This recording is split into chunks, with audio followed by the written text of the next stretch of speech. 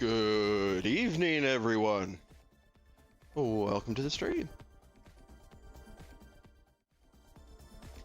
Yeah, welcome. Good to be here again. Going to be doing some model building today. I figure I'll start off just chatting a little bit. Yeah, last week finished the good old Gundam Death Scythe. Trying out some different poses on him.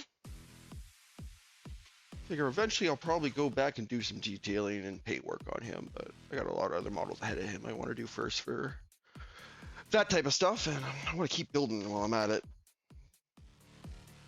Still very new at painting and detailing and stuff for these specs, so that's something I have been kind of putting her away, and I don't know. Yeah, it doesn't. I'll show you on the close-up camera here. It's like, but I have been practicing on the Wing Proto Zero I have here, and it's something I eventually plan to do for all my models I have going. Yeah, finished up playing Titanfall 2 the other night on my stream. That was a fun campaign. Ended up only having about an hour left on Sunday and playing through a bunch of multiplayer, but that was fun. It was fun getting back in the groove of a competitive shooter. Yeah, figure that's probably a little prelude. A little later on, I'll talk a little bit. I've been continuing my watch through of Gundam Wing, and that's been actually a lot of fun. I unfortunately broke my streak. I found the first episode of Gundam Wing where I didn't get a clip saved of the voice acting, but it isn't too bad. I got some clips I'll show a bit later when I talk about it, but for now, let's get right into the building.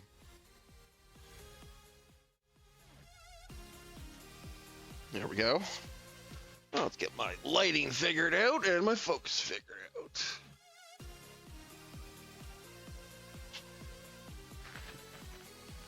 Let's not drowning out the camera up there too much.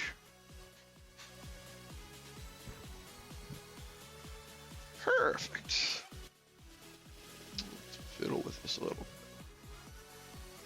I think last time.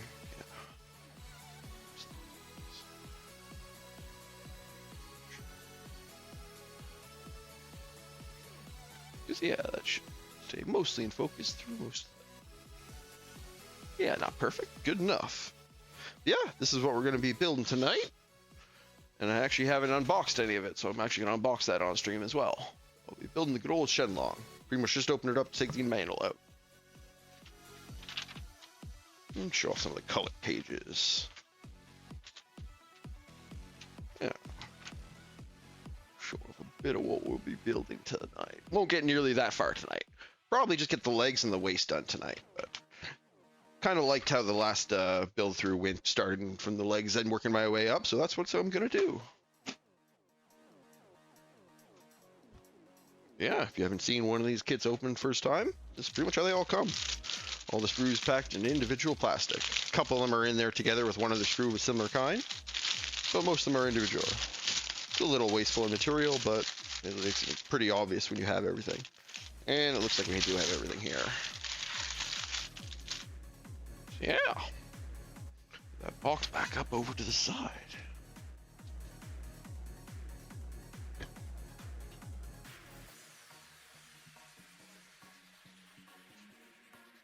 Oh, I will need to get a water here, but let's get this bag opened up first, and then we'll get in there. I think I have some scissors off the side here. 1 second.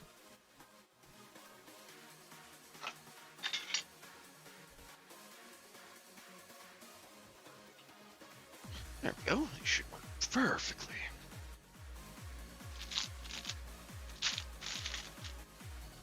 Yep, I need to just go back through and open these all up all at once.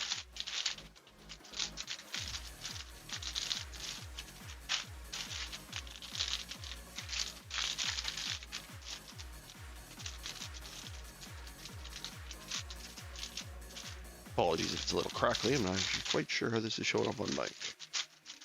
We'll check it out after stream. Make adjustments as needed. It's actually been kind of neat getting into the audio balancing stuff. A lot of this, I didn't realize I found plugins for Reaper for OBS that actually have been great for balancing audio and various stuff. still only 10% understand what I'm doing, but I know I make knobs go up and down and things happen, so getting a rudimentary understanding of things. Yeah, it's working out pretty okay so far.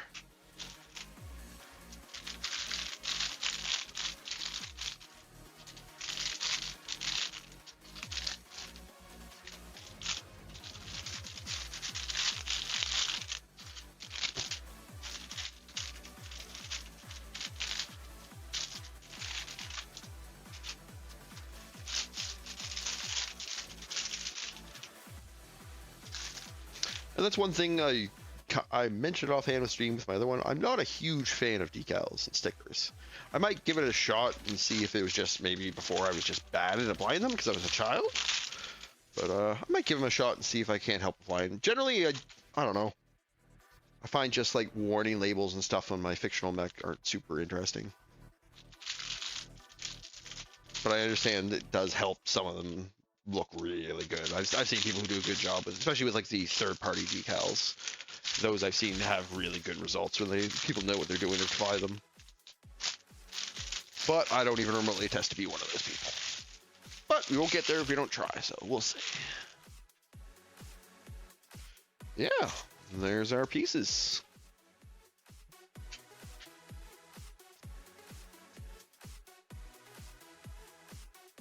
Yeah, for sure. I don't know. Just like, especially like just the little red markings and stuff, it doesn't super really add to it for me in any way. I can understand how they do for some people, and especially, as I said, I've seen it where it looks good. Just in my experience trying to make it look good on my models, I haven't had good luck with it. But once again, I don't think I've actually tried really hard at that since I was an adult. Yeah, just get a rudimentary organization system here together here. So I'm not constantly looking for pieces. Small yellows. Good. XB, XA. F. But yes, H. No, a G. Damn. So close.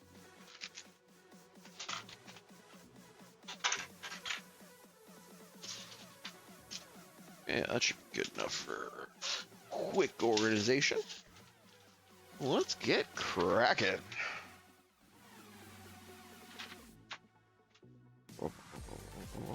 Yeah, so got everything.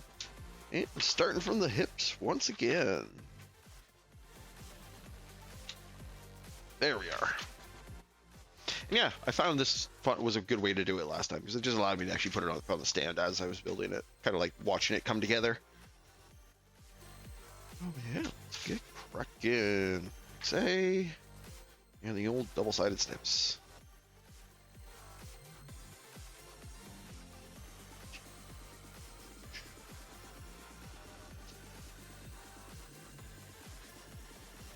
This will now be the second model I've done with this current snipping process I've been working with. I first remove the pieces with these double-sided snips. Make sure to leave a little bit of material still in the sprue there. So I can go in with the good single-sided snips, the God hands.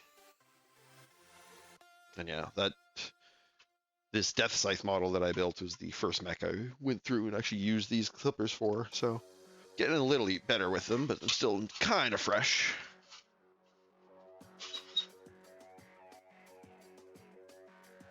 Yeah, my sight line's locked in once again.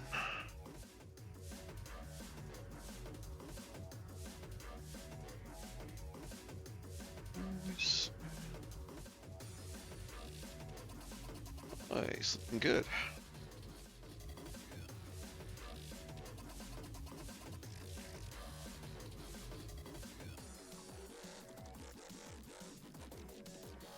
Oh, and actually, yeah, this is the culmination of all our bits left over from the Death Scythe build. So I'm actually going to transfer those to another container right quick so I can put the parts for this piece in here without contaminating the color filter. Because I kind of want to keep them separated by model in case I ever actually want to do something with the spare plastic. I figure if I need extra colors too, I have this extra sprues. There we go. Take care of it when I need it next.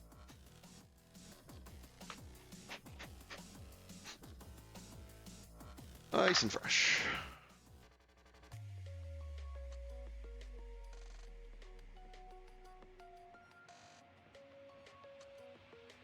Get a little close there. There we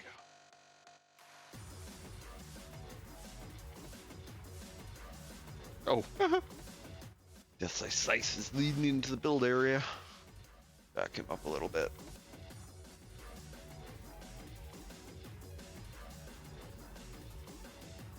Yeah, I've actually been looking forward to getting into this build. Yeah, I finished that Death Scythe last week. The Shenlong I'll probably finish the Shenlong next week. We'll see. I think I might go a little faster on this one than I did the Death Scythe, but I'm not going to really try that much to do so. Yeah, but once I'm done that, I think I might take a break from Gundam for a second. I have I think in between there, I have a real grade Evangelion Unit 02. I think I might sneak that one in. That one doesn't seem to have quite as many pieces as some of these Master Grade kits, so I figure that one might be a little quicker. So that might be a nice little stopgap there before I go in and do Epion for my last Gundam Wing model.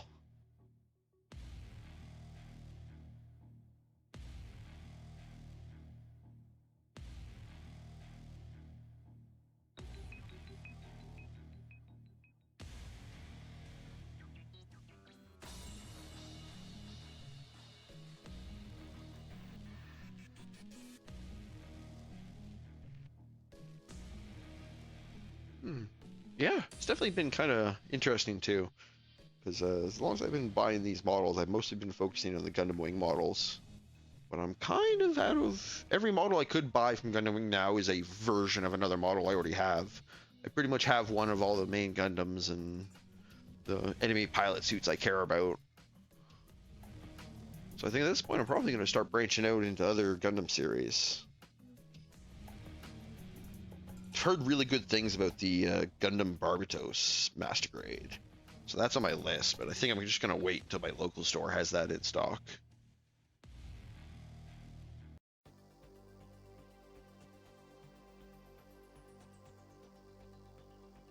But I still have a bit in my backlog to work through. I have that Evangelion and the Epion. I have some plans once I actually hit Associate. A couple models I've saved up for that. So that'll burn some time, but definitely going to start thinking ahead of what I want to build in the future. So I'm always open for suggestions on that stuff if anyone has model kits they really enjoy building. Yeah, good. And now, because I'm a stickler, the X-Acto knife.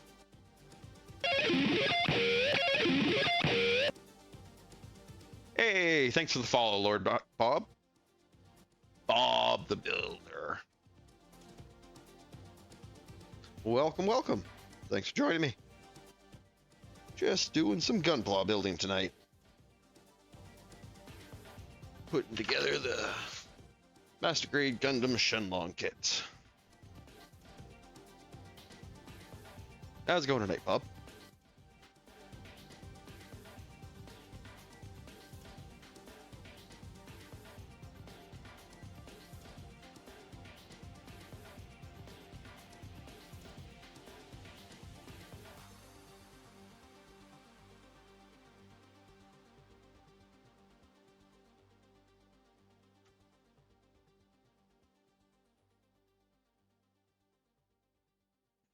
I figure once I get good enough with these single-sided pliers, I shouldn't have to do nearly as much of this. I'm already noticing the amount of actual cutting I'm having to do with this X-Acto knife is very minor. So I think once I get a bit more experience with that single-side cutter, it'll be better. But already I'm finding I'm actually able to clean these pieces up so much nicer than I was before when I was just using the single-sided plier and just this. Especially when you have a lot of material on here, this thing isn't quite ideal because it's really hard to judge the depth of the cut you're doing when there's that much material.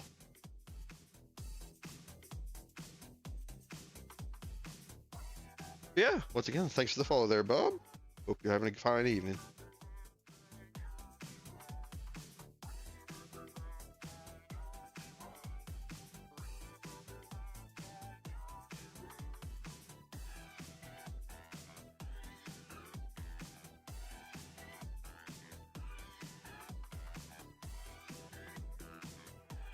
It has been fun going through and trying out the different poses with that death scythe.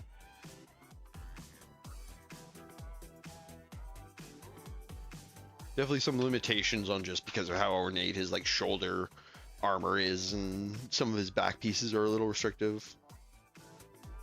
It's hard to do some perfect two-handed poses with the scythe, but it's been pretty okay. I've posted a couple of the ones I've tried out on my Twitter. Actually, I think I made a post on my YouTube too showing them off, so if you want to see them, you can check out either of those places. And if you want to check those out, that's just right above my head there. PC4. Yeah, the good old soft rubber joint pieces.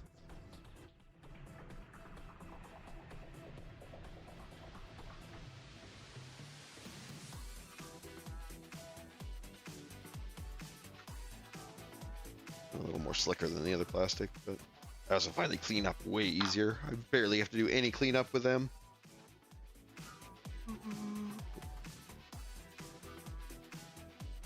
Make sure that slot's lined up. So, shading. Yeah. So.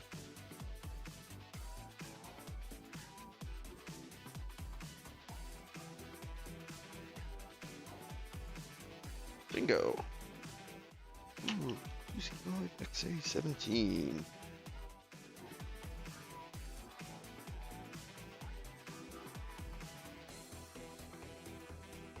Yeah, I've definitely been starting to browse more on like my local shop and some of the other stuff of what's coming out for gunpla models to try and think about what I might want to build in the future. I actually saw there's like a real grade Gao Gai Gar model, which I had recognized the name, but I didn't think I had literally any familiarity with it until I actually like looked at the model, and it was like a toy I had when I was a kid that apparently I had like no connection at all was to this anime, but I really like the hell out of that toy, so that might be a model I think about picking up sometime in the future, because it was really cool. It's definitely more of the like Megazord bent of mechs, where it's like a bunch of individual smaller mechs that combine.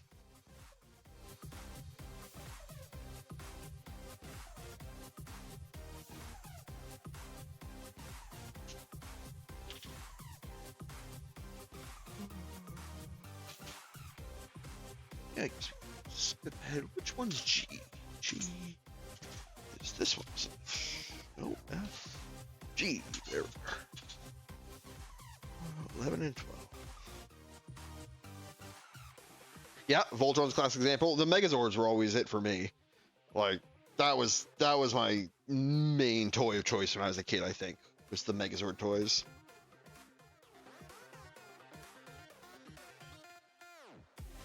It's funny. I went looking a couple of years ago when I was on like a real hard nostalgia kick, to see if they had ever done like modern versions of them, and they had, but they were ridiculously expensive, like way beyond the feasibility of spending on nostalgia.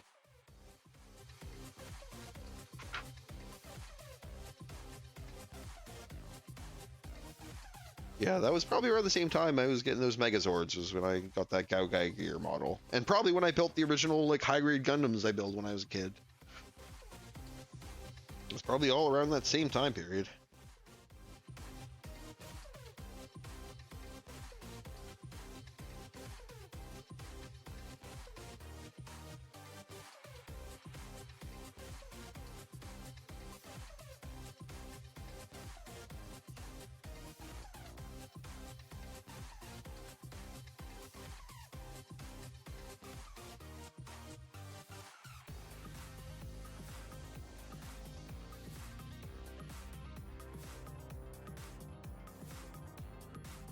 Yeah, I guess the transformation mechanic is always kind of... It's funny, I don't really like any of the Gundam transformations. Like, I kind of think they all kind of look like ass. Like, especially Wing. Like, the Epion in the Wing Gundam's flight mode. Like, in the actual, like, anime, it doesn't look too bad, but the actual, like, model, whenever you try and show them transformed, I don't think it looks particularly good. But I always had that opinion. I think even when I was a kid, I kind of thought, like, the Wing Gundam's flight form looked kind of dumb.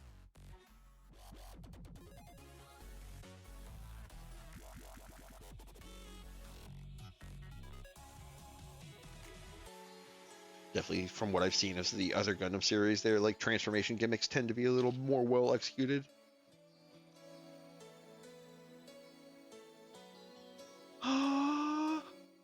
Favorite builds overall? Honestly, it probably was this Wing Gundam because it's like it was like a second re-release of this model. It isn't like the original version of it, and it was really well put together. I really enjoyed a lot of the construction on that. This was also kind of my comeback. I had done like a master grade basically every year or two before that point, and then I got that re-release of the Wing prototype when I was on holidays one year, and it was a really good time for building it, and it kind of got me back into the hobby.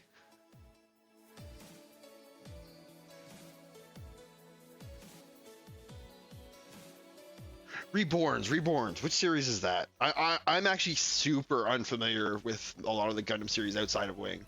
I mostly got back into this for nostalgia for Wing, but I'm using it as an excuse to kind of branch out and check out a lot of the other Gundams that I've heard are really good. So I'm not super familiar. Which one was Reborn from? Or which one is Reborn referring to?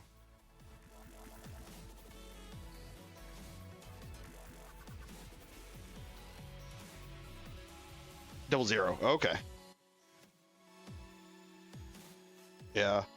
Yeah, as part of coming back and starting to stream doing these models, I've also been like kind of going back and rewatching the Wing anime. And I definitely think when I finish that, I'm probably going to go through and watch a bunch of the other series that I've heard really well recommended. I heard a lot of the movies are decent starting points for just kind of getting a quick overview of the different like time periods. Oh, really? Oh, that's always. Well, it's insane. Yeah, I guess at least the Wing one, it kind of like folds the legs up into itself, but it basically is kind of like let's hide this chest piece on the bottom.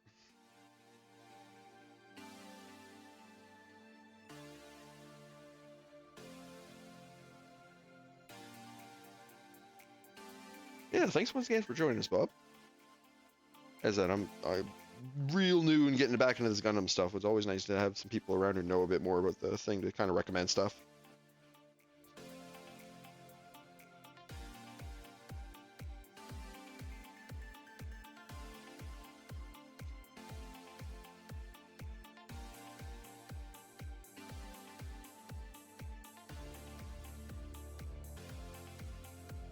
Yeah, I think probably enough of those.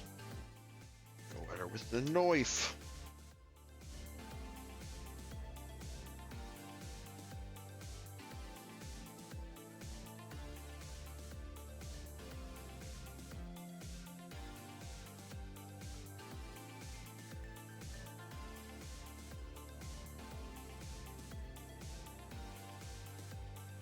Yeah, but it's been fun, definitely. As I said, I kind of did about one of these models a year as kind of like a real side hobby that I only, pretty much whenever I saw one super on sale, I'd get one. Other than that, I didn't really get super into them. But recently, I kind of had the urge to build some more, and I figured why not stream it and kind of record my progress. I was originally thinking about just doing YouTube videos of like a no commentary going through and building them, just recording footage of me building them, but figured why not stream and then chat with people while I do it. Reversible Gundam. Okay, I'll definitely look into that. I need to start making like a link dump, basically, where I just dump things I need to look into after stream. Because unfortunately, I'm like across the room from where my actual computer is on my build setup, so I can't real super easy open a tab and look at stuff. I have a wireless keyboard, but it's still kind of awkward.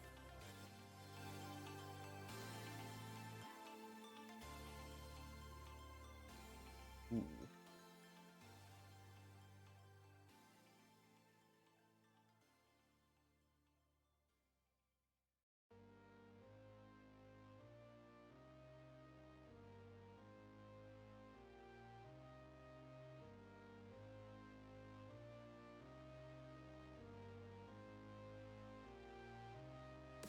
Yeah, it's been fun going through and kind of seeing some of the more interesting Gundam designs that some of the other series offer for models.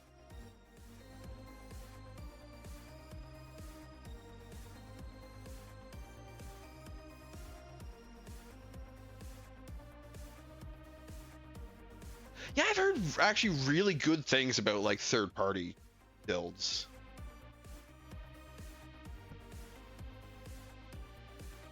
Especially like there's specifically supposed to be like a third-party Talgeese that's supposed to be super high quality that I've heard good things about. But I haven't really dug too deep into it.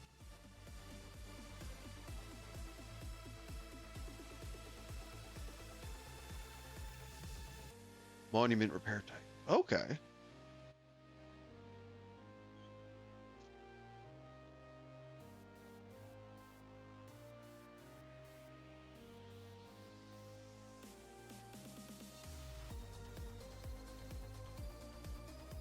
Yeah.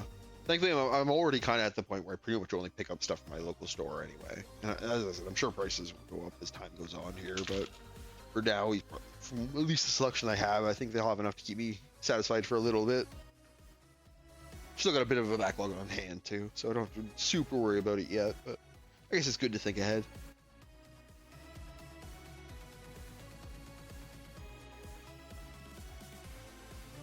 Oh, head on back. Ah. Oh, it's a like 160 scale. Nice. I was kind of, yeah, I was hitting a hard on that. I've heard the Wing Gundam's good, but I also like the Wing prototype custom, or the Wing custom that's perfect grade. That's 160. I've heard that one's really good, but I also heard it's like super awkward to pose, which is kind of a bummer.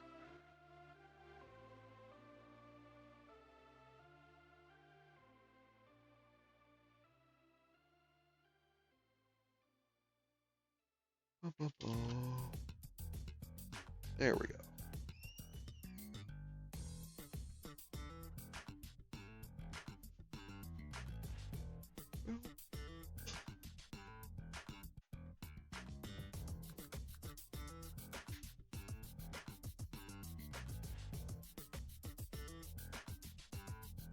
One kit my local place has that I was looking at that I was thinking about getting is, oh, its name is a bunch of letters, so it's hard to remember.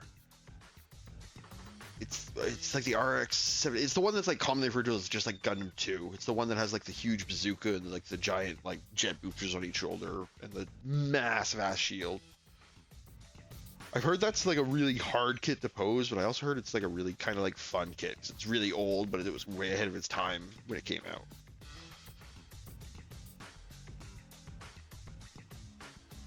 Yeah, I've kind of thought about that. I've heard definitely. I have a nephew who's super into the 3D printing stuff, and that definitely seems like something I'm probably going to end up in down the line.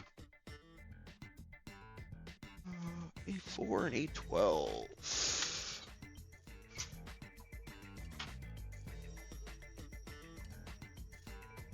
That's also just a really cool idea, just scaling up the existing parts to make larger models of the same detail. Because honestly, like these massacre kits are lots of detail in them, like almost more detail that you can kind of really tell at the scale. So having them just a larger size would be really neat to see.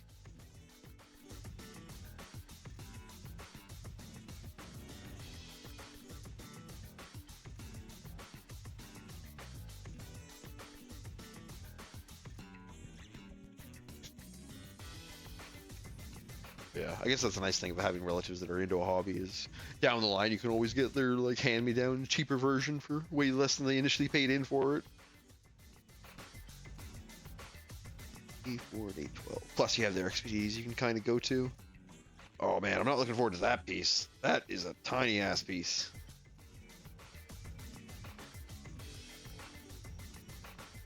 Where are you, 12? Oh, you're over here.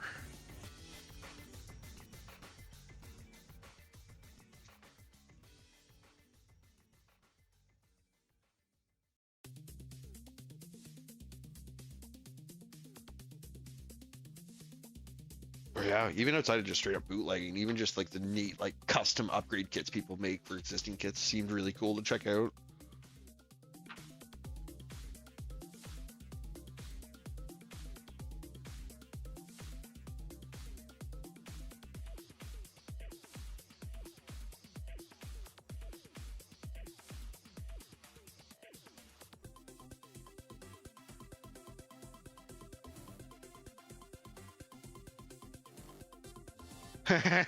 Yep.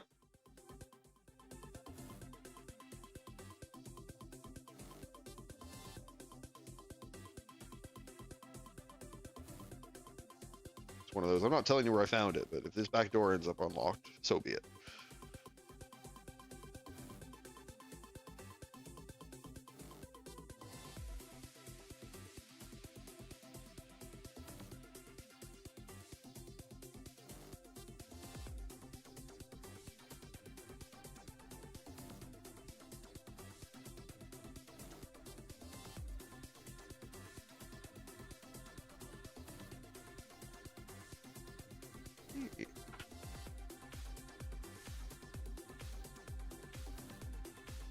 Yeah, it's been fun going back and rewatching some.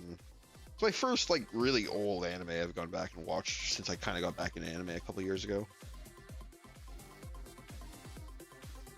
Definitely, definitely glad I chose to watch the dub for not maximum nostalgia. It makes it a little more enjoyable being able to just kind of laugh at aged voice acting rather than decent voice acting in kind of mid animation.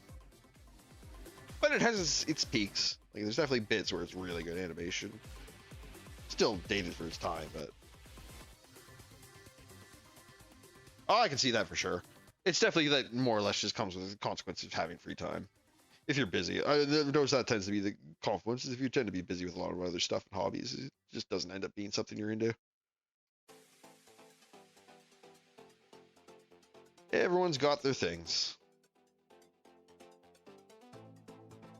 Anyways, I got into a lot of that stuff over the past couple of years, but most of my model building stuff has been coming from nostalgia from when I was a kid into this stuff. Yeah. Yeah, I was kind of curious about maybe getting into some of the more like warships and airplane stuff. Like, because I definitely had like general stores and like dollar stores when I was growing up that just had walls of that stuff from like the 70s and 80s.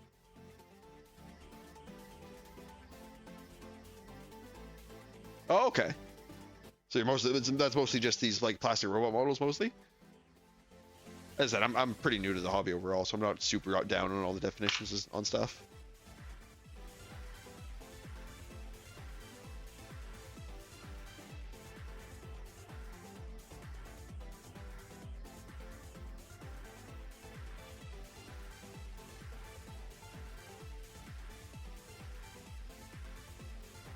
So assuming Playmo mostly just prefers the stuff that's mostly on sprues like this stuff?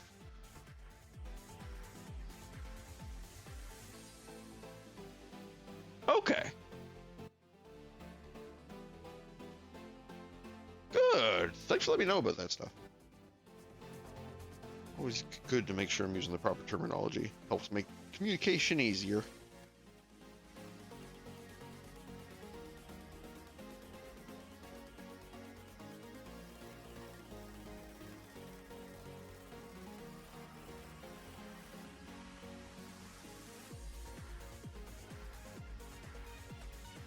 Whoops.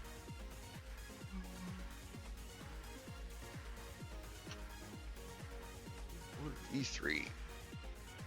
E13. Yeah, I knew the like warship and airplane model and tank models and all that stuff actually required you like glue the pieces. So I knew they were different in a sense from this stuff. This wasn't quite sure on what the proper terminology for the difference was.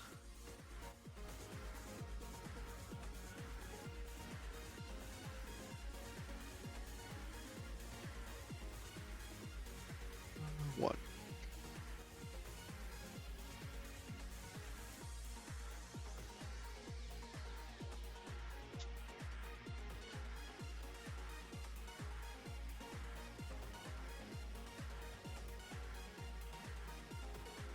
Yeah, I kind of appreciate that, honestly. It's definitely using glue seems to introduce a lot more opportunity for getting things put together wrong and having to put work into fixing it, whereas these, it seems pretty hard to put them together wrong. Not that I haven't done it, obviously, but it seems to be a little more of a barrier there to stop you from doing it.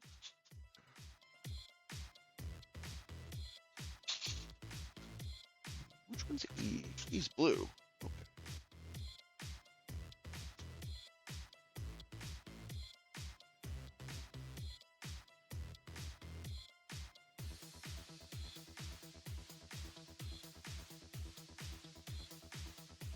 Yeah, I've almost exclusively only done master grade kits since I really started getting into this building stuff. So, kind of curious to try out. Oh, I kind of want to get a high grade kit, but I also kind of seems like for the end result I'm gonna end up getting it better just to spend like 3 times that amount of time on a master grade kit that I can actually display and kind of like. Whereas the high grade kits kind of look like action figures more than us in a lot of times. Not that they don't look bad. I'm sure like modern ones look perfectly fine when they're all put together. Just in comparison in like posability.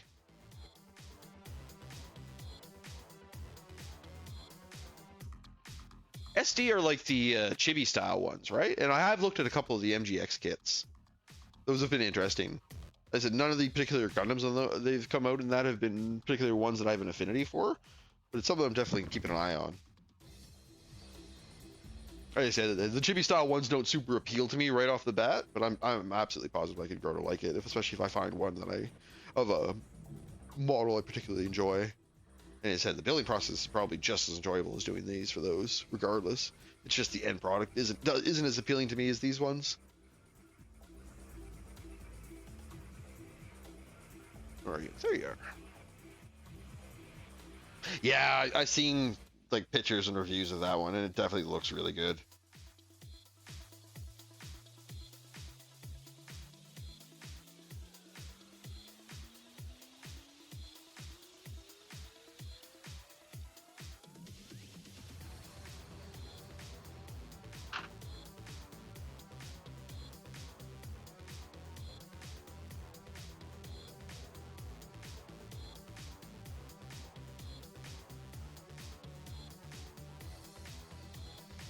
Yeah, but I've also been keeping my eyes out for like kind of more unique models. You know, that's why I kind of want to dig in a little more into like the third-party ones because I'm sure there's going to be more of those in that than under the Bandai.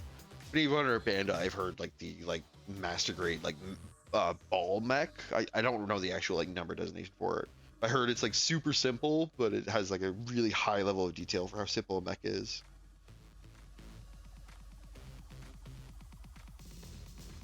Nice, thanks for the tip. Hey, Zed, I've mostly just been buying through my local store for the last little bit.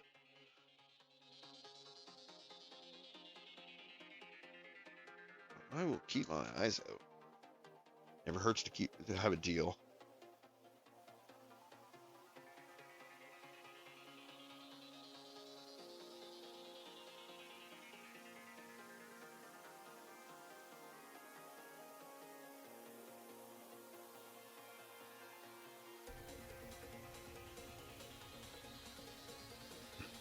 Yeah, that's kind of yeah, the price is definitely appealing for the high grades.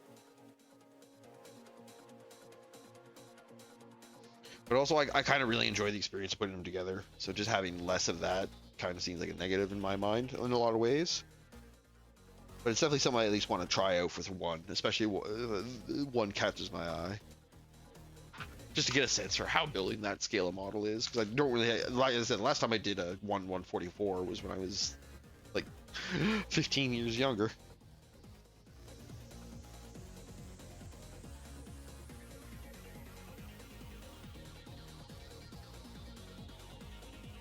Yeah, honestly, I think if I was gonna do a 144 model, I've heard the like new version of the real grade RX-78, like the classic one, is supposed to be really well done.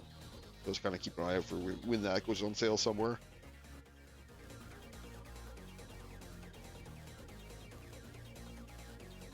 Oh, okay.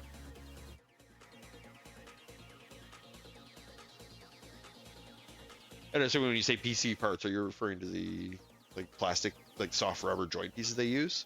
Yeah, I've seen some of that in like the demonstration photos. They show they have like a different joint system in those. In a couple, that's like especially the ones that were like full mechanics.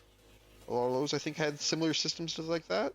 I think I don't 100% remember. I said I've been looking at a lot of Gundam websites and Gundam seller websites, so terms have kind of conflated in my head.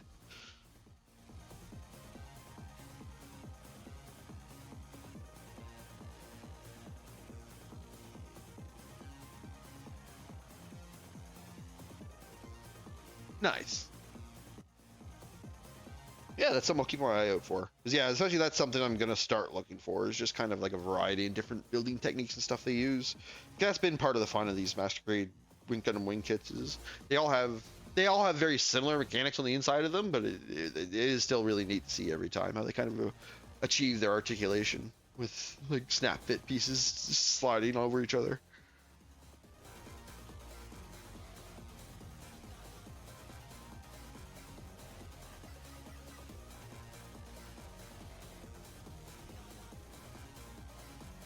Hell yeah.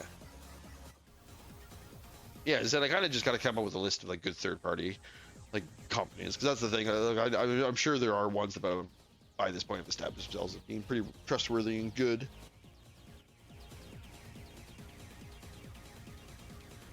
just gotta do the legwork and dig them up.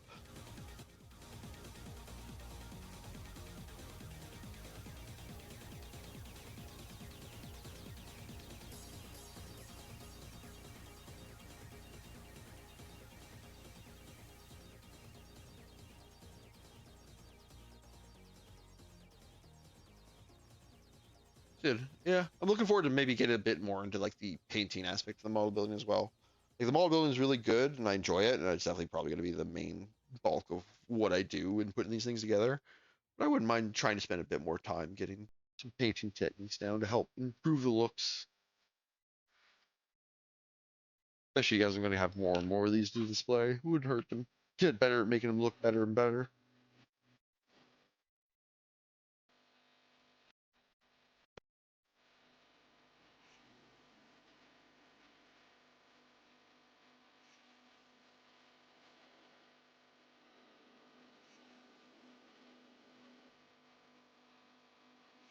Oh,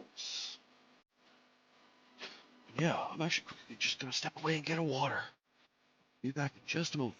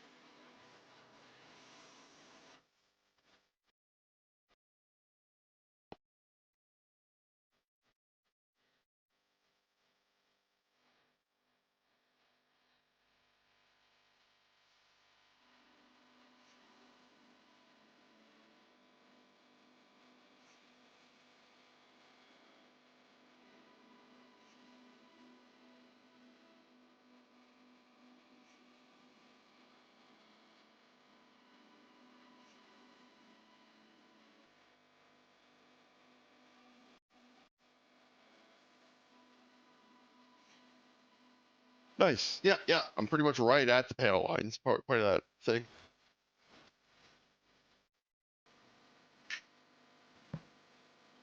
I have some paint markers, but I haven't really tried using them too much. And unfortunately, they don't seem to be the ones that are. They're definitely not the ones that are very runny with paint that I've seen a lot of people use for paint lines. They're a different style.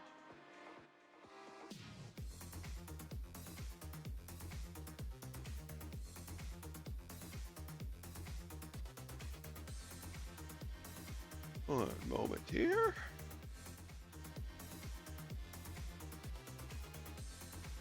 There it is. Lost my mouse on my computer for a second there.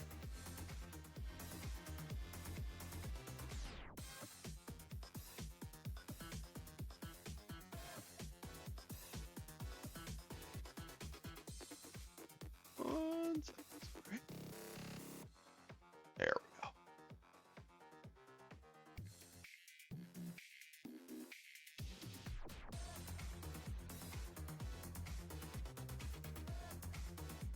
I had to take care of a little house cleaning.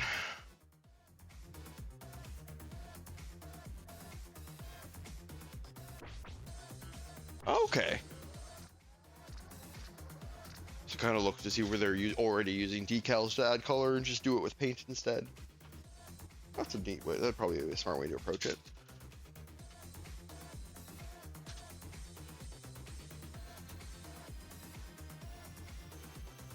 Get this guy out of the way.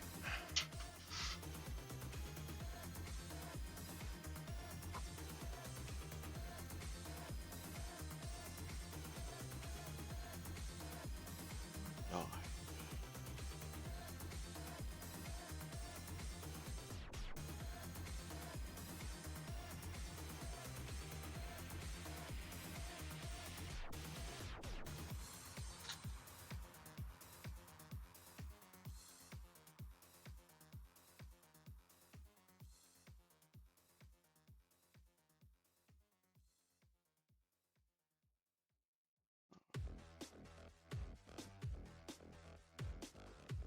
Yeah, I'm sure. Like, it seems like it opens up a lot of options.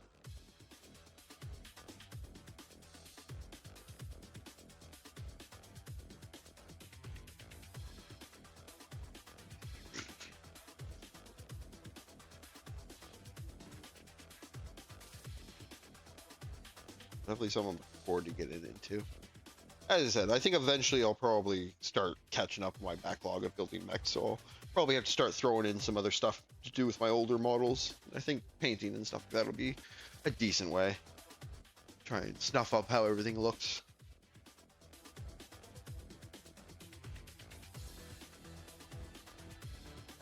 Oh, yeah.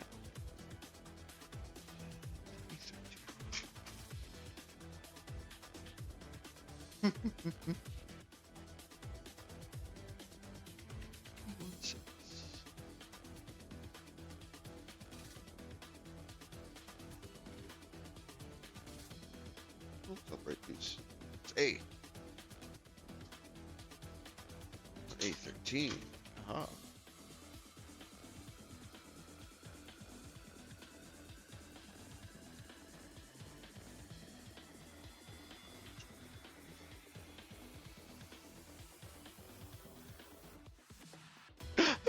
Yeah, for sure. Yeah, especially when it comes down to like a lot of those one. That's definitely something I noticed. I kind of wanted to pick up a Zaku. This is one of the models I built. There's just a million different recolors.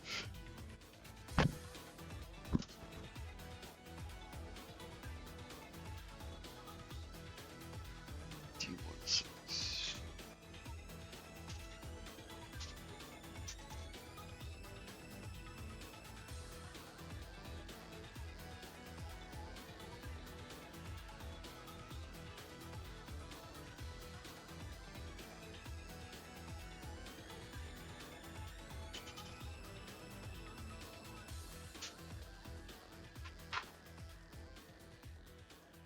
Oh, really? That doesn't really surprise me. People who like Miku are really into Miku. It's like the Sanrio characters, like Cinnamon Roll and Hello Kitty and all that stuff. People are really into that thing. They'll spend the bank.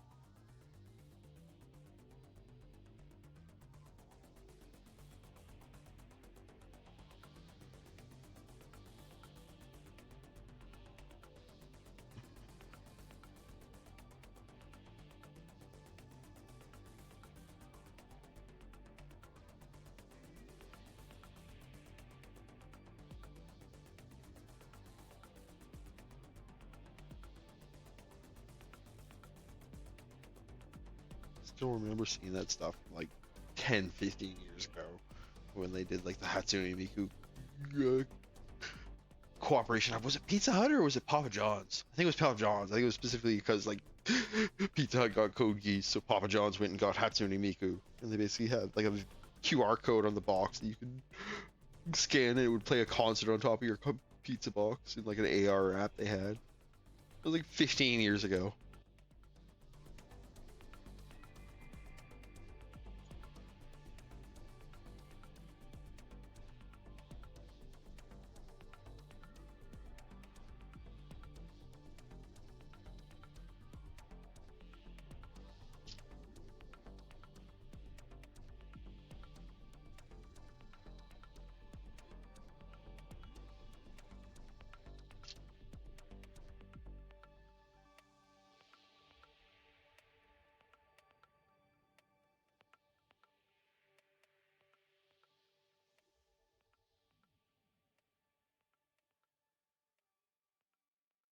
Yeah, it was neat looking through when I was looking through at the different models available, seeing a bunch of the like option kit parts for I forget which series it was, but there's one series where it's just there was like probably dozens of different little upgrade kits that were just basically different weapon kits to and accessory kits to equip on the same model. Can't as I said, I've looked up so much of this stuff over the past days that it all kind of blends together in my mind.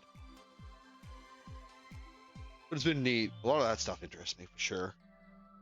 like the other like 30-minute mission kits that I saw a lot of the Band-Aid stuff has. That also makes me excited for checking out a lot of like third-party stuff. F91, that was it. Yeah. So I imagine there's a lot of cool creative stuff in that field around kind of like customization.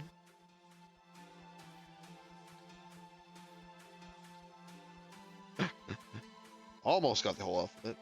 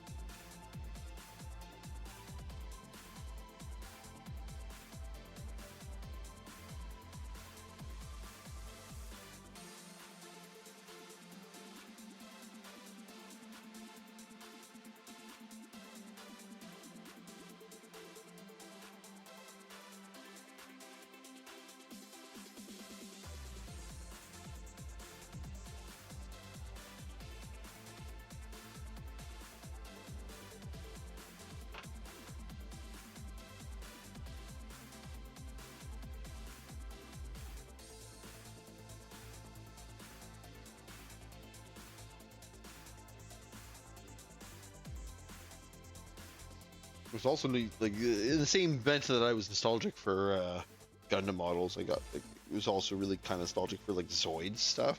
I checked out all the modern Zoids models, and it's all expensive as hell. Something else I'm probably gonna spend money on anytime soon.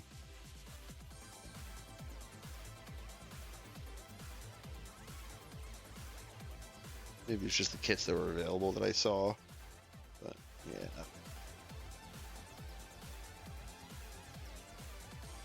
That's the thing. It seems like I say niche, but like niche it is for actually having to model out seems to be.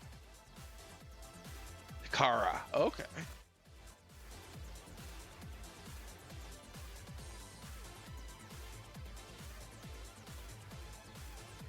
I was looking up, trying to see if there was any kits for like Gurn Log and mechs, because I kind of like the design of a lot of those. They're a lot more cartoony, but especially like the Lozingen and some of the enemy mechs had some cool designs, and those ones are also super expensive. Yeah, Takari Zoids. I'll try to check that out. But I really do that? Completely just prepped the wrong piece that whole time because I got talking. What am I looking for here? G16. Oh, it's because it's C2. Duh. There it is.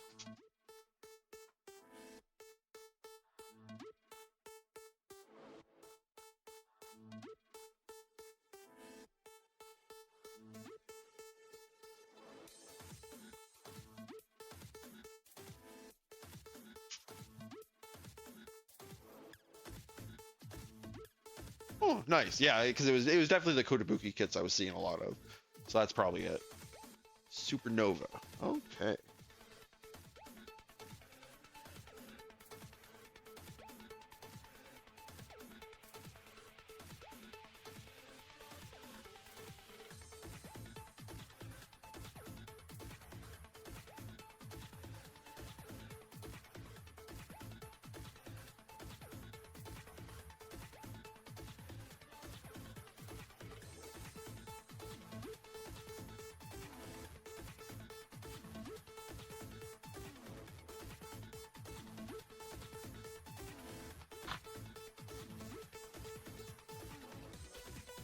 Yeah, I think I definitely want to have a couple more of these models together when I'm kind of getting bored and just putting them on individual stands. Running out of room for that. I'll probably start working some diorama work for them too.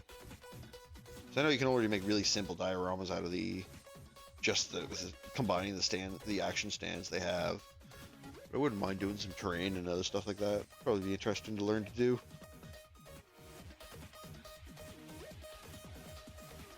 Oh yeah, dude. As I said, I got a bit of a backlog I'm working through here, but it doesn't hurt to start looking ahead, seeing what's out there, especially if you can grab it at a deal.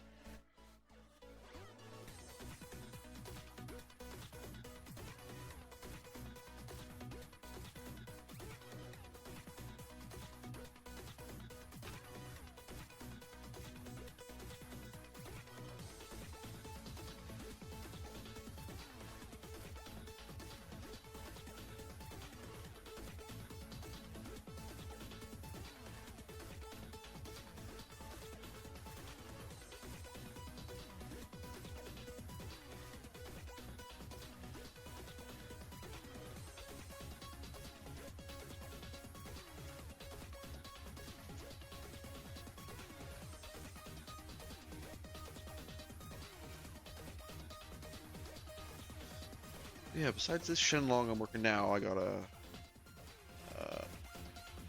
Epion Masquerade I gotta do. I got a real grade Evangelion Unit 2 I wanna do.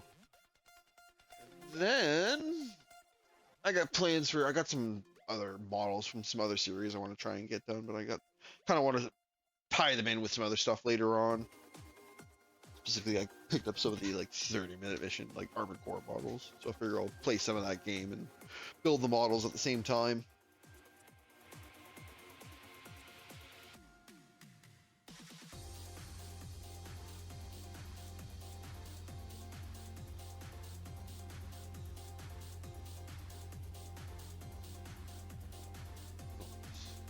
Easy.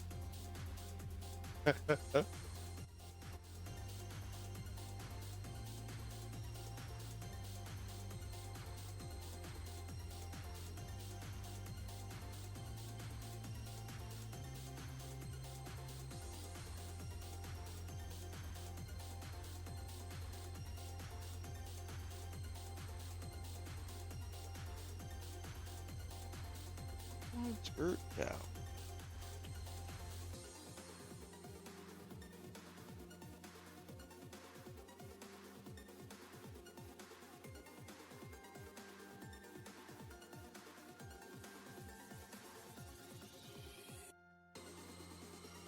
Yeah, I've seen those. That was actually been one of the fun things when I was looking for those Armored Core kits. Seeing some of the like mainline 30-minute mission like expansion stuff seemed really neat.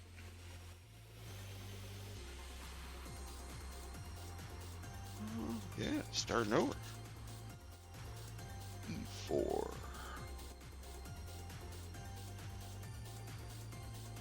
Yeah, it had some really interesting designs.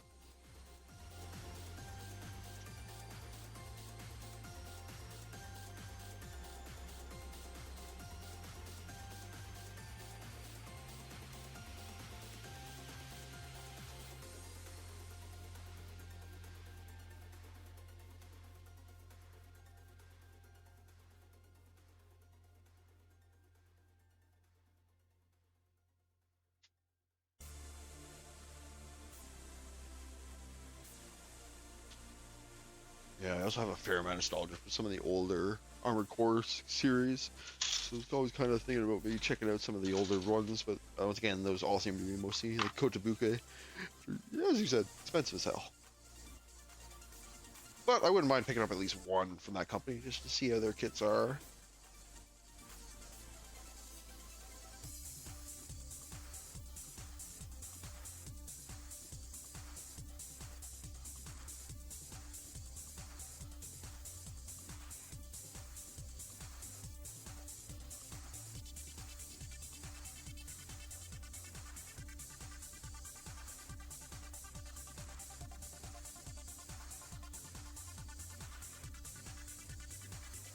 Water break.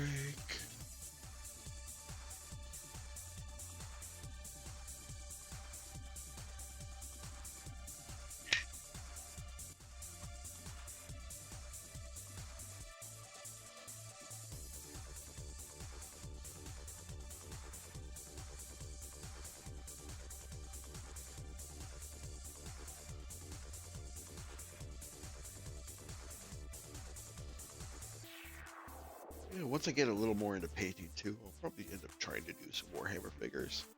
I have a big box of Tyranids upstairs. I've had in my closet for like 10 years now. Should probably get them painted at some point.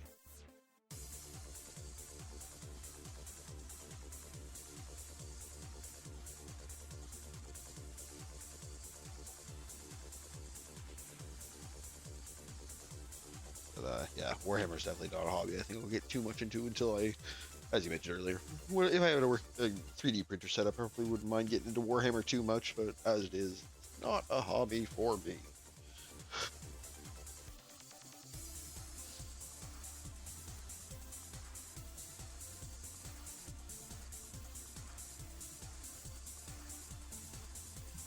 Sorry, mute my mic for a second here.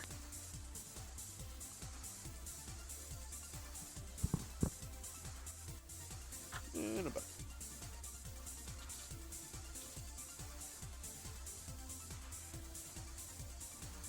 Music for this one.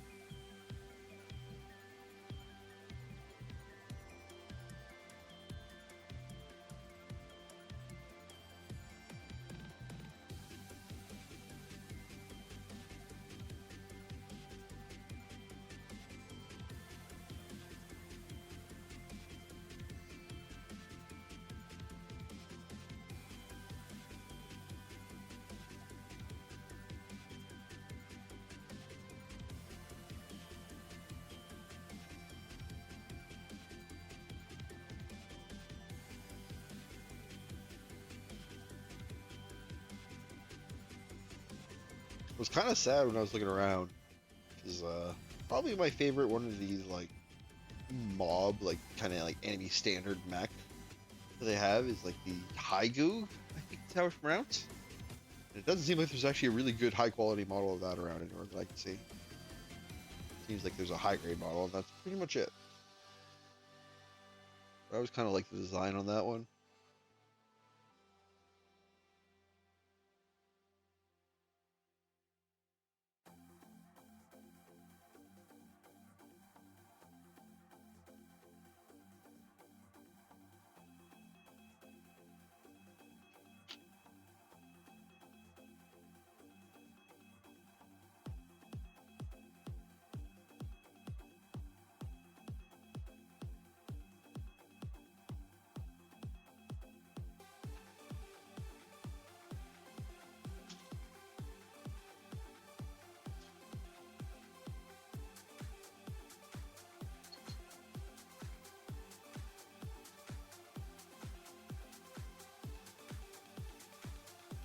Search.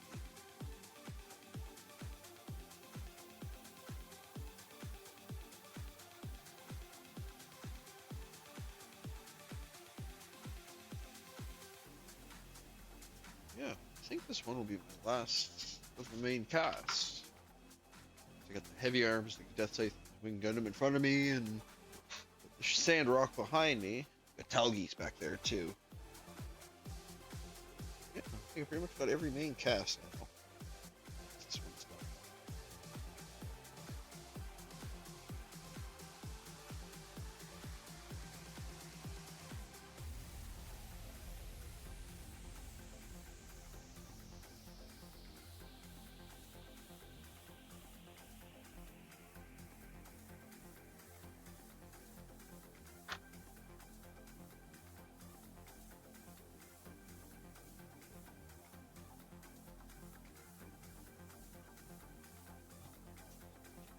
Do you want?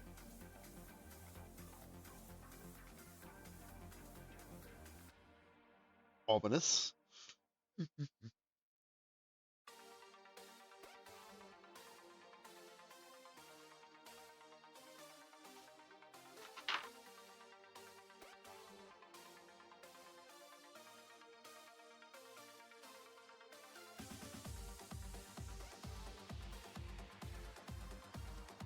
Yeah, I looked at a bunch of the like Zegok models, which there's actually a ton of. None of them really jumped out at me. It'd be too impressive. I'm almost definitely going to end up getting just a straight up Zaku 2 at some point, but I think if I was lucky, I might end up trying to get one of those like Psycho Zaku version that has like crazy booster setup on his back. Those always look really cool.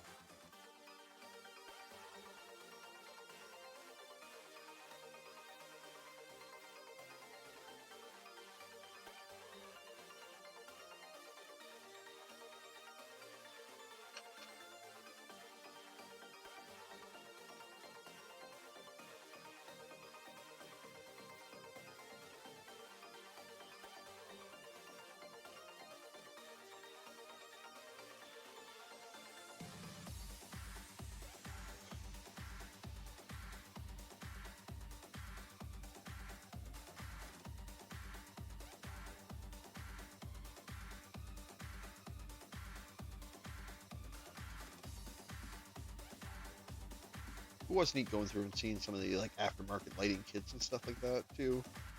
A lot of the like aftermarket stuff for this stuff is really cool.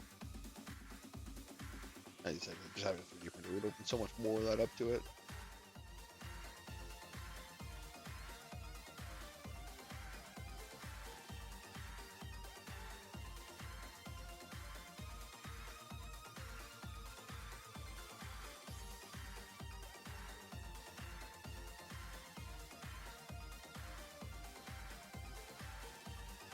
E10.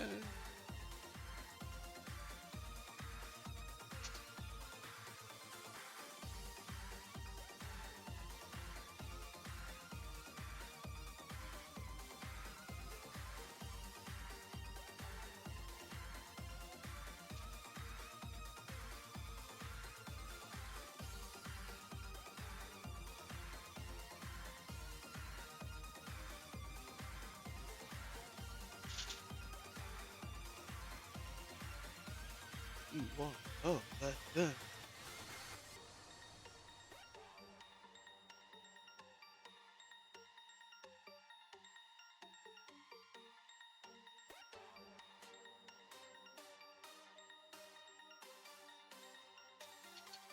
Kind of neat going through these models out of order from what the manual has, because you definitely kind of tell they kind of tried to space out the interesting parts. These skirts aren't bad. Like functionally, they end up looking pretty okay, but they're a little tedious to get together. I'm sure I don't know shit about tedious compared to some of the more complex of these models, but so far at least.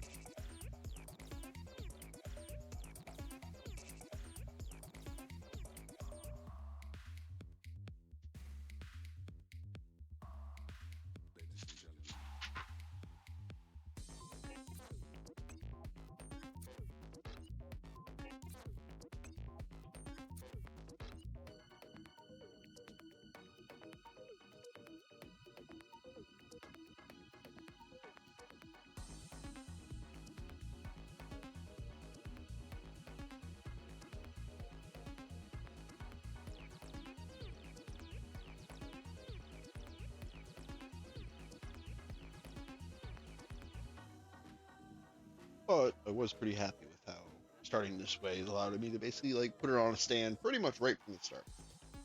And that made it a lot easier to kind of document progress. Not that there's a whole lot of like different stages of progress at this point, but it was neat seeing it kind of build up.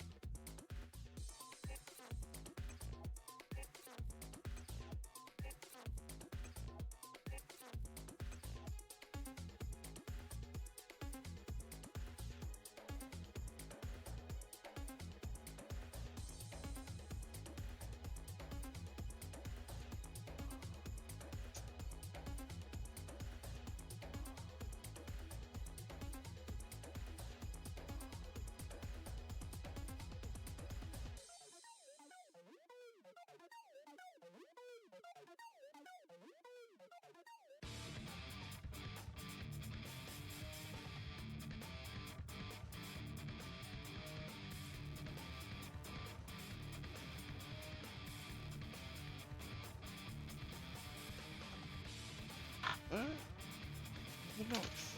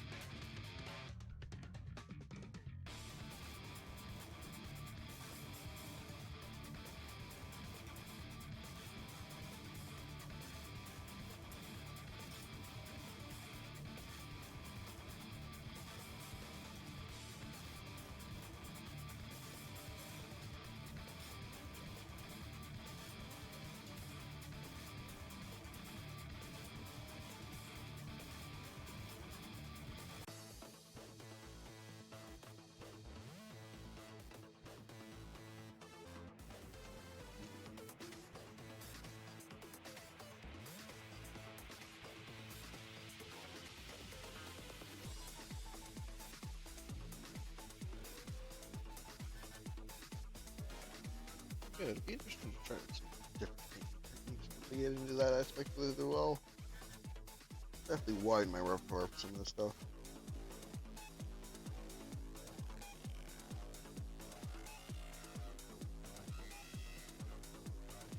Oh yeah, I did mention intro, but I didn't show it off. Yeah, that's pretty much just the one I've been doing some practice panel lining on. It actually turned out pretty okay. Definitely more of like a comic style than realistic or like worn. That's kind of what I like. Here, I'll keep trying. See how it looks when I finish it.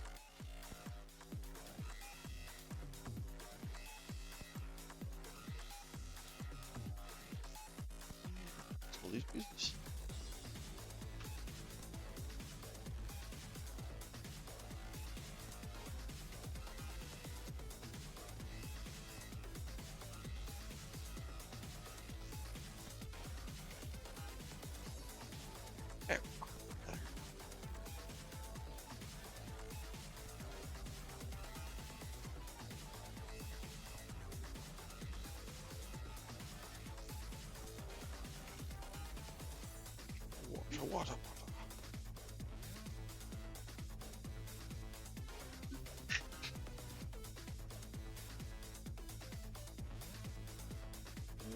Oh yeah, these back skirts are way simpler.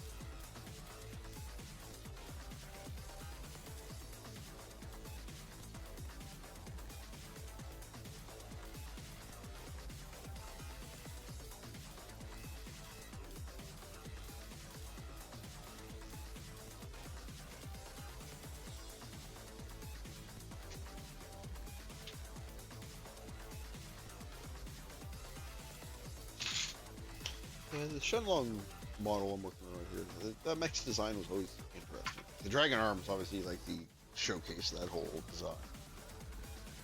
I definitely found those were more. I like the looks of those more like the Ultron than the Shenlong. Shenlong, it seems like they kind of made it work, but still wanted to try and make it look semi-realistic as a mech. And it didn't end up bad. Like it ended up looking okay, but definitely, I think they kind of nailed that on the Ultron more than the Shenlong. And the rest of his design features never really jumped out at me. I guess he does kind of have that like Chinese style breastplate, but like the buckler always kind of reminded me of Talge's buckler. It always seemed like he had a bunch of features from the other mechs.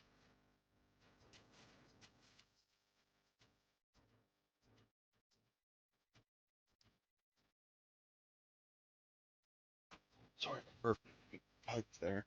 Heartburn kind of affected me a little bit.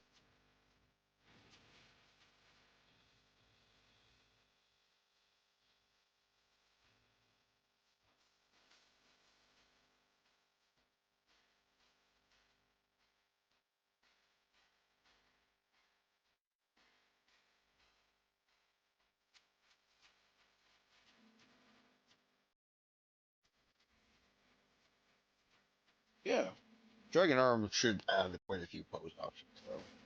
So I'm definitely looking forward to that stage a bit more. Posing the Death Scythe's been fun, but it's kind of hard to get good poses where he has both hands on his scythe, just because of the limitations of like his shoulder armor and stuff, kind of limiting the amount of posability you can actually do. Especially if you wanted to try and get the scythe on like a low angle.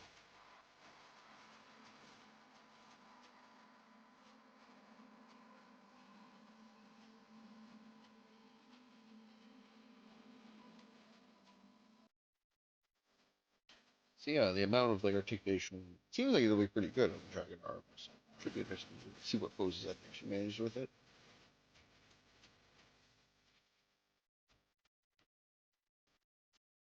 Ooh, there.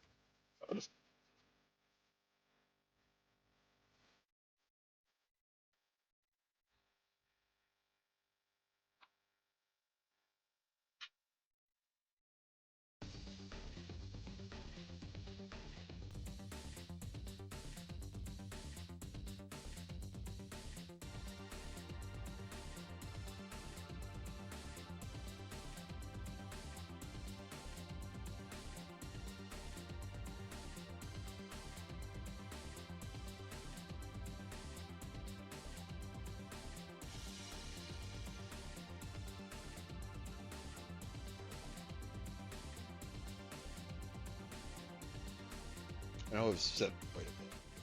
I do kind of enjoy the almost zen aspect. Cleaning up the pieces, getting the edges all nice and smooth. No leftover line marks. At least better than it was. That tends to be why I can tend to be a little more obsessive when I'm doing cleaning of the sprue parts.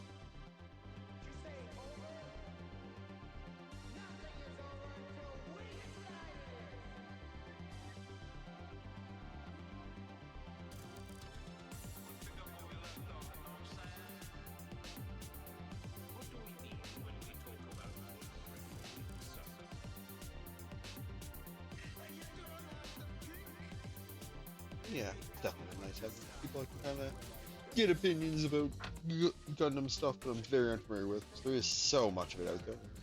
So many, a lot of people trying to tell you what to watch,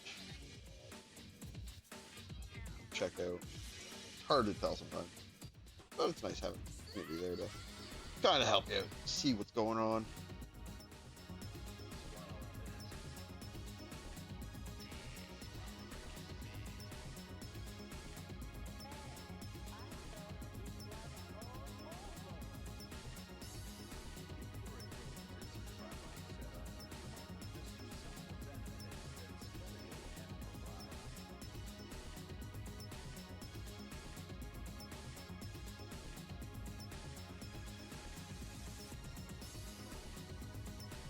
Still like the death scythe for the yeah, they want to get the legs done first before we put the side skirts on.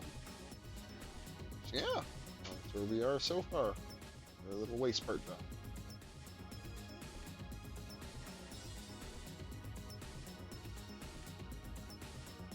Now we start in on the legs.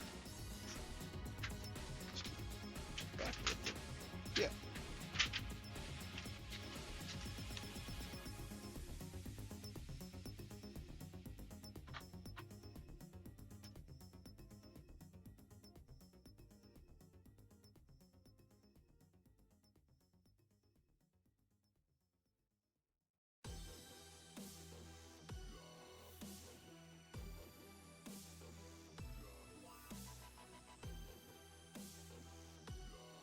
In terms of other kits, I haven't really seen much of for like commercial outside of like actual like building kits rather than just figures. Is the oh crap, I can't remember its name at all. But from Code Geass, the like Callan's mech in that. Wouldn't mind getting all of that because I always really like the arm on that.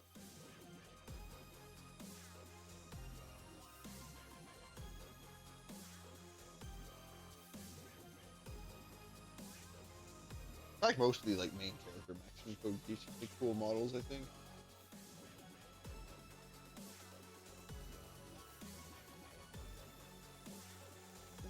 XB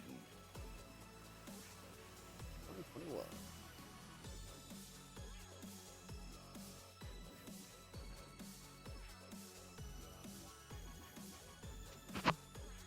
Oh, sorry there. I caught on my shirt.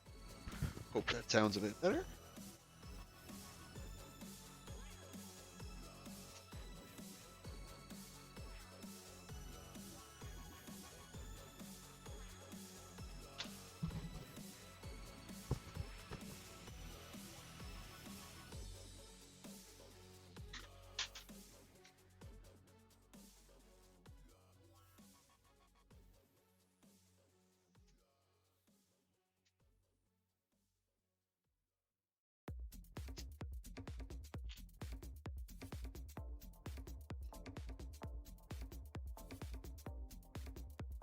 G13, finish her off.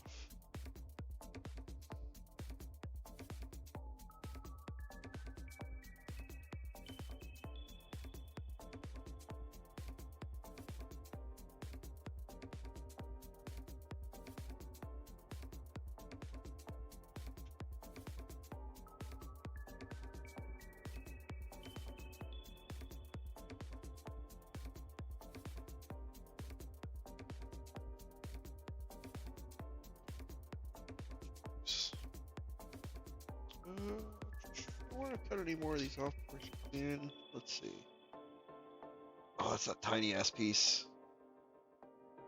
But it goes on last. Yeah, let's get a couple more of these pieces cut out first. 7 and 14.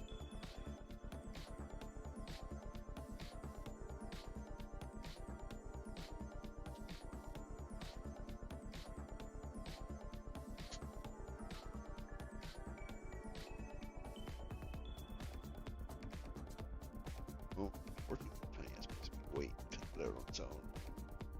So A8. There we go.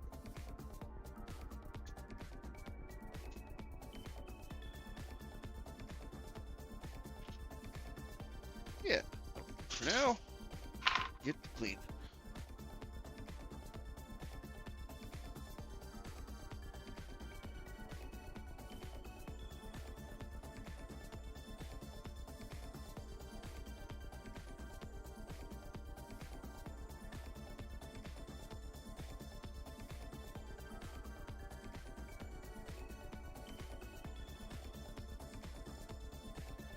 What was another model I was looking at? Oh yeah, the like master grade Buster Gundam actually looks pretty cool. It has like a bunch of like armature attachments to help support the gun and posing.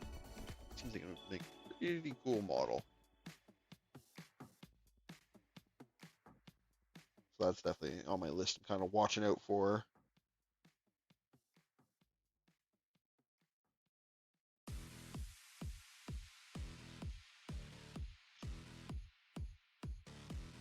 Nice. Yeah, as I said, I kind of want to get some older builds. As I said, I had that RX-87 Gundam 2 or whatever it is. That's supposed to be an old build and has a lot of issues with posing. But it's supposed to be still pretty neat because apparently it was like ahead of its time when it came out.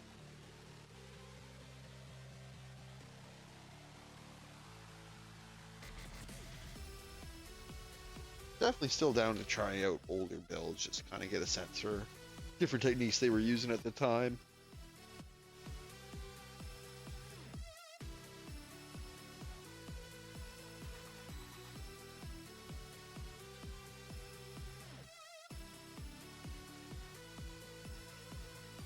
Like I said, a lot of what I'm kind of planning to get is going to depend on what becomes available at my local store. Well, I'm buying it, I think I'll probably support them for a little bit, but definitely when I get a little more into it and want to broaden my range of what I'm picking up, I'll probably start looking out online for other places. But for now, that's kind of what I'm leaning on. Got to get my private warehouse filled up, free shipping.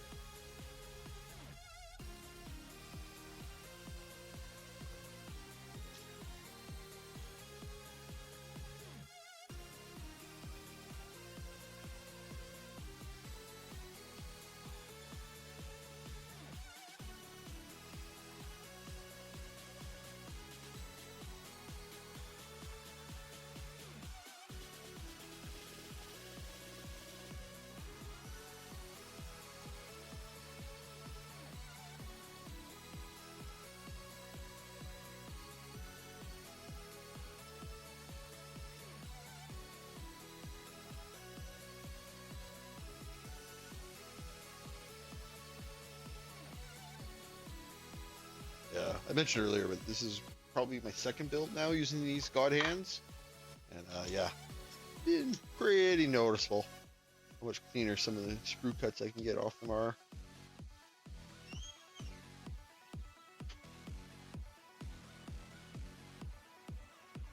Sure, I'm still using them horribly.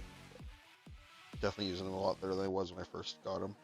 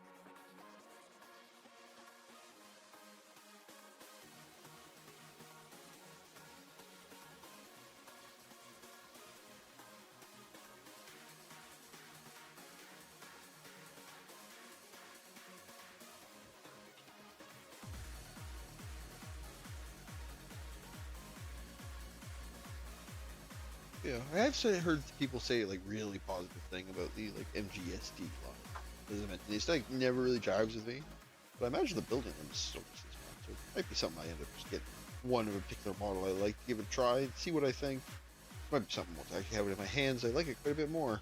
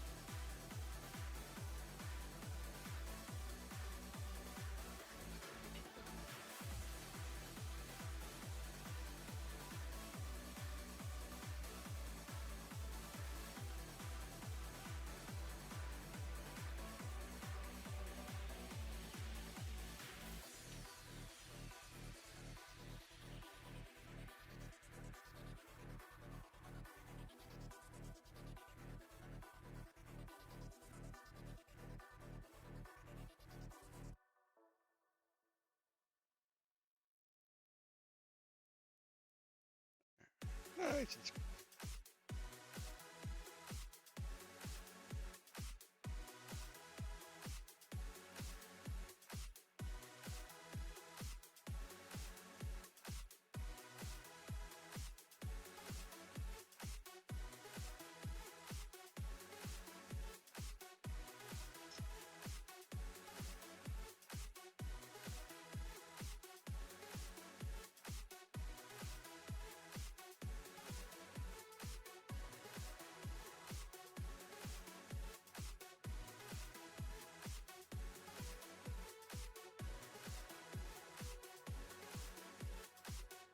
yeah, lighting kits are another thing I probably will end up diving into, but I might wait till I get a really nice kit. That's the thing, is like, I've mostly been focusing on these masquerade kits, and I think once I've pretty much got those down, I think I might try a perfect grade kit. I'll probably do a Verka at some point, which is kind of a step up. Especially, I saw like the, uh, Senzu or Senzoba or something like that. I saw the like Verkai version of that is like actually like huge. So that might be a nice stepping stone point before I try a perfect grade. That's all depending on finding a decent price for them as well, because I'm not going to pay full price for them. Sure.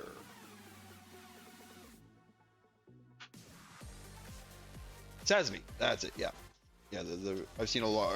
I've actually seen quite a few people talking about and building that kit in the last couple of days. Definitely seems like it'd be a nice kit.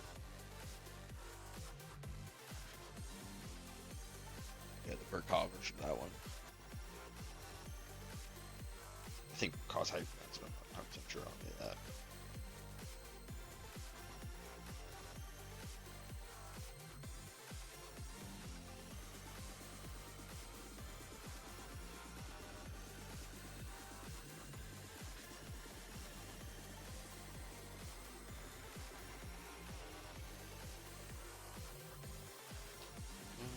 Beat.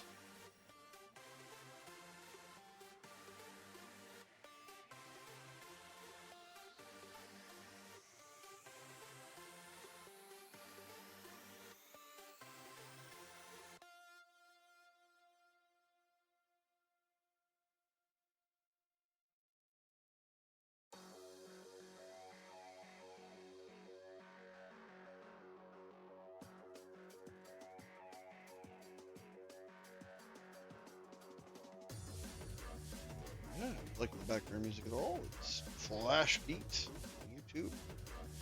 Small Japanese independent artists I found. Some royalty-free sites. Pretty much just posting this stuff himself on YouTube the last couple of years. So let's give him a check out if you join any of my VGM.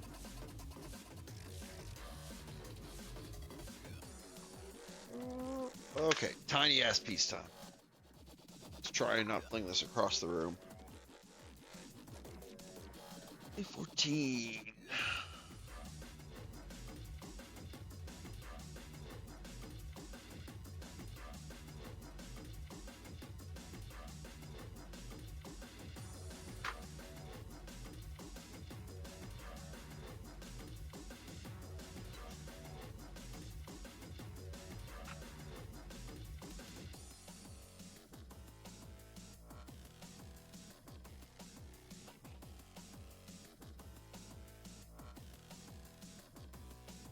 That's not too bad. At least it's got nice ridges on it for grip. Some of those small pieces are smooth as hell. It's just waiting for you to put enough pressure on them to fling them across the room.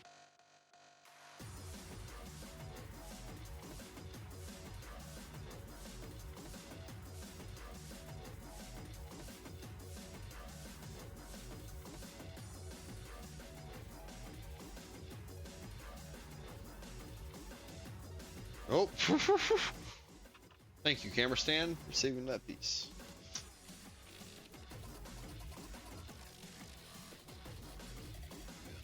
Oh man, tiny ass detail color pieces on this are nuts. So looking through some of the other parts of this guide.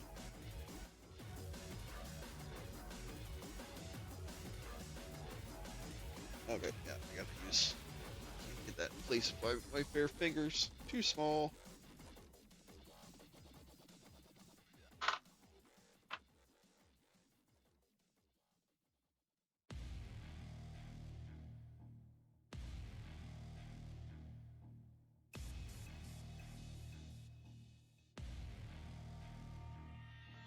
hazards.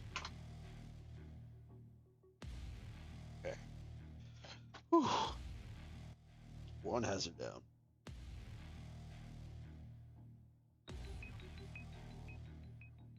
C111.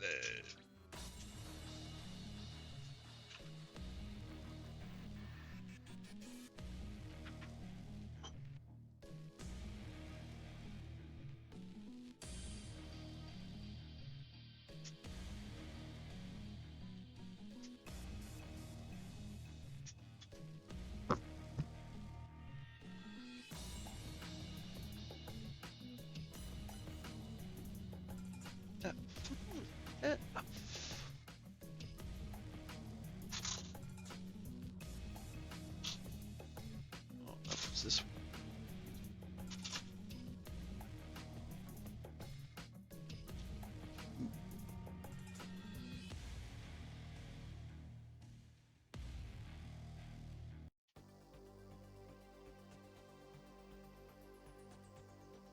Hey, welcome, Arthur. Thanks for joining us this evening. Not doing too bad. Just working on getting our Gundam Shenlong together. That's the guy I'm working on today. Oop. Yeah.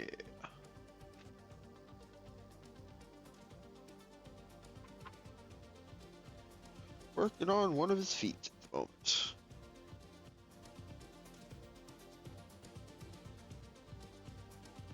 How's it going tonight, Arthur?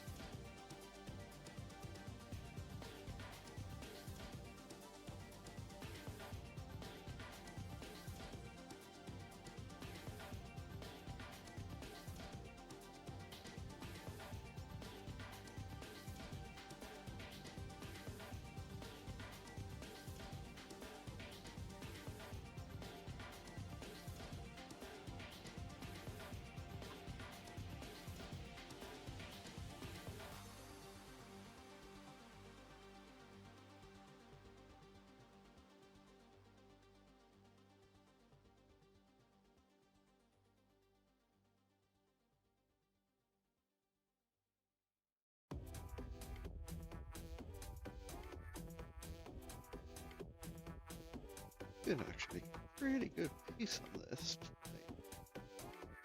Might kind of being absent-mindedly working on it.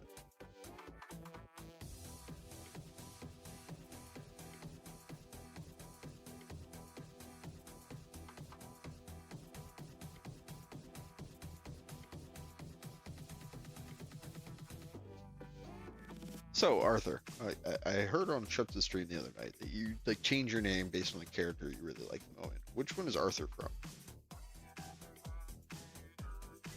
Or is that not accurate?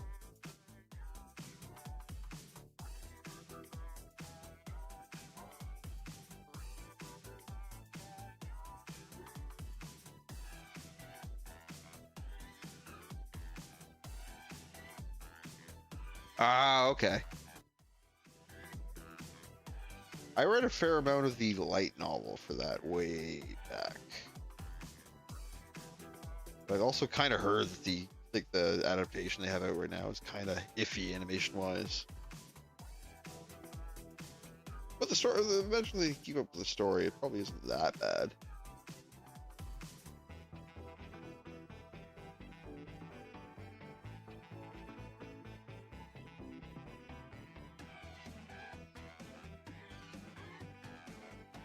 Oh right, that's the one that's the manhwa based. It must have been another series that was super similar. I read the light novel for.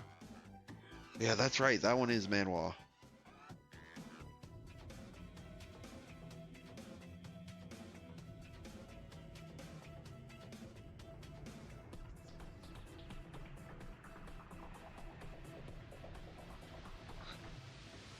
It was always just basically a lot of what I'm hearing about is people ragging on it for its similarities to Mushoku Tensei.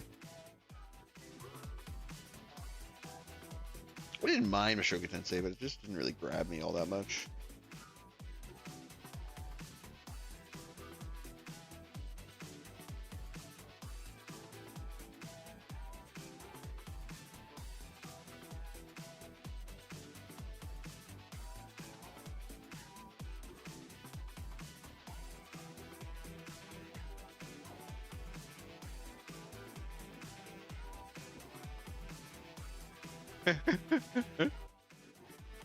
Yeah.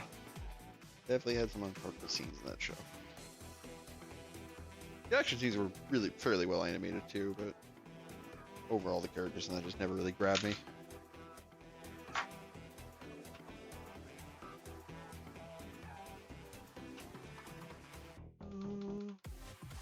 Heal time.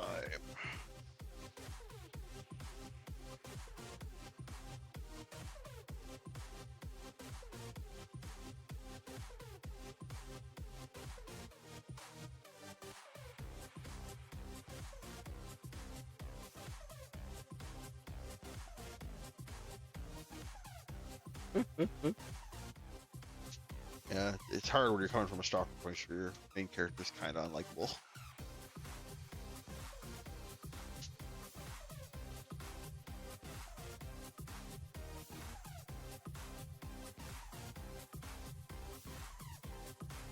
Kind of has the like an opposite problem to Dan,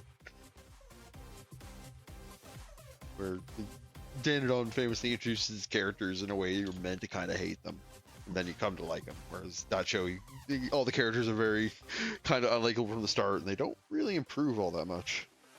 They just kind of become tolerable more than anything.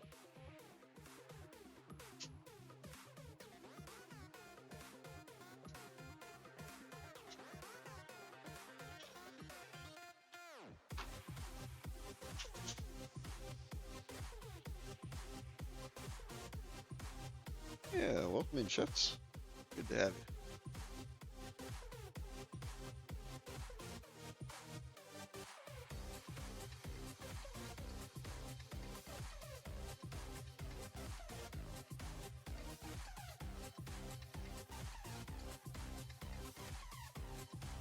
Yeah, I'm looking forward to more of that.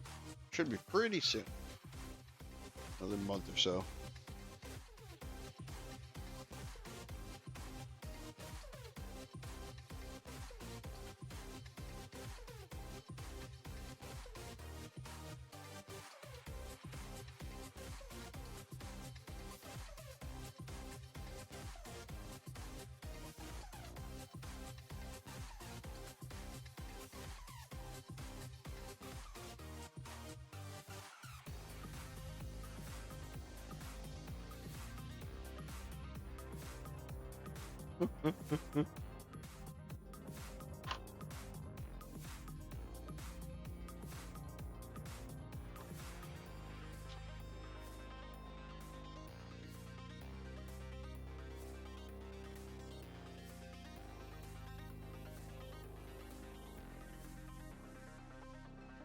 Yeah, Call of Night Season 2, My Dress Up Darling Season 2, Sakamoto Days is back, even though we didn't really finish the first season of that.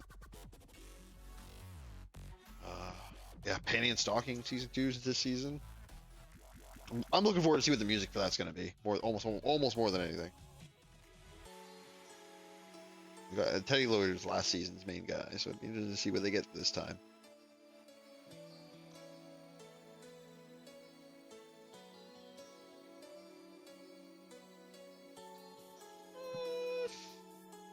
The thing with Freyrin is already what they've done is like a fair step up the source material. Like they've actively improved the source material in pretty much every way, except like the bare bones story is pretty much the same, but just in how they present it was so well done in season 1 that it's kind of hard to judge. So I don't. There's a neat bit coming up in season 2 that should be good, and based on how they do it, that should be very good. But I kind of wonder how it's going to handle beyond that.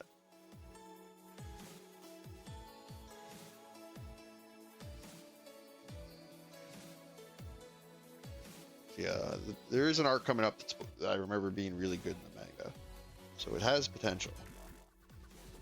I'm fairly confident that they're not going to mishandle the adaptation of it based on how season 1 went, but we will see. Some of that stuff you can't really tell until it's in front of you.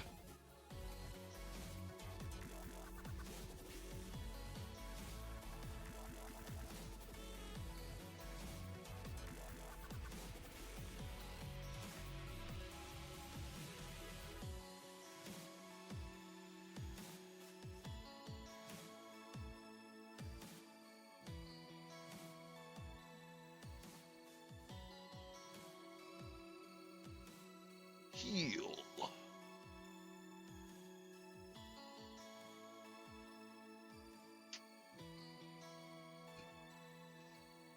Drink some water.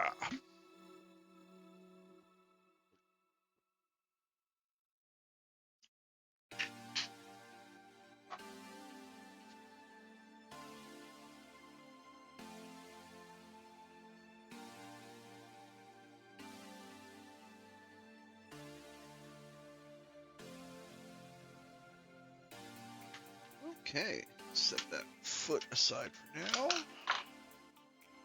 Waist parts.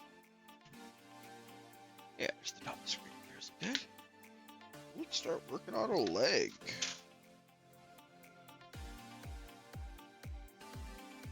10 and 15. Yeah, there's a lot of good stuff coming out this summer. Definitely going to be a stacked season.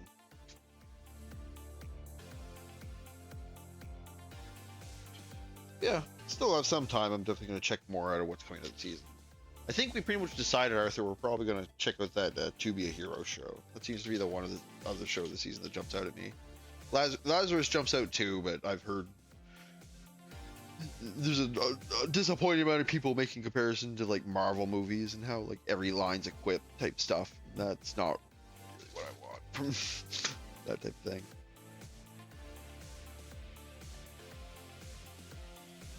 Yeah, To Be Hero X is probably going to be the one we end up checking out. On top of, we have, I have been watching at least the Rock is a Lady's Modesty, which has been pretty fun. It's basically a band anime, but with rock music and crazy faces. Good crazy faces.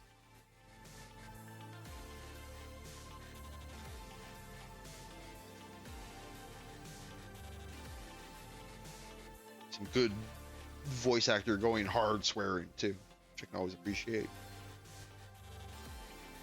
You know it's good swearing when you can tell it's good swearing in another language.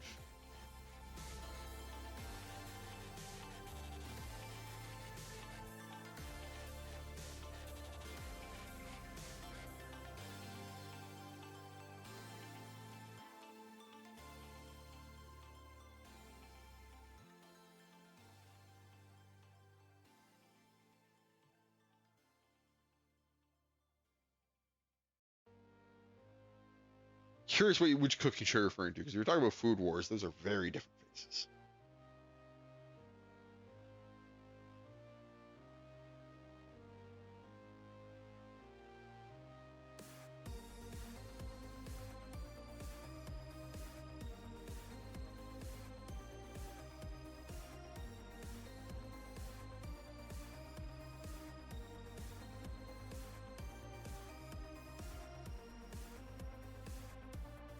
Food Wars was such a fucking.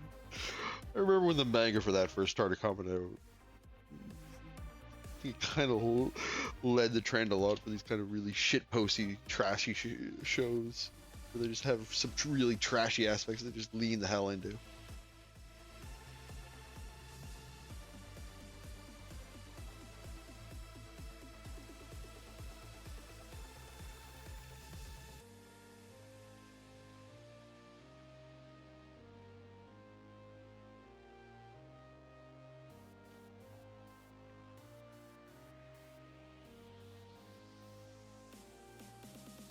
Yeah, we've watched. I think we watched all of season 1, and then I think about like halfway into season 2. It wasn't bad. Kind of after they beat the like robot samurai boss, it kind of lost us a little bit. I think is where we kind of fell off.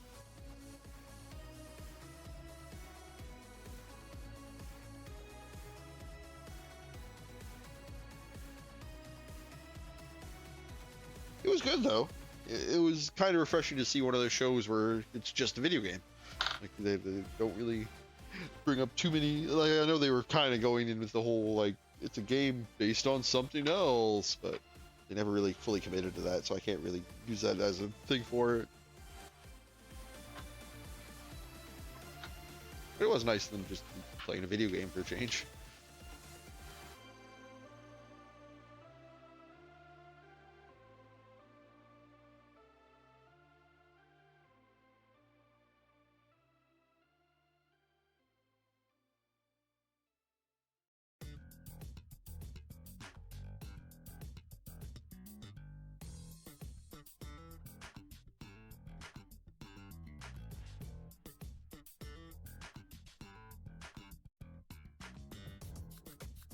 as mean it is to Shangri-La, and if you like it, that's fantastic. But it kind of was just too much of it out. Compared to much better shows, it just constantly had like stuff airing for it, which I guess isn't necessarily a bad thing, but no, not really yet, Arthur. I haven't gotten anything like that set up yet.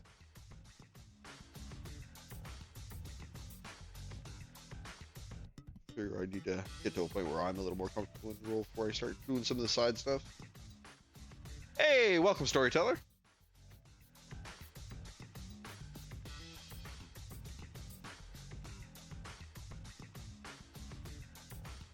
How's it going this fine evening?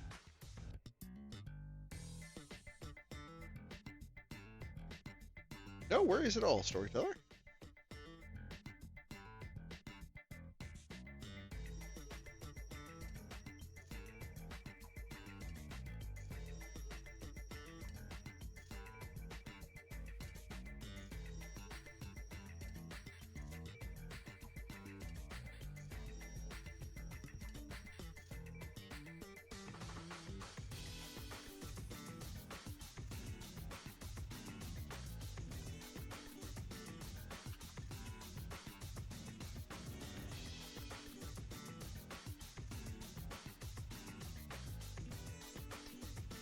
Yeah, I figure I'll finish the chunk of the legs, take my quick 10-minute break, and then when I get back, I think I'm gonna talk about some of the Gundam Wing I watched. I watched through another 3 episodes of that, took some notes. Got some more clips too. Not quite as hilarious as the last ones, but still pretty good. Including one I'll probably end up repurposing for something in the future. Yeah, look forward to that. Probably right when I come back from break, I'll go over all that.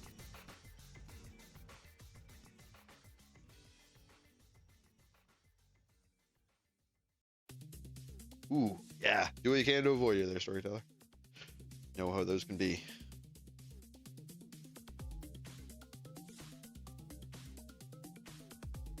Thankfully, I don't get them too badly, but my sister gets really bad migraines.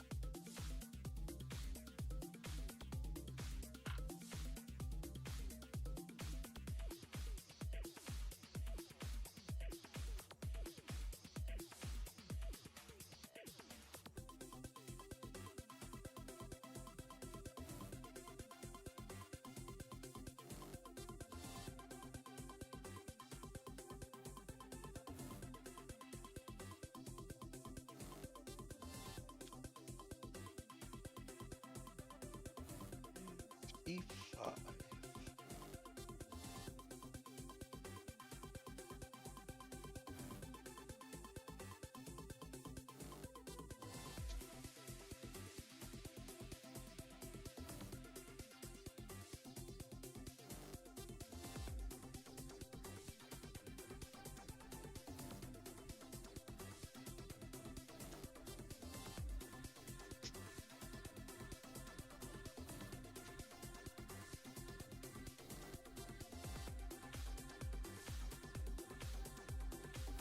G14.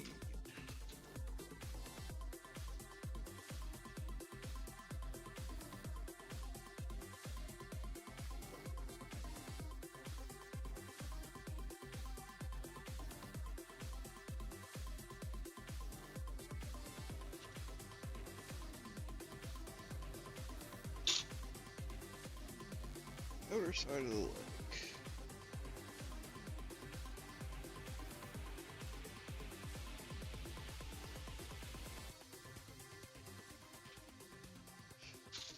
The ankle joints. One of the ankle joint or reflector pieces.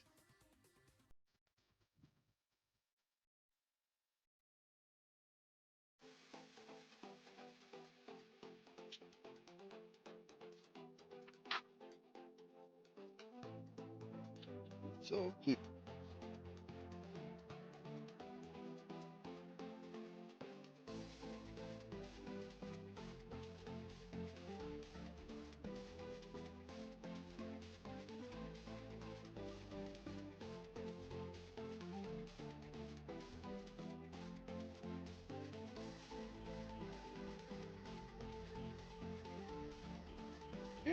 too ever like some of those little clips of the anime I've been watching, I have been putting those up as shorts on my YouTube.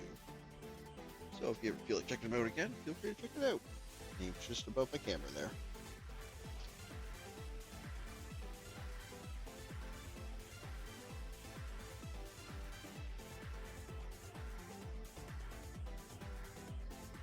Also put my stream VODs up there. And eventually I'll probably be putting some more edited content. I have some ideas, but not really at a stage to work on that. That's something that will come.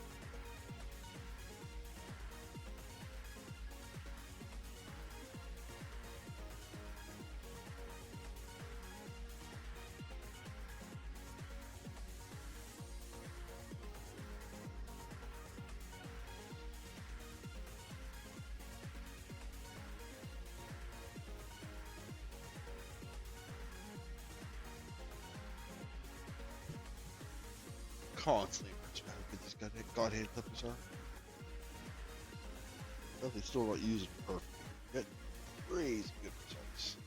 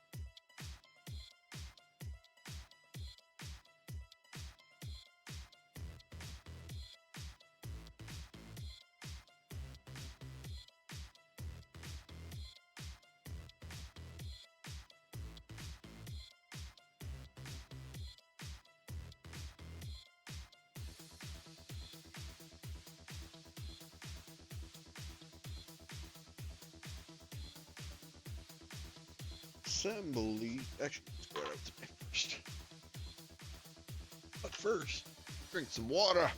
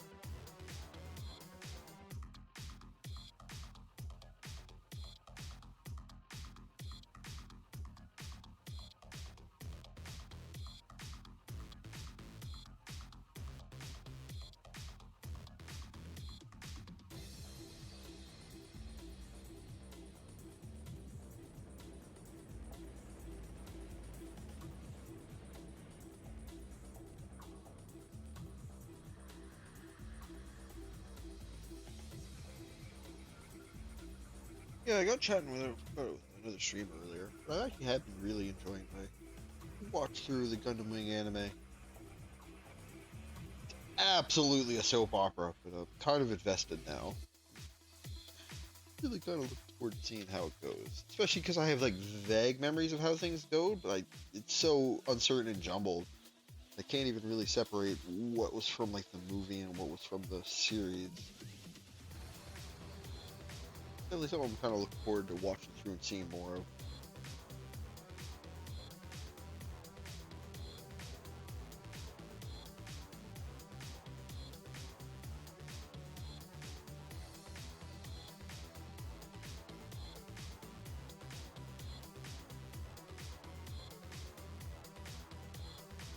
I will say I'll give it credit. I had mentioned before how some of the animation's hard to watch because it's an older series. There was a bit in the most recent couple episodes that was actually really well animated. It reminded me a lot of like Akira. It's probably the highest praise I can give to an animation, referring it to as Akira. Yeah, just that super high detailed animation.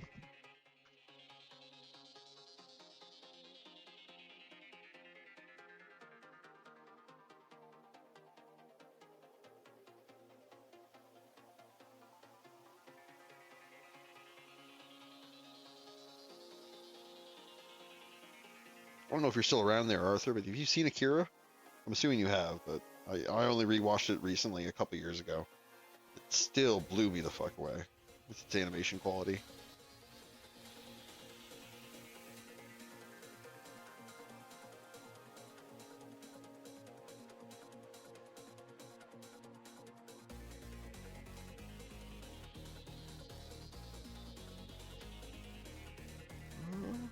Oh, all those pieces. I was asking if you'd seen. I'm assuming you have, but have you seen Akira recently? The movie,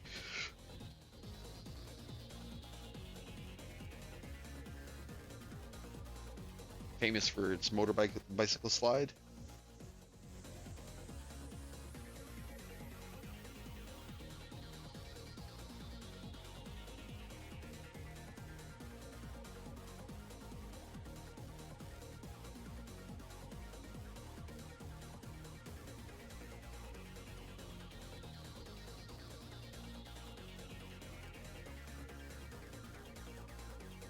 Yeah, I just recently rewatched that a couple years ago, and it blew me away with its animation quality.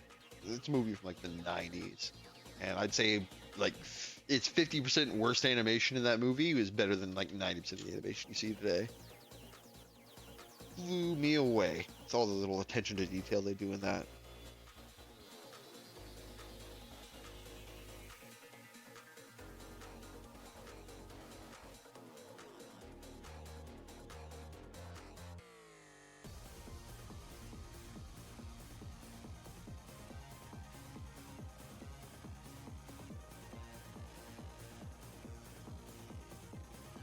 Akira's one for sure. I can absolutely attest that it absolutely holds up, and it's nice that it's a movie, so you can kind of get it over with in like an hour and 45 minutes, 2 hours. But the animation quality is just insane. Like if you just every scene, if you pay attention to like characters in the background, it's like there's incredibly detailed animation going on all over the place that isn't even remotely the focus of the scenes.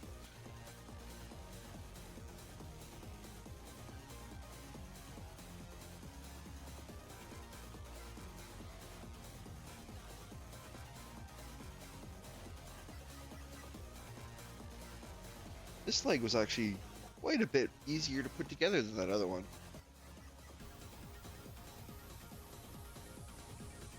Wonder why. Go back and compare those manuals to see if there's any actual difference in that leg construction.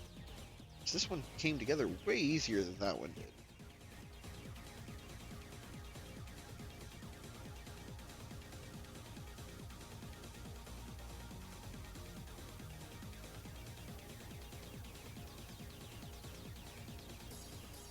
Yeah, just show off the inner leg mechanism there once more.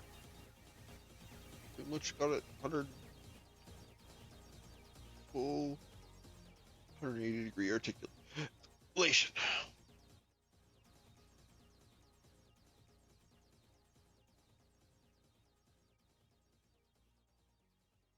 And I might as well get the armor plates on this before I go for my break.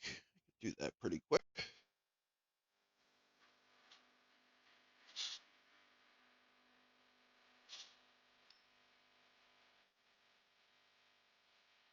Yeah, Kira is definitely one of those OGs that absolutely still holds up.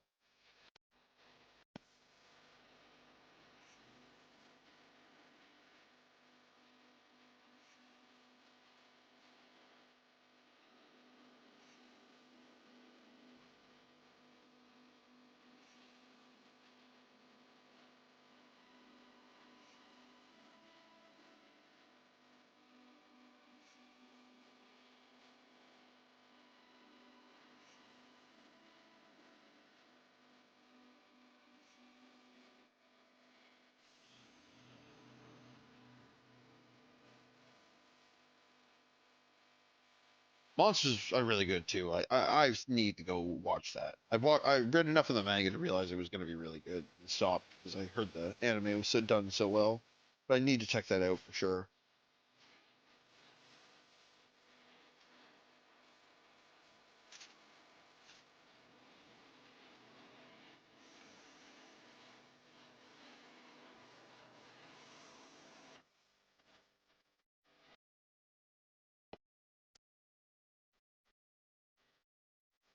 Huh, 95. Response.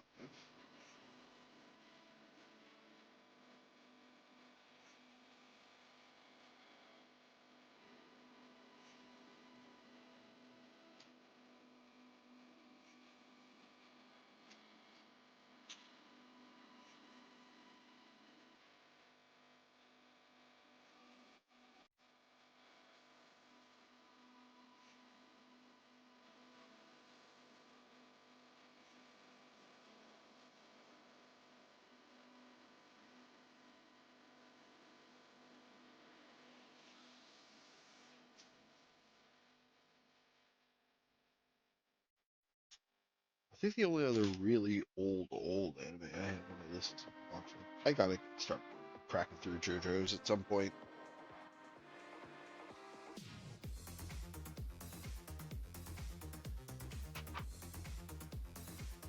I've just seen way too much of it that's impressed the hell out of me with me not to actually check it out. It seems to really strike a good balance between ridiculous and cool.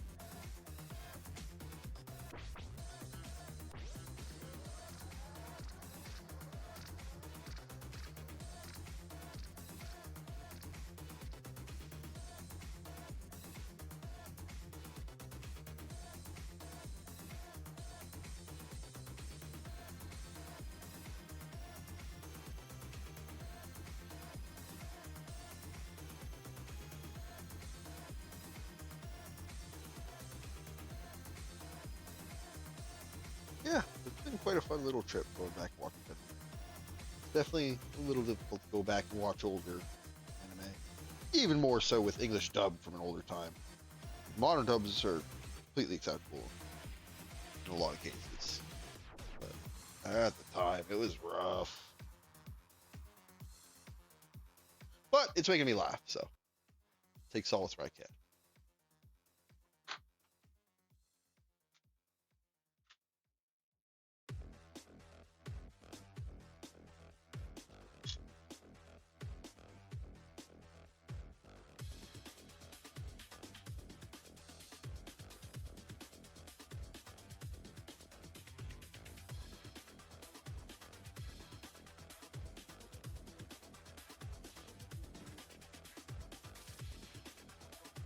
Thanks, Kirito. I'll hit you up whenever I start thinking about doing that.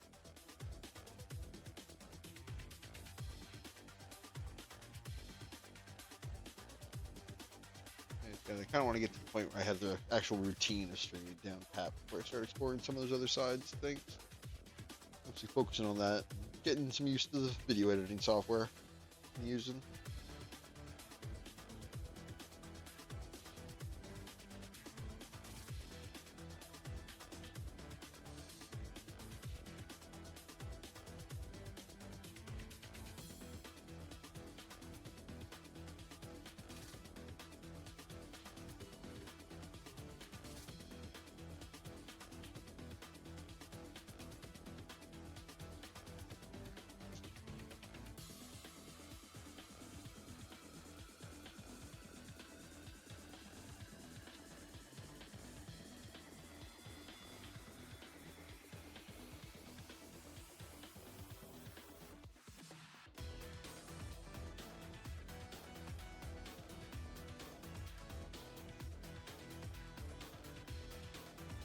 Oh, I do need some pieces.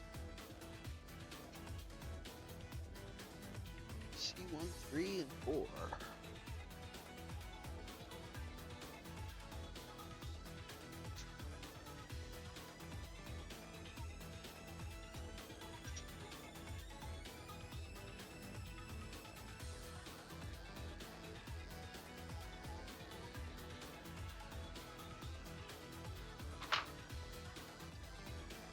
Yeah, thanks again, Thunder.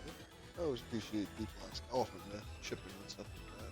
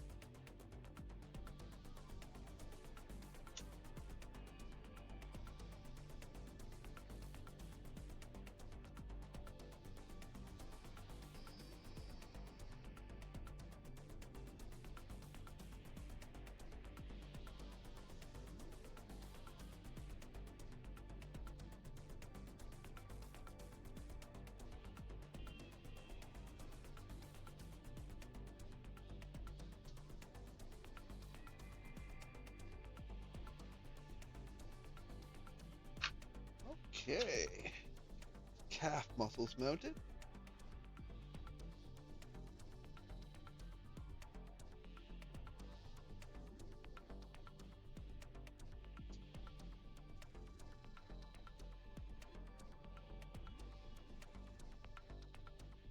Start putting the plates on.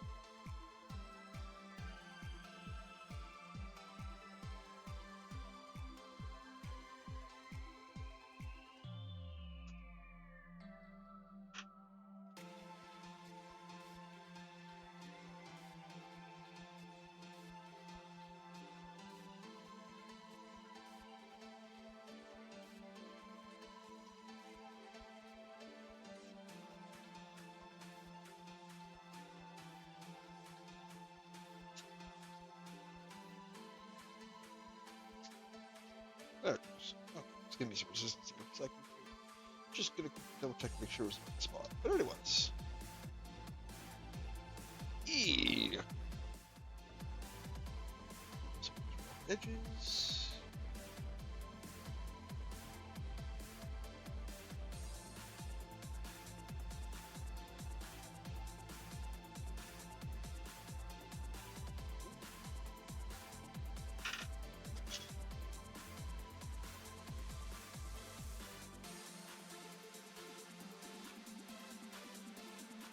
Yeah, it needs a little more simpler on this one than the last one.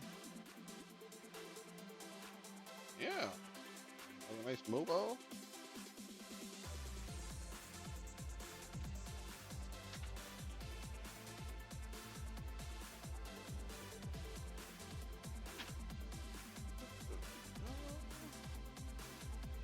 Yeah, figure that'll be a good stopping point for a little quick break. I'll return here in about 10 minutes, and I'll talk a bit about the Gundam Wing I've watched through.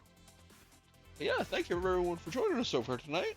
And I hope you stick around and chat a bit more after the break. See everyone in 10 minutes. I'll lights that when I get back there, Arthur. Don't let me forget.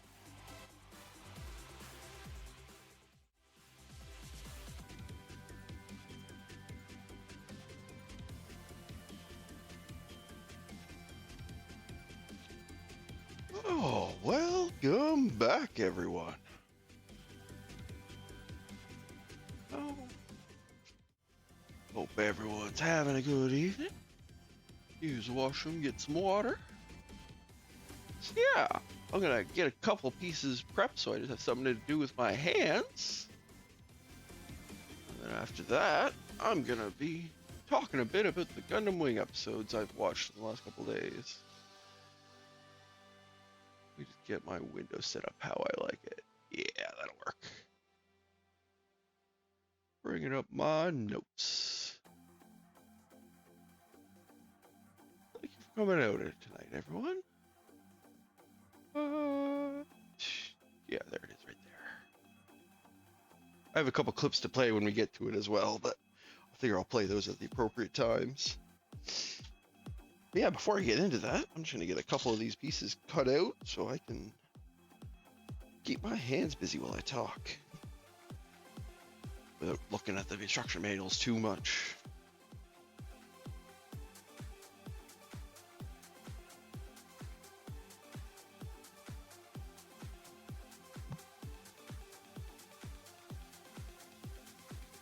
Hey, thanks, Shots.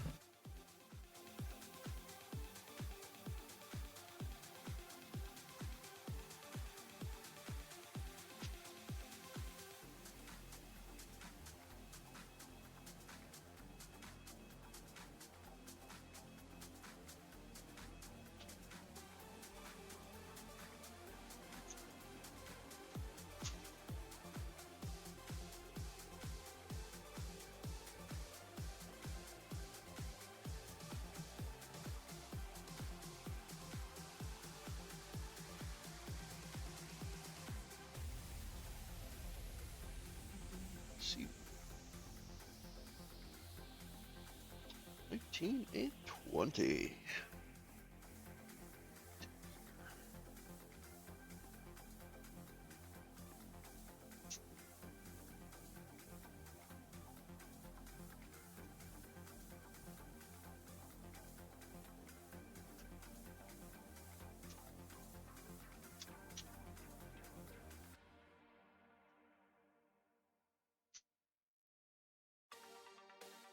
Oh yeah, the interview question.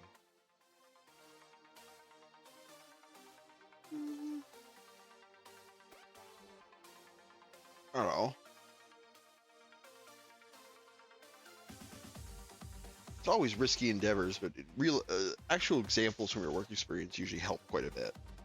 Like especially if you can give examples of stuff that like a mistake you made, but then go through the actual processes you went through to fix it. That tends to at least degree, in my experience, at least when interviewing, helping to interview people, when people are willing to admit they make mistakes, it's generally a real green flag for wanting to work with something. You can also always, you can do a bit of research in the company and show you've put a bit of effort into trying to figure out what the company does and like kind of the market they're in. That always tends to help if the person is looking for people to be really invested in their company.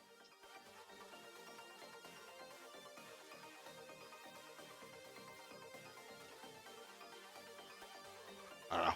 Not probably the best person to ask. I've never been a huge one to buy into like corporate culture stuff, which is usually what they're looking for at those type of interviews.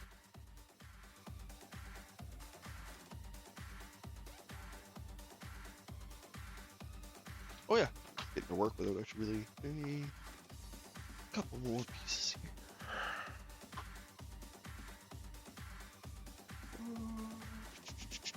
10. Yeah, is that kind of what you're looking for, Arthur?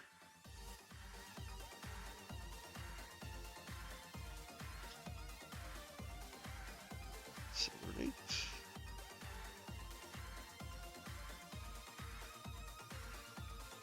thank you for the reminder. I actually did forget. So I'm glad I got you to remind me.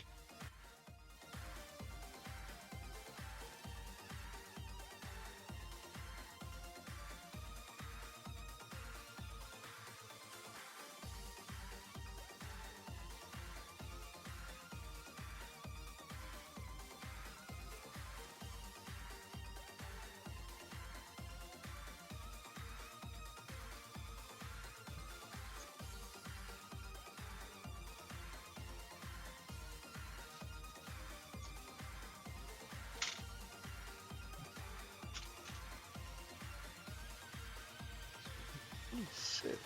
Oh, there. Okay, once this piece is out, it should be good. Start yapping.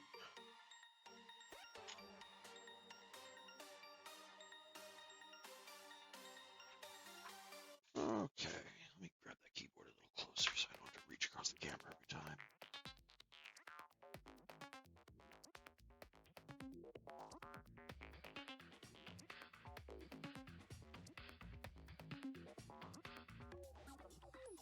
Yeah, so at the end of the last episode, Relena had basically gotten sent back from the colony by the rebels to her home. And the episode kicks off with her basically reuniting with her mother at home, who asks if her dad told her anything on his deathbed. She says no. And his mom starts talking about, oh, there's something I always wanted to tell you, but so and forth. And she basically interrupts, run-ups, and hugs her and says, oh, you'll always be my real mother. So yeah, I guess it's kind of sweet, but it's also the dub's not helping in this case for sure. The main Oz General Trez and the female Oz officer Lady Yoon, I believe is how it's pronounced. She's still at the colony and she's discussing with him through a video call about what happened, and they decide they needed to go finish the job and kill Relena. So he gives her 5 mil suits just in case, because he's obviously expecting something to happen. Cuts back to the school, and Hero's doing his hacker man thing again at the school computer, basically erasing all his files and finalizing a transfer out. So that his little school arc lasts approximately 5 episodes, and I think we got like total of like 3 episodes at the school. So that wasn't something. But shows that there's like a festival going on. He says, oh, it has nothing to do with me. And meanwhile, it cuts to Relena going around the festival with her followers and overhears that Hero's transferring out and immediately rushes off to see him. She shows up in his room basically saying, oh, headed off for battle, eh? And he immediately pulls a gun on her, and yeah, she's... Oh, absolutely. But yeah, he pulls a gun on her almost immediately, and she doesn't care even a little bit. It's kind of sick. She's stone cold now, and is completely immune to his threats, it seems. Or at least trying to call his bluff, because yeah, she literally doesn't seem to care that he's pointing a gun at her. She tells him about how she met his mentor at the colony she was visiting, and basically says you might as well dance, curtsies, and leaves. Basically invites him to go dance with her before she leaves. Cuts a bit to the other pilots, shows the Shenlong attacking a base, shows Troa, the heavy arms pilot, shows him working at the circus. He comes out in like a full clown outfit, baggy pants, but he's got like a half-faced jester clown mask on, and the part of his face that's completely exposed is still just completely deadpan and cold, so it's actually a really funny visual. They do this whole like knife act where the girl assistant at the circus is like throwing knives at him and starts getting really unsettled because he's showing absolutely no fear no matter how close she gets with the knives. Doesn't unsettle her enough because she absolutely just starts hitting on him immediately afterwards when they get backstage, but he blows her off completely. Cuts back to Hero and Relena dancing. Basically says she's on his side, knows a bit about his backstory, and they get interrupted by the 5 mobile suits we mentioned earlier attacking.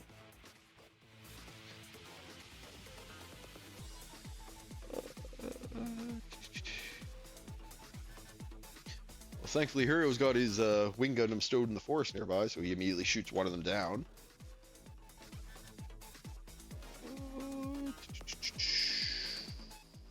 Sorry, lost my place here. Yeah, basically shows him start engaging him, drop his rifle, and pull out his beam sword. And then it cuts away to this really nice little scene. This is another one I'll bring up a clip for because the voice acting is amazing. It cuts back to Troa, the like princely, like really rich kid's character. Just give me a moment here, and I'm gonna bring up my clip overlay so I can play it. It's another example of a really good. Oops, let me stop this. Yeah, let me know if the volume's all good on this. Does this mean there are others? Yeah, he's basically on his computer doing like research of like recent attacks that are going on, and he comes to the conclusion that there's more mobile suit pilots out there besides just him and the heavier arm pilots who he's met and was very chummy with earlier. And this is the scene that follows him discovering that. Oh shit, let me get the BGM turned off here. Right quick. There we go. Gundam pilots like me? Wish I could meet them. Oh, it actually cut off the start there. Sorry, let me just do it one more time. Just get a nice clean take. Does this mean there are others too? Are there more Gundam pilots like me? Wish I could meet them. He's so lonely. Just wants a friend. What's wrong with me? Oh yeah, that'll come up here in a second. Little preview. Yeah. That little aside happens. It's literally just that. It's that, and then it comes back to Hero and Elena. Kind of really like, you know, his whole theme just seems, I just want to be friends with everyone. But yeah. He's continuing to fight the mobile suits. Basically cuts through a bunch of them with his sword and eventually like shield slams one and destroys it. Relena continues to be stone cold and like isn't reacting to all explosions going on and just keeps directing like her hysterical classmates to evacuate. It's been a very steady turn with her where it seems like once she was down for that dude to kill her, she just stopped really caring about anything else. Yeah, he ends up destroying 3 more of the suits and turns and sees Relena standing in the next to a building near the rubble and like aims his guns at her. Can't shoot her for some reason. Oh, odd, isn't it? Yeah, as he's doing that, he basically takes fire from behind, and some of the shots hit the building that Relenna's standing in front of, and the building starts collapsing in front of him. And Hero basically dives with the shield and like blocks the rubble from falling on top of her. Hero's super confused by this because, like as I said, he's basically threatened to kill her and tried to kill her every chance he's gotten so far up to the story. So now he's stopping from killing her. He's super confused.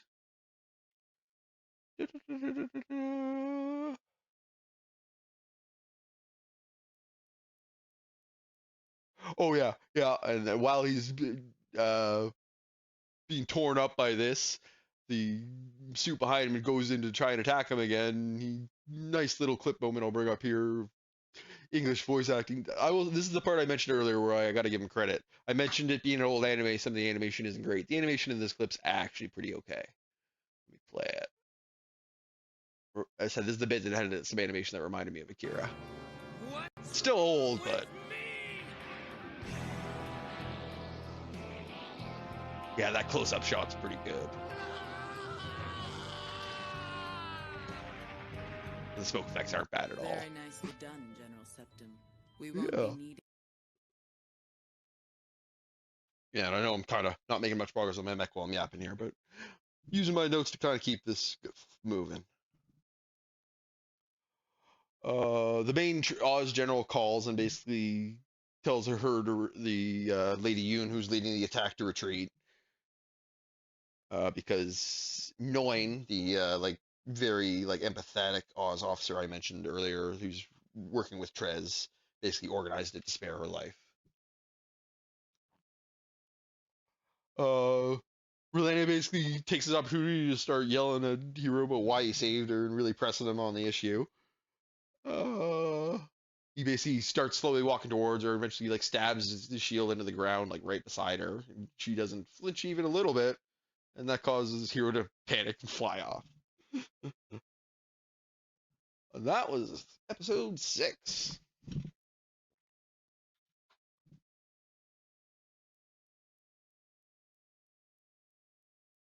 Yeah. Episode 7 has quite a bit. 8 was actually it was actually 8 was the first time in a while it was mostly just action scenes for a lot of the episodes. There's not as much for that one. Episode 7. Episode 7 starts off with them basically Trey's and his subordinate talking about how they managed to divert a ton of empty shuttles to their base, and shows basically like their base covered in shuttles, but they're all empty. And talking a bit how they are basically making up a ploy where they're saying they're having a big general meeting of their leadership to try and lure the Gundams out. They don't really go into too many details at this point. It clears up a bit later. But yeah, it cuts to various scenes of the pilots like receiving their mission order and rolling out. Uh, one thing that was really funny is like a couple of the pilots just like kind of run into each other while they're traveling to the mission. And in the scene, it's specifically while they're like getting on a ferry with their like mech carrier things, and it's just this really casual scene of like a ferry where like 90% of the interior space is taken up by these giant, huge mech carrying trucks where like they hop out and they have to like drop down 15 feet and the tires are like twice as tall as them. Just like, you guys aren't being very subtle and moving the stuff around, are you? And of course, they both happen to get on the same ferry. That's a Heavy Arms guy and Quattro guy, and he's super happy.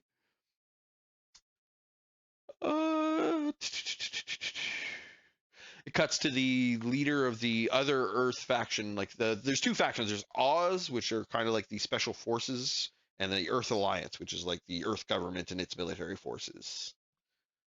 And it shows them having a big meeting of all the like top leadership of this alliance meeting, and Trey's is there leading it, which kind of showed who was when they revealed that like, oh yeah, that fake meeting they were setting up of Oz officials is actually a meeting. There's actually a meeting take place, but it's all Earth Alliance officials, not Oz officials.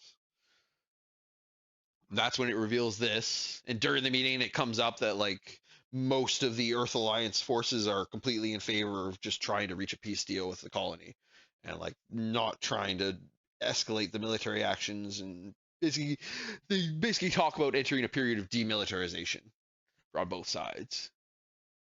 And there's one specific general with a really like he's for sure one of like Frieza's generals from DBZ doing the voice acting for this guy, because he's just got the most cartoonishly villainy voice I've ever heard. And he's obviously opposed to peace. And it's around this time the Gundams attack the meeting, because obviously they were sent to attack the Oz meeting, but it's actually the Earth Alliance meeting. Cuts to Zex and a huge Oz force basically deploying from an air carrier. We assume to the defense of this meeting. And Trey's basically comes in, the Oz general comes in and ushers all the Earth Alliance officials to evacuate. But as they're evacuating, basically pulls the one Earth Alliance general who didn't want peace aside and leads him out a different door.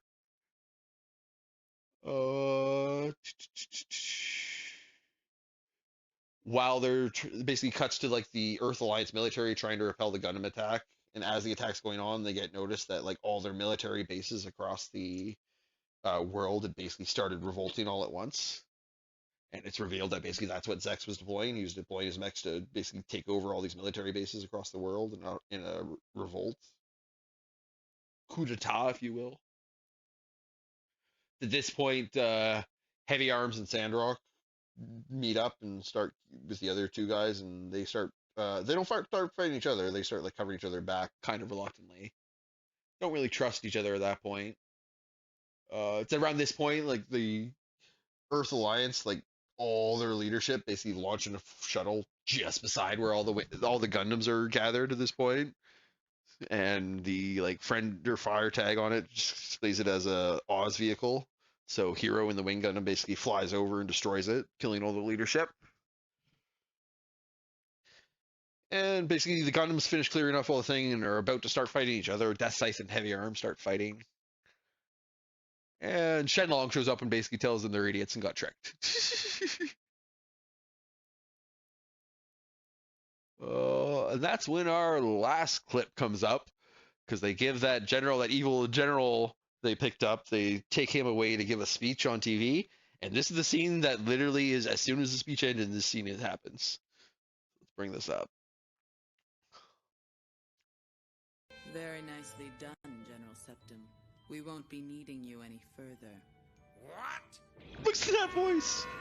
He's literally standing on the hatch. Performance. It truly is a pity you had to leave the stage so early. And shoot him through the head just in case. Oh, it's so overdramatic. I love it. Yeah, that's basically it for the clips I have. Let me get those out and get the BGM going again.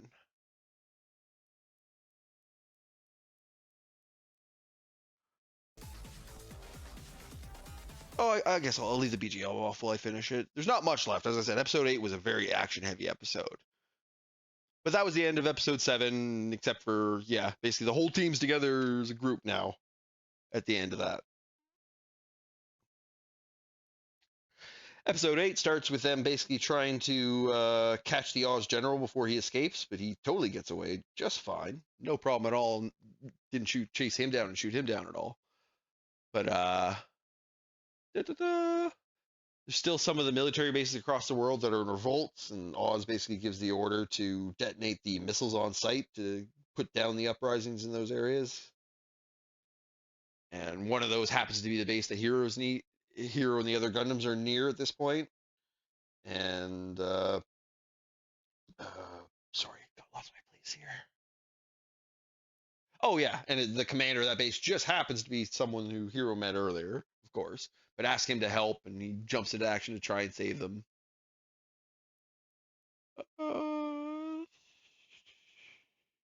Oh yeah, and some of the dialogue between Trez and Lady Yoon, it was revealed that the family that in the previous episode it was revealed that Relena came from, the like Peacecraft family that was like staunch pacifists. It's revealed that through the Trez and this general talking that Zex, the like ace pilot for Oz, is a member of that family as well. That's why he always wears a mask, because he's hiding his identity. Also, because it makes him look like Char. And yeah, there's a scene here where he basically is hunting down a Earth Alliance official who's responsible for the order to kill that family. Yeah, there's a nice scene of the Gundams attacking a fleet that's that's on its way into a harbor, where basically like they crash land like a cargo plane in it, and all the mechs come out of the crashing wreckage.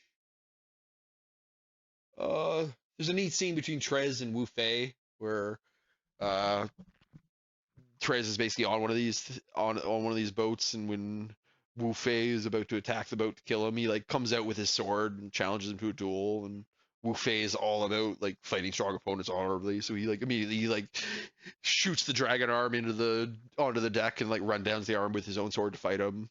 He gets his ass kicked, and basically Trez lets him live for some really stupid reason. Even though the guy says, actually, yeah, I say stupid, but he justifies it himself immediately after. He's like, yeah, he didn't have to come out and sword fight me at all. That's why I let him go. But yeah, and then it basically with the Gundams after that, the Gundams regroup, and Wu Fei is super bummed out about losing a fight. And that ends that episode. As I said, that episode went really quick because it was a lot of action scenes. But yeah, thank you for indulging my yap on that. As I said, I really enjoy especially showing some of those clips. Let me just run those. Actually, yeah, let me bring those up before we get the BGM going. Let's run through those clips one more time. The voice acting is enjoyable. Enjoyable in quotation marks. Oh, no, it's not. Oh, sorry. All of them. I see. There, I was on the wrong source. Does this mean Yeah, I figure I'll just run through these one more time, all three of them, and then we'll keep going building. Does this mean there are others too? Are there more Gundam pilots like me? Wish I could meet them. All of them. Oh, I kind of love that guy's voice actor. So earnest.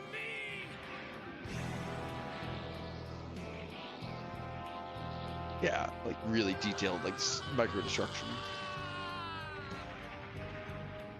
Good smoke Very effects. nicely done, General Septim. We won't be needing you And I anymore. just love that he's literally on the hatch when he's giving this speech. They just drop him out of the plane immediately. A They're very magnificent performance. blunt in their opinion of how they view Stay traitors. so early. Still had to shoot him in the head though, which is a good shot too. Fun clips. DJ's back. Flip overlays down. And back to it.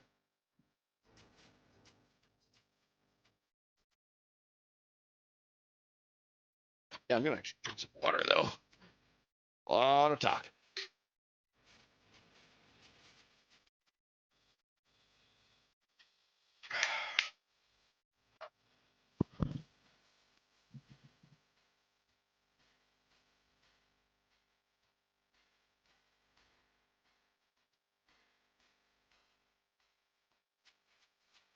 Yeah, thanks for joining me tonight, everyone. Definitely enjoyable having something to yap about when I build these as well, even if it is actively distracting me from building them at some points.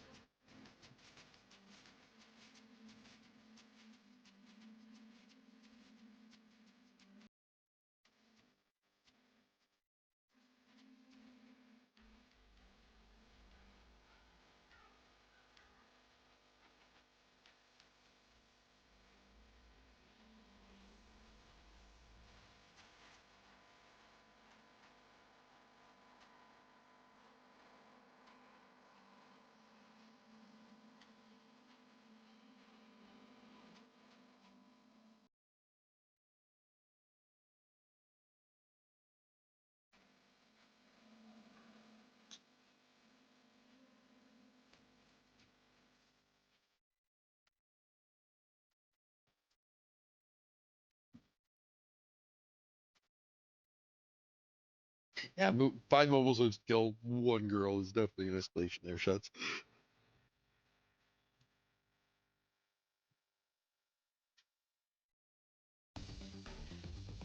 They mentioned that too, and it's just because a lot of time they've been running into Gundams a lot at that point, so they're just being super cautious.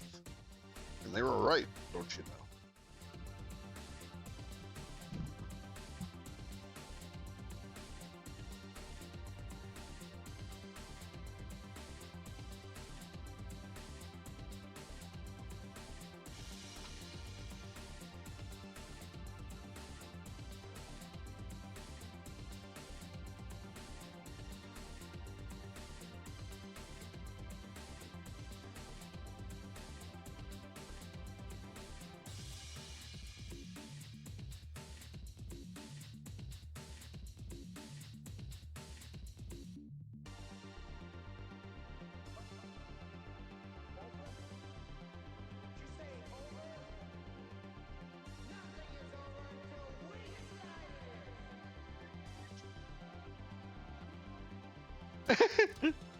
Yup.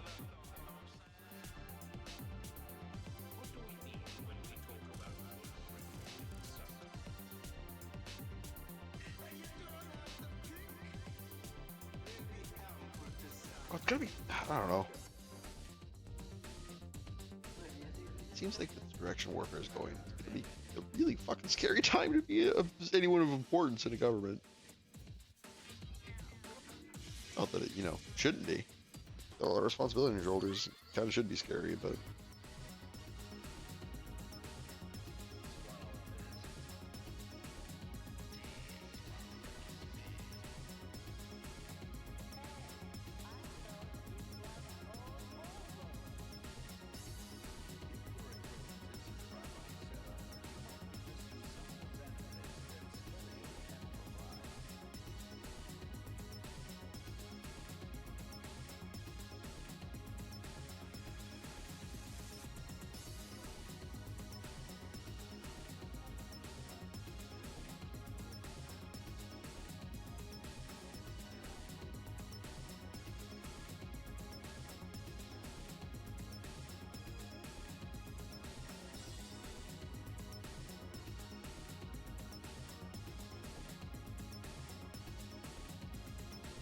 Yeah, other than watching through Gundam Ring, I said the only thing I'm currently otherwise watching is Rock is the Lady's Modesty.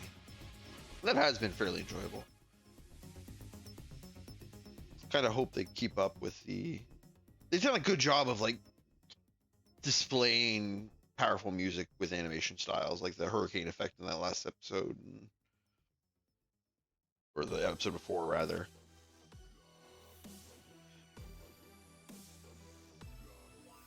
Yeah. And honestly, the CG is actually really growing on me in that show. So, those of you who don't know, they actually like motion captured the actual musicians who were responsible for playing the music in that show, and they use that with a CG model, and it definitely still has that little uncanny valley to it. Or I guess that's how I always use to describe it. It's not exactly the correct term, but there's nothing obviously wrong with it, but it just stands out from the surrounding animation. Which, to be fair, this show does a really good job of blending the animations. Like, you can tell there's a lot of... Sometimes when they have close-up scenes, it's very clear that they are 2D animating their faces while still 3D animating the bodies.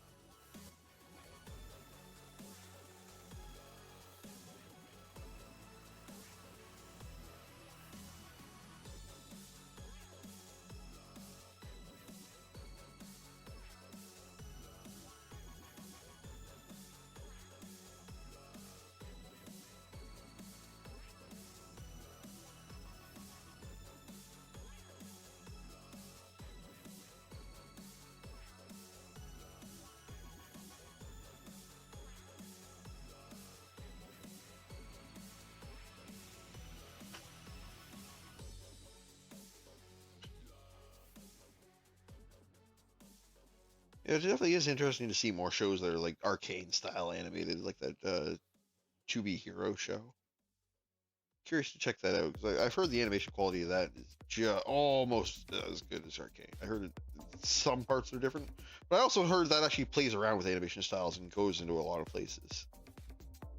So I'm definitely curious to check out. I think all these pieces are clean.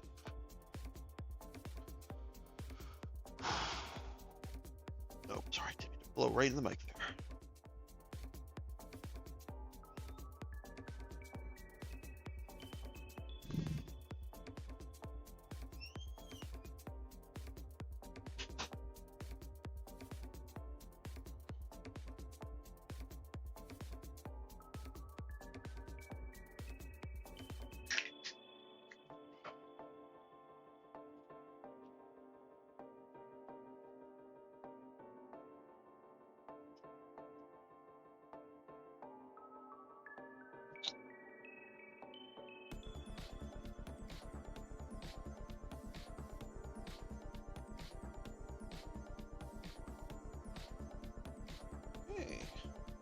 Hip joint top there.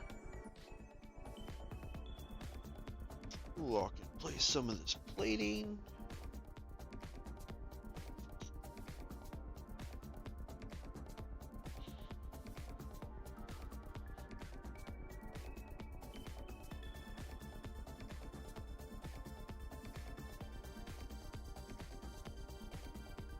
Too rough. Pass.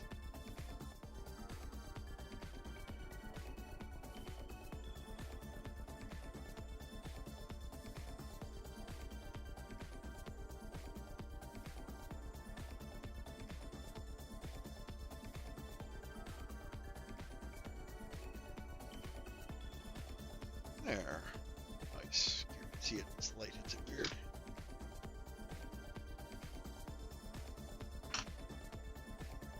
Yeah, oh, ankle.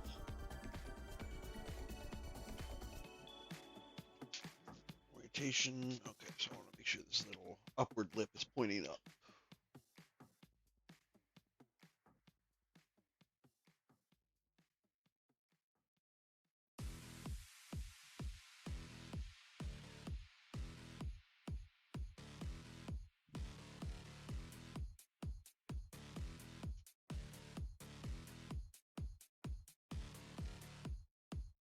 Oh, sorry. Just make sure look real close to make sure I put these on in the right orientation.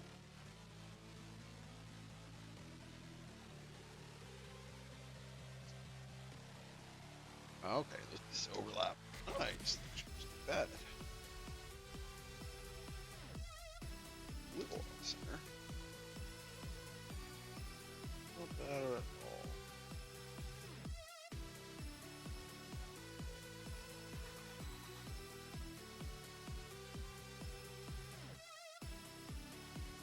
This goes down here. That's right, right?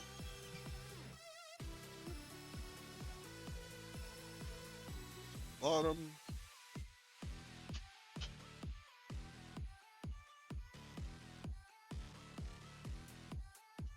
Okay. And once this ball joint's locked in, put the front of the cuff on. Rotation. Good.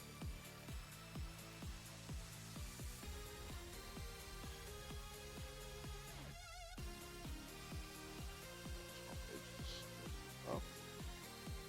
Smooth that out.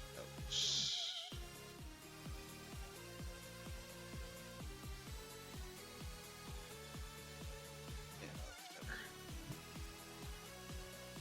Yeah.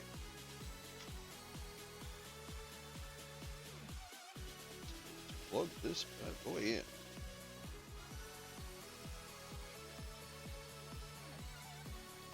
Yeah, that's the side.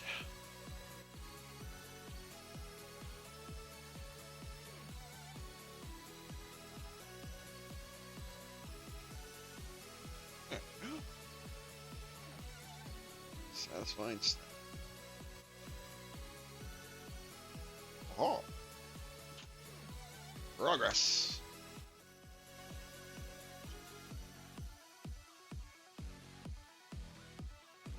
Oh, jeez. Oh, that's what I mentioned before. Put pressure at just the right angle on some of these. Just flying. Solid. There's a bit of a gap there. Oh, it's not worse though. Depth. Or this will probably be able to bounce just on one leg, wouldn't it?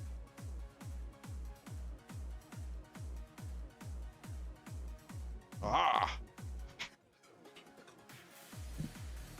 Snag guard up here.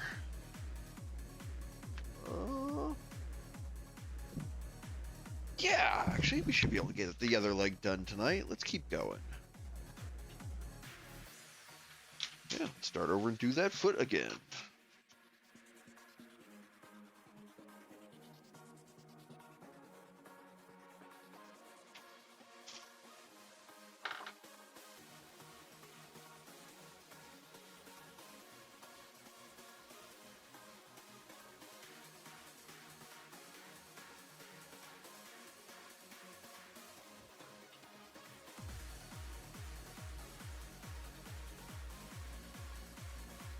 Okay, cut him for this one.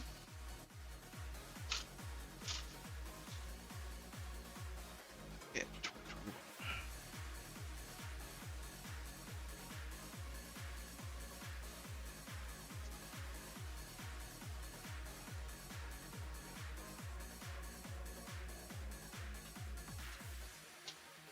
Yeah, I'm just gonna knock these over constantly.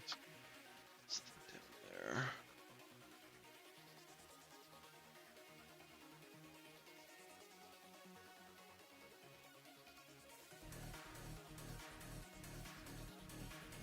Yeah, looks like focus is pretty good tonight.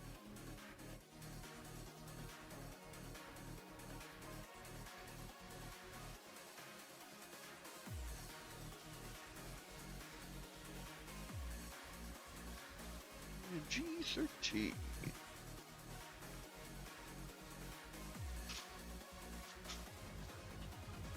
Oh, I'll get disorganized the longer I go, though, for sure.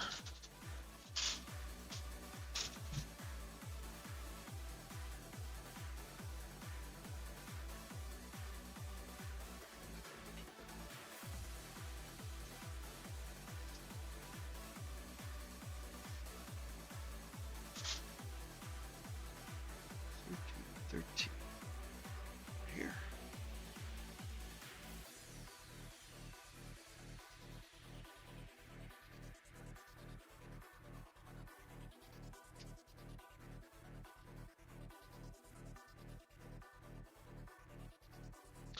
Yeah, Lazarus was another show this season. I was thinking about maybe checking out, but as I mentioned earlier, I've been hearing people compare their writing to like Marvel movie writing. That's a little discouraging. as good as the pedigree for it sounds. For those of you who haven't heard, it's like the Cowboy Bebop writer and a lot of the like John Wick or the John Wick action choreography main guy. So it has pedigree behind it, but I don't really want to see an anime Marvel movie. Got bored of Marvel movies and Marvel movies.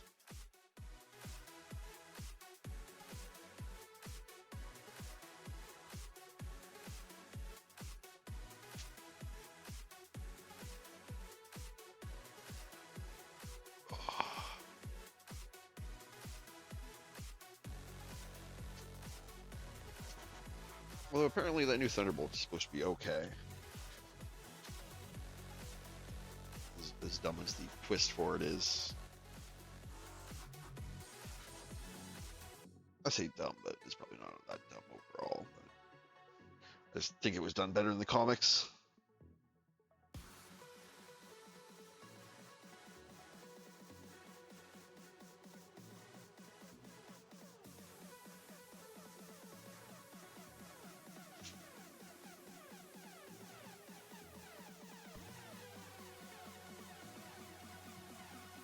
Yeah, I don't know if you're still here, Shuts, but did you hear about that thing with Thunderbolts?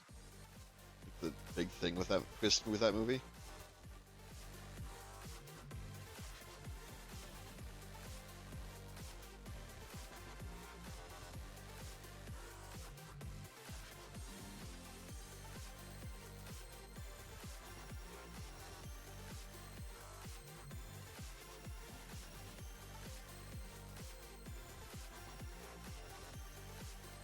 I guess just not getting too many of the spoilers thing. Essentially, there's apparently like an asterisk on the end of the title that has story relevance.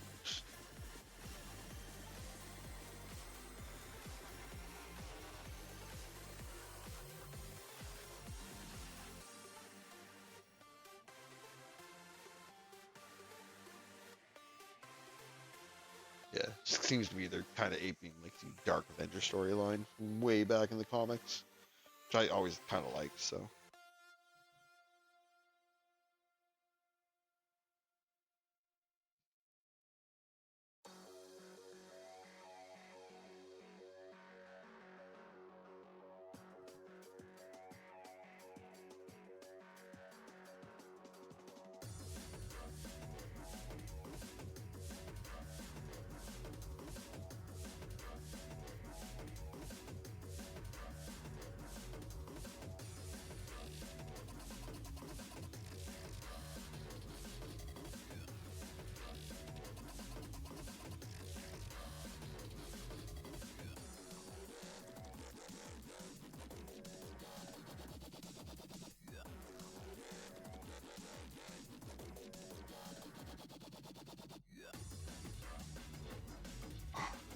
Especially on these.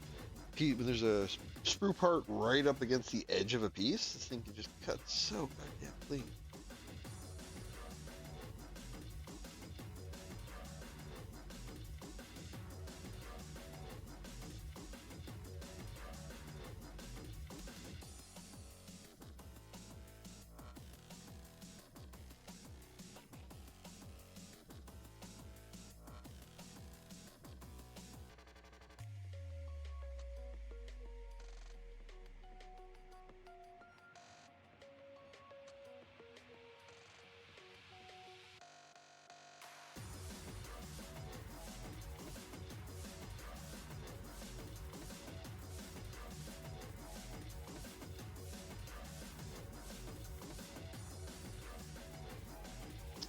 Yeah, I haven't. I think the last like Marvel property thing I checked out was the like Loki TV show. That was a holiday winter.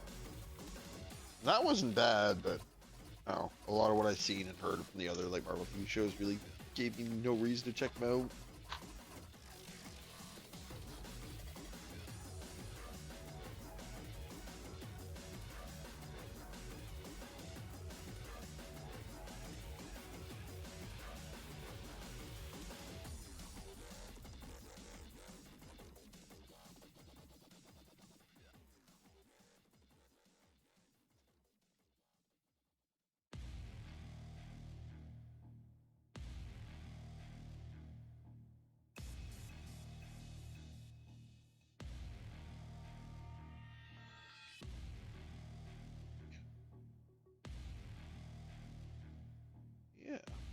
probably gonna try and get this leg done tonight.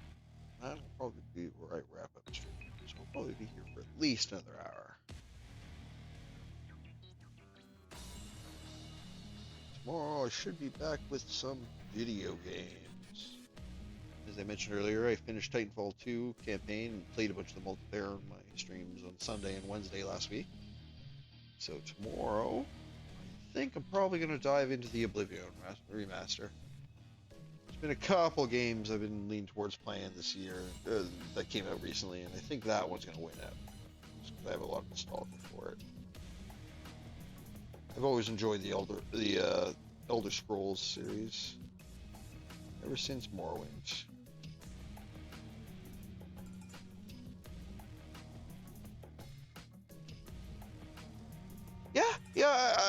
I heard mixed things of WandaVision when it was coming out, but generally after the fact, I've heard generally positive things about it.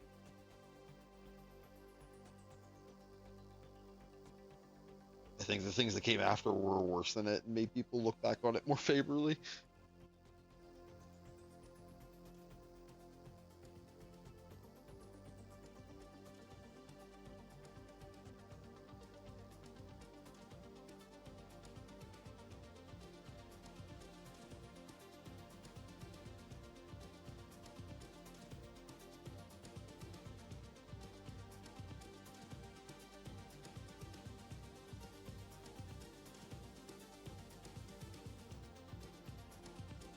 Yeah, playing Oblivion should be fun. I haven't put a whole lot of thought into what I'm gonna play. I know when I played through the first time, I definitely was a stealth archer. And that was really strong, but also really boring. So I don't think I'm gonna do that. My general thoughts with the Elder Scrolls game is the farther back you are, the more broken enchanting is. I'm tempted to do something with enchanting.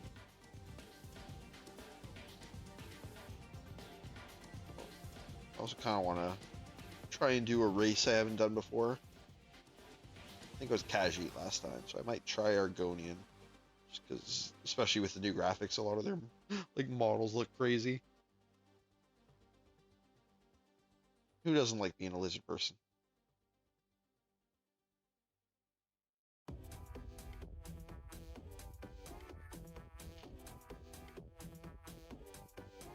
Like people always meme about the Khajiit in those games, but I always found the Argonians were a lot sillier.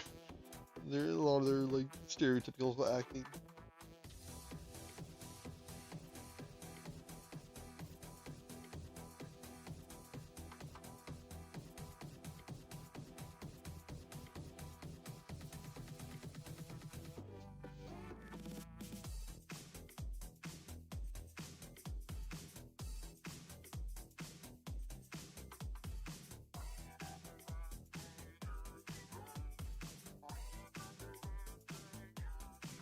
A bit of Falcon and Winter Soldier, I think was the name of the other series. That one didn't look bad, but it did look bad because it seemed like the Sebastian Stan is Bucky and Anthony Mackie. They seem to have good chemistry.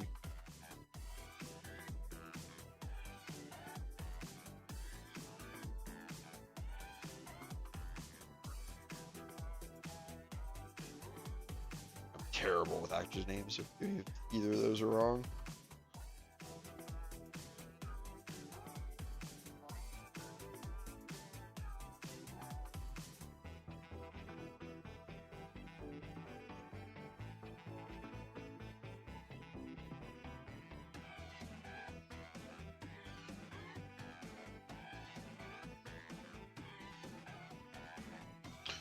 Water time.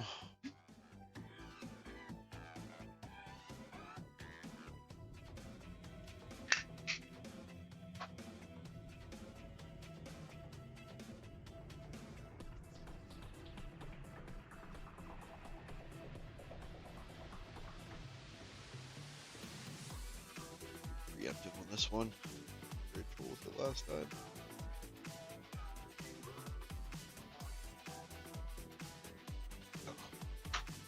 Thought I got it in there.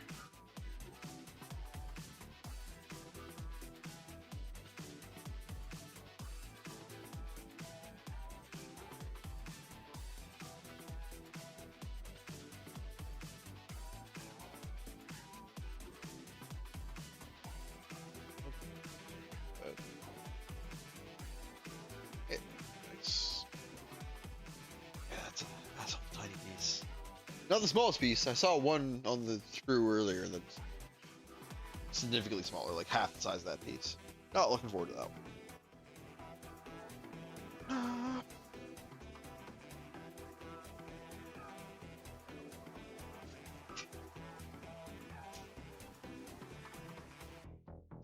Oh, and you'll have to excuse me there, everyone. I gotta run and use the bush. Be right back.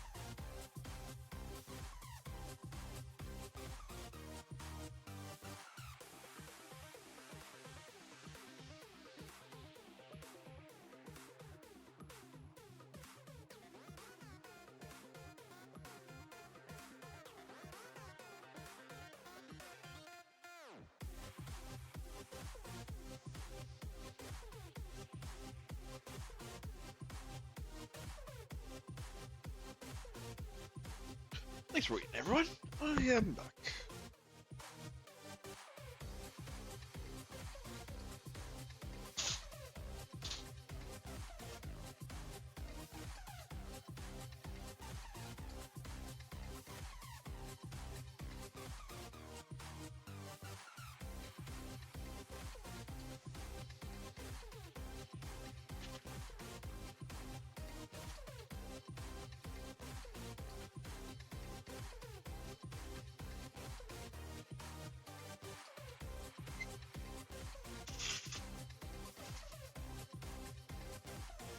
One, three. Oh, grab it from the other sprue. Yeah, C2.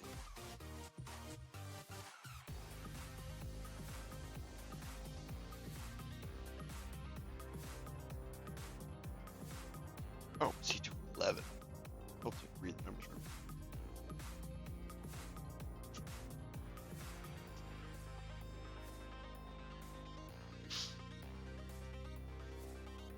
Yeah, this is going quick, actually. I think this is where I was at the end of my first stream doing Death Scythe. So I'm definitely speeding up a little bit. Which, not necessarily a good thing, as I kind of enjoy taking my time doing these. Is what it is.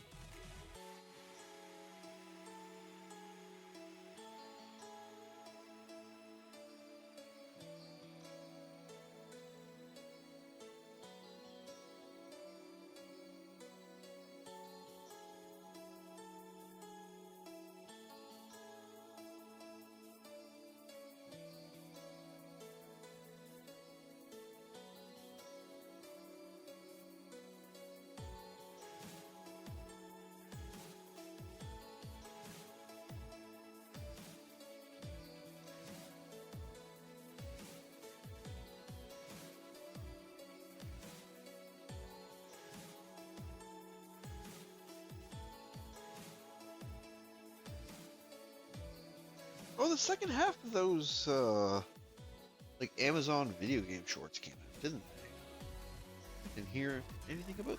Actually, did they? I assume they did. I thought they were coming out pretty soon after the first batch. I actually haven't heard anything about it, which is not a good sign. That either means I thought wrong and they haven't come out yet, or they came out and they're bad. There's some pretty creative ones among that. The Pac-Man one always really stood out to me for sure. And the Armored Core one was great.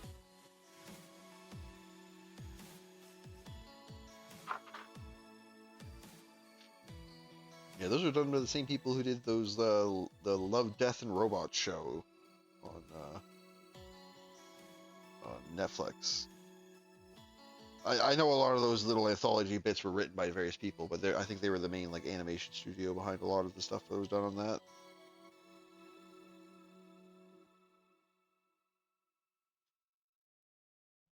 It was really neat. As was Love, Death, and Robots. If you haven't seen it, it's definitely a little adult, but reminds me really heavily of like heavy metal magazine back in the 90s.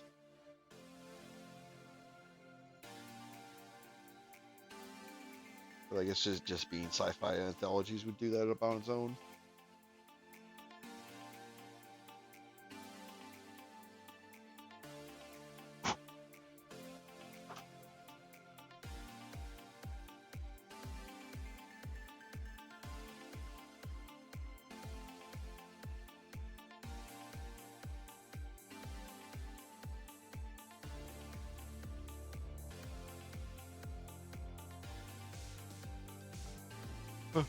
Yeah.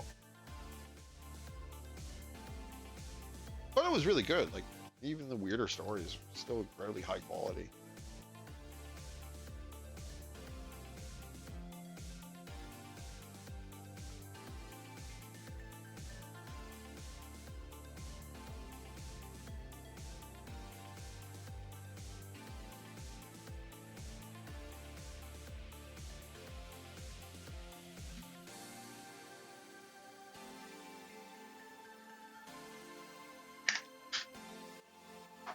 Another foot.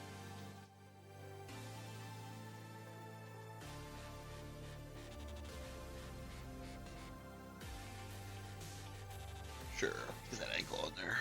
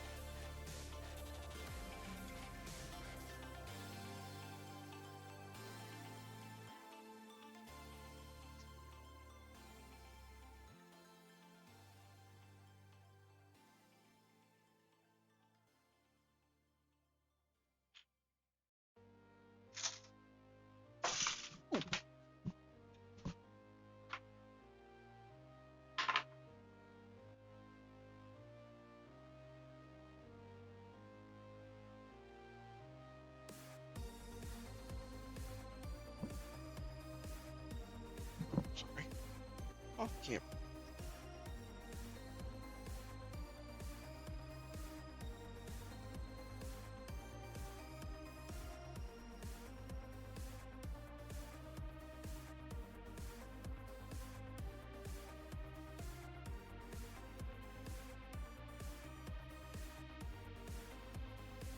Yeah.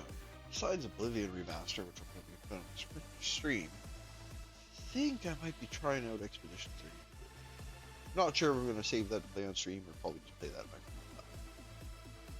Thankfully, both of them are on Game Pass, so purchase give me access to both. Nice.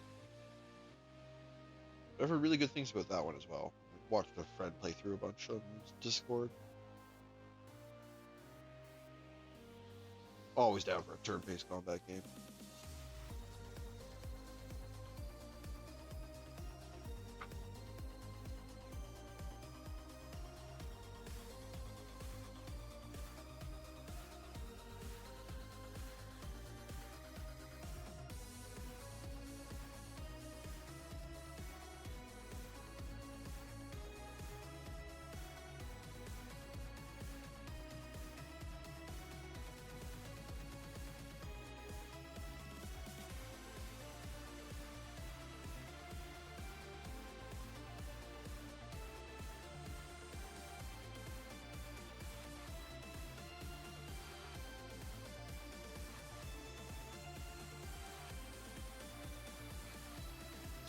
I think they're doing the same thing for Canada this season that they did last season, where they're doing like a movie theater release for the first couple episodes. We never got that around here. They were supposed to bring it to Canada, and it never really got off the ground. I wonder if they're even going to try and get the second season. That is the neat trend with anime now, where a lot of them are. I think Oshinoko was the one who really led the charge for that.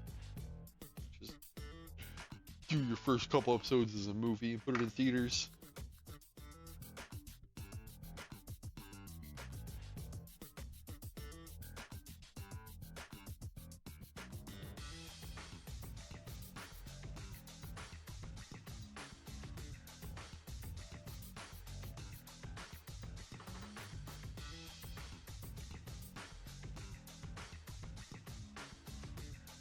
Oh.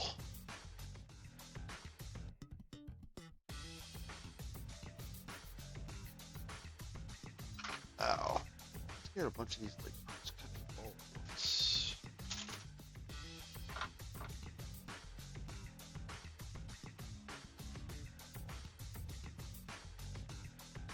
That's clean.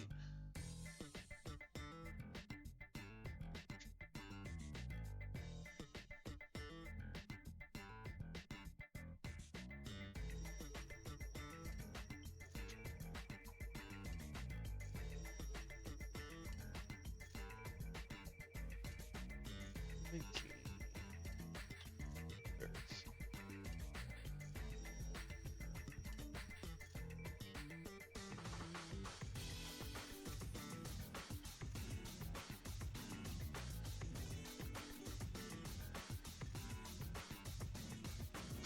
One of these soft rubber joints.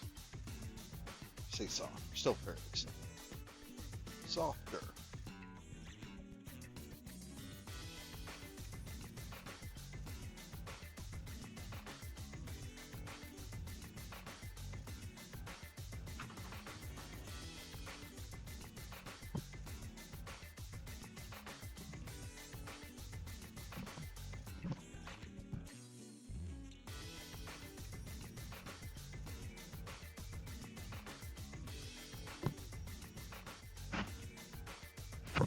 Sorry, I got caught on my shirt.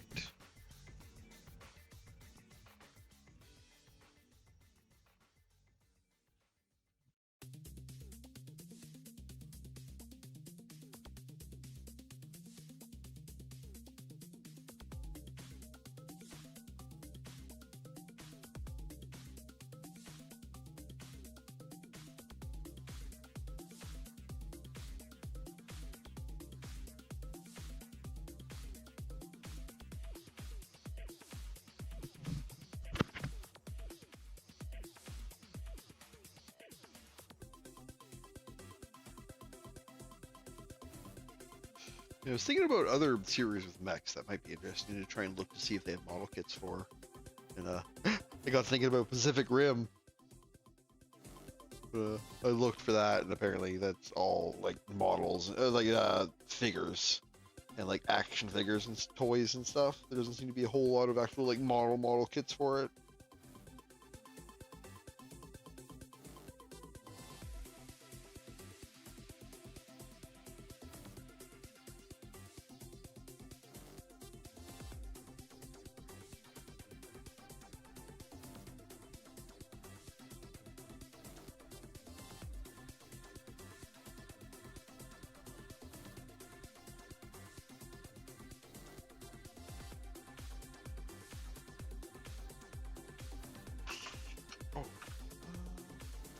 Yeah, so already this far along, let's finish these pieces.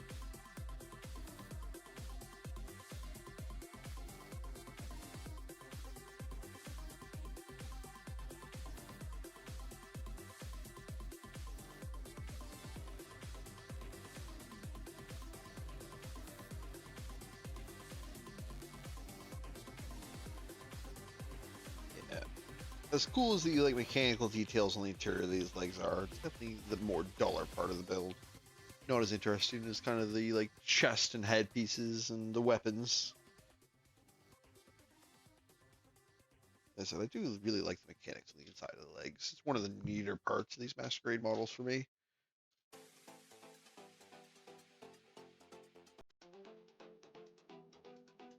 But I'm looking forward to doing that dragon arm. That should actually be pretty interesting. See how that transforms and articulates.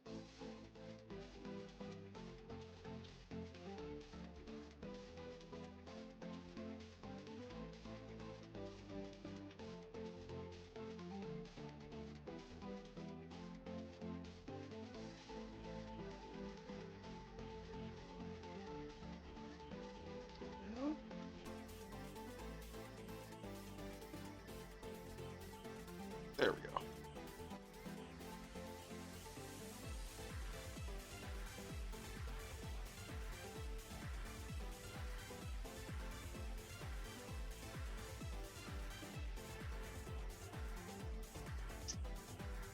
Toughness. Oh, oops.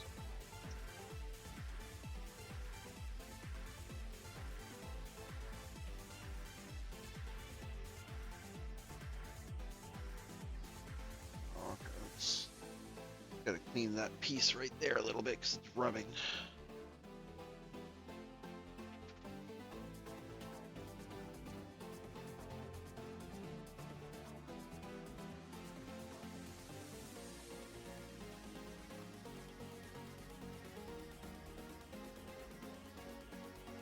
No. Bit smoother now.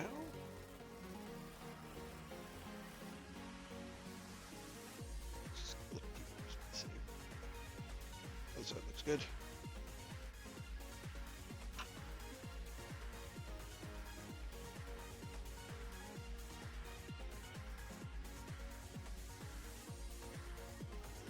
Yeah.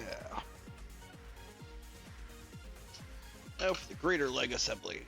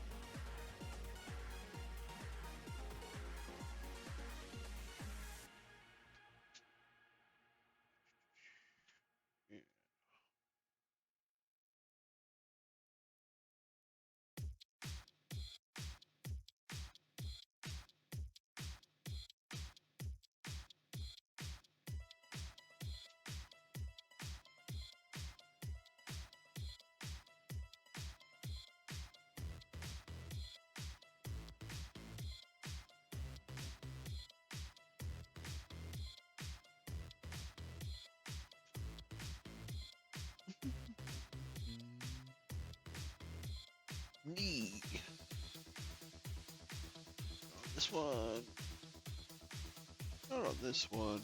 Which one's going in? G. Okay. There it is.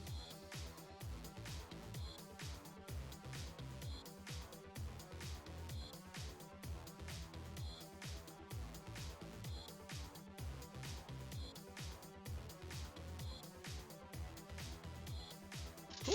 Just one of these joint pieces.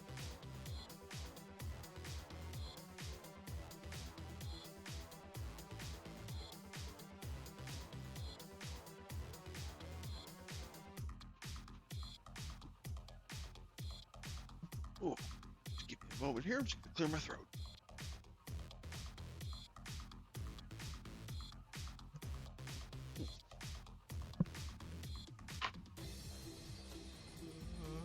Yeah, now.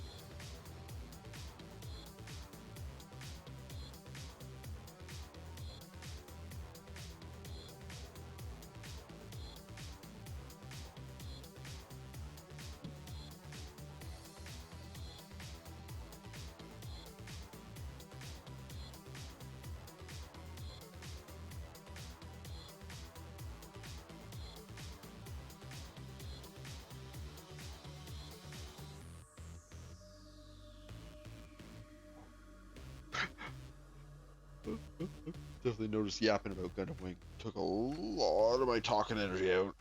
Might have to start balancing that out somehow. Probably end up front loading it at some point, but we'll get there. Sure, I'll build stamina as time goes on as well.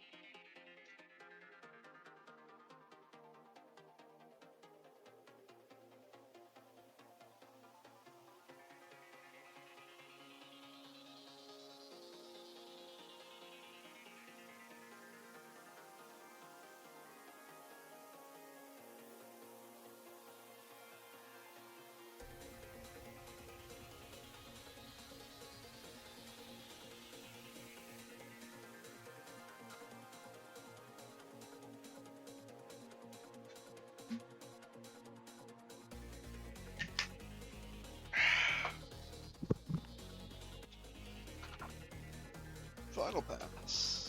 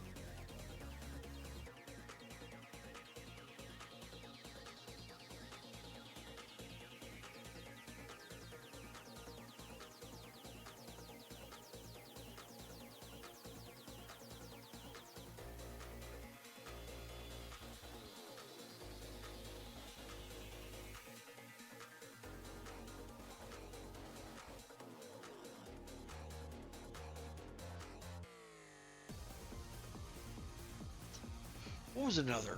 There was another mech series I was thinking about that I wanted to try and find a model for. Oh yeah, I mentioned it earlier when I was talking to the other guy, but the Tangatopic Gurren Lagann. I'd love to get a model from that. Either of the it'll probably end up being the Gurren Lagann because that seems to be the one I'll most likely be able to find. But I'd really want a Lasington be the one I want. The like, yeah, Lasington, especially the one model I have seen of Lasington seems really cool. Like comes with a bunch of his like extendable drill stuff.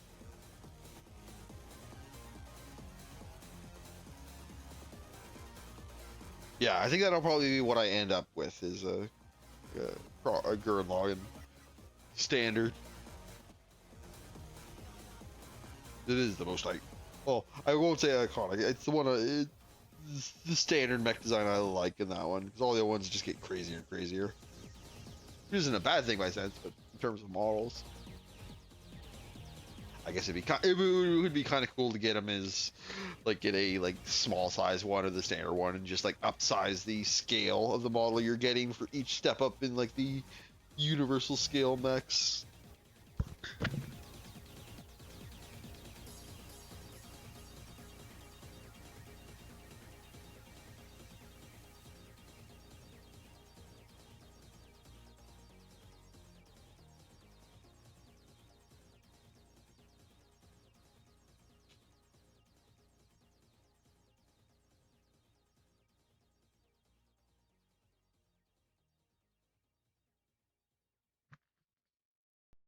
Oh, okay. Thought my BGM cut out for a second there. Just changing tracks.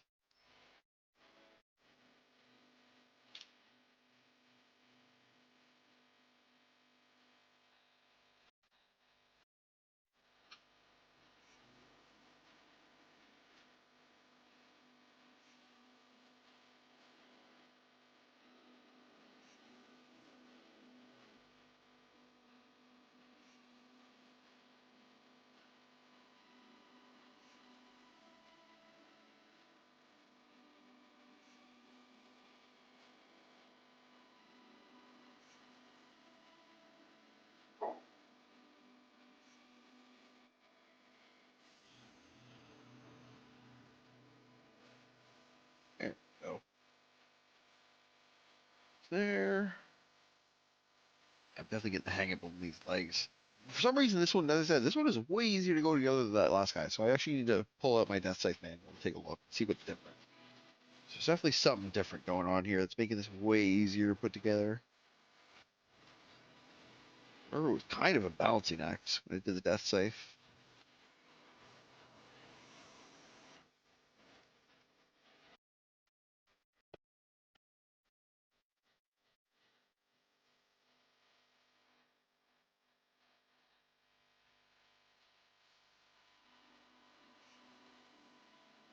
Oh, there, nice and tight. Showing piece down at the ankle and sideways.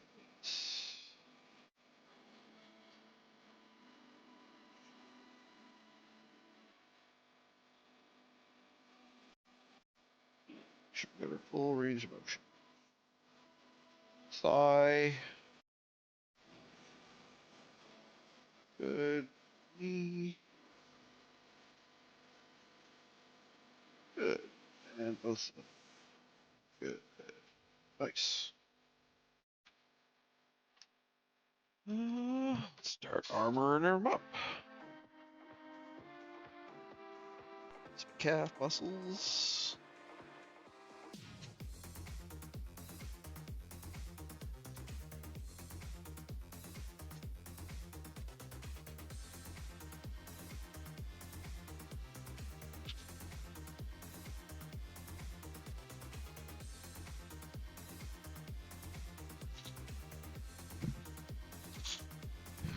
And some plating.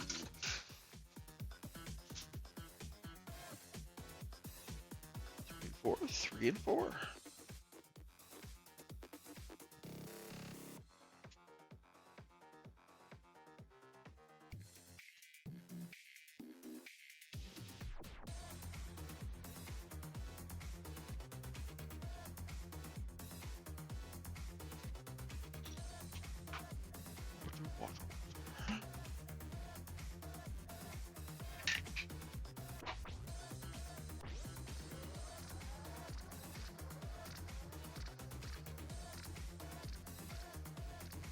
Yeah, I'm just gonna set it over here.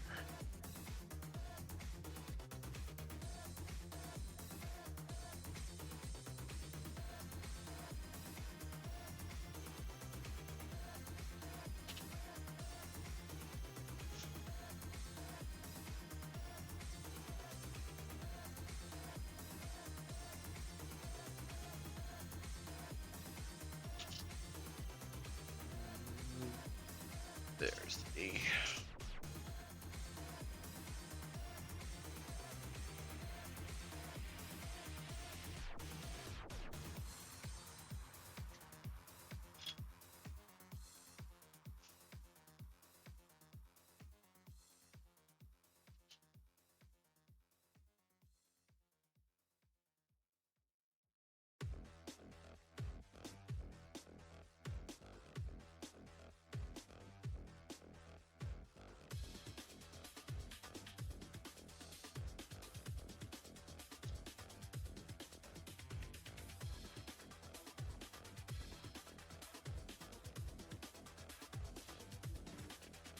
I wonder if they make any like super Western gunpla kits, like Iron Giant or something like that.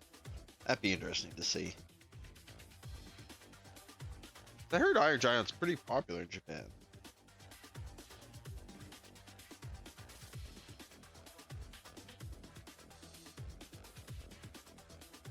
Be curious to see if they ever made any of those.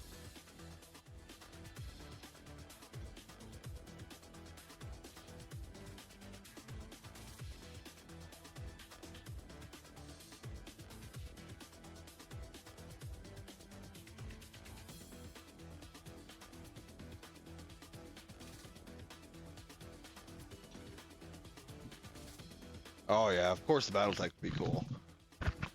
As, I think they've got their own like plastic tabletop model, so I doubt they really have any more complex kits. They seem pretty protective of their IP as well.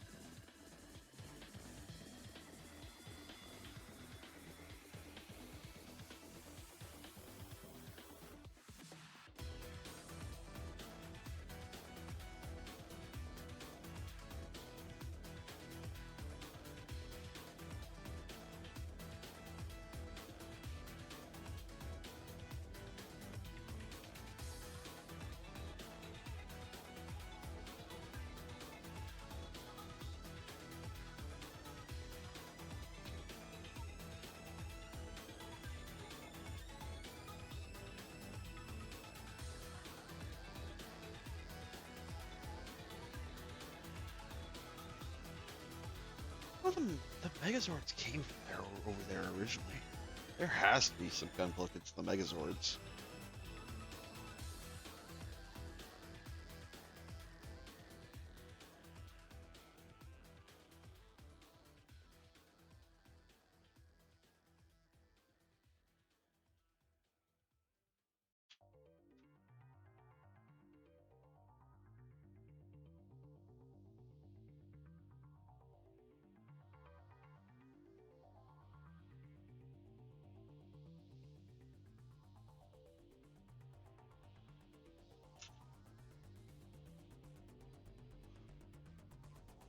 Oh, now I got row fight the power stuck in my head from earlier when we were talking about Gurren Lagann.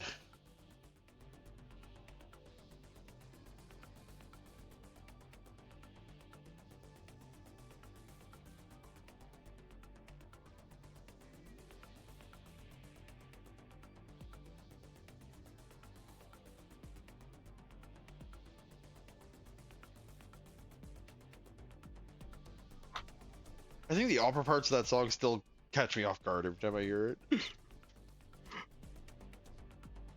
Works way too well.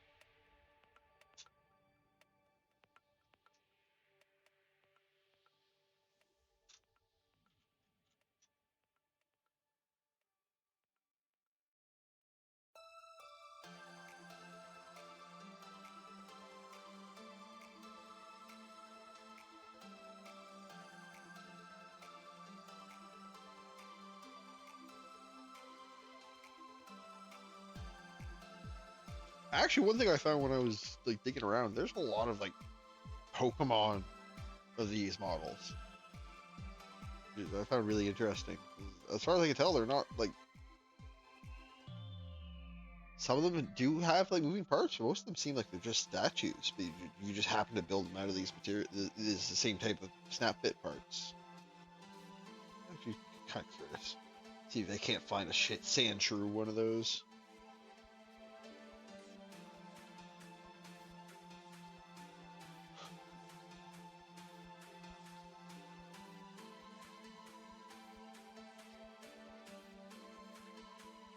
Clippers did a good job.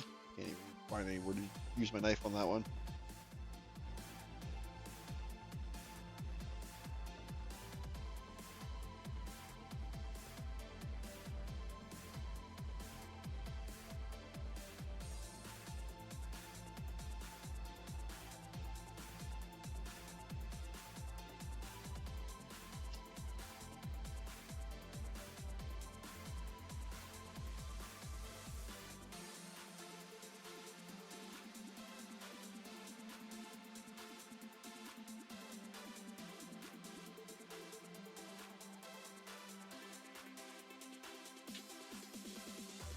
Okay, cleaning pass done. Assembly time.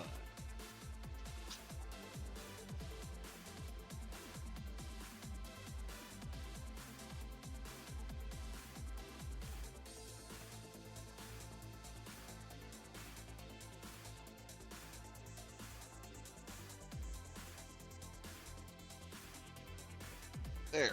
Just find the proper seating.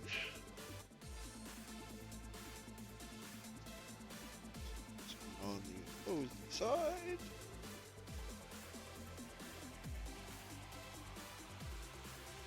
Nice. Tight. Let's put some of these cuffs on.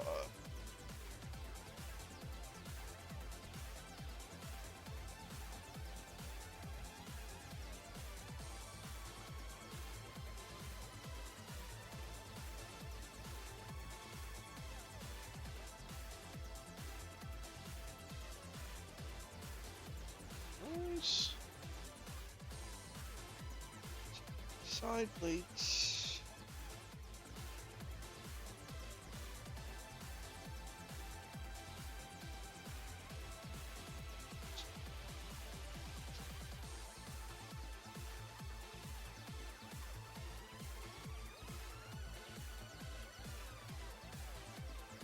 Let's over that detail there.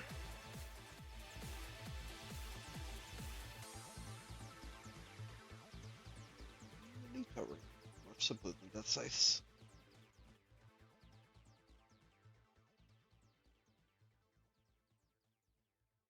Nice. Almost there. Just gonna put some armor up here and then the joint parts.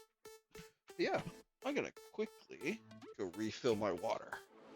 I'll be right back and we'll get that finish. Thanks for joining me, everyone.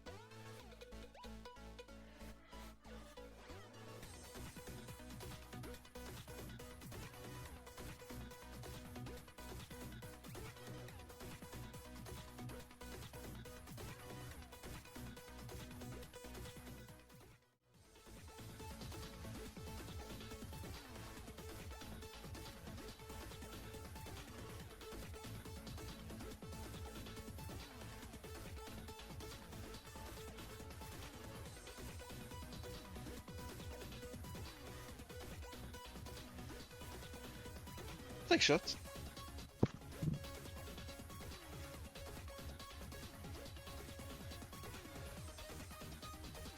Yeah. Basically saying thank you for waiting. Just gonna quickly power through here and get the last bits of this leg on there. Once we attach it to the waist, that'll probably be it for you. And as I mentioned a little bit earlier, I'll be back tomorrow evening at 6 p.m. Mountain Good old Mountain Daylight time. And we'll be starting Oblivion Remaster. I'm going to be starting right from the start of the character creator, probably. 'Cause I remember being able to make some monstrosities in that game. I hope that's still the case. C210. One last piece. There it is. Yeah, I'm looking forward to that. As I said, Oblivion's probably between the three of the Elder Scrolls game I've played, Morrowind, Oblivion, and Skyrim. Oblivion's definitely the one of the three I played the least. So kind of look forward to jumping back into it. I played a ton of Morrowind, and then I played a ton of Skyrim. But I think I was still burnt out from Morrowind to play too much of Oblivion at the time. I definitely played it on release, but I don't think I did much more than just play through the main story and fuck around with the Thieves Guild a bit.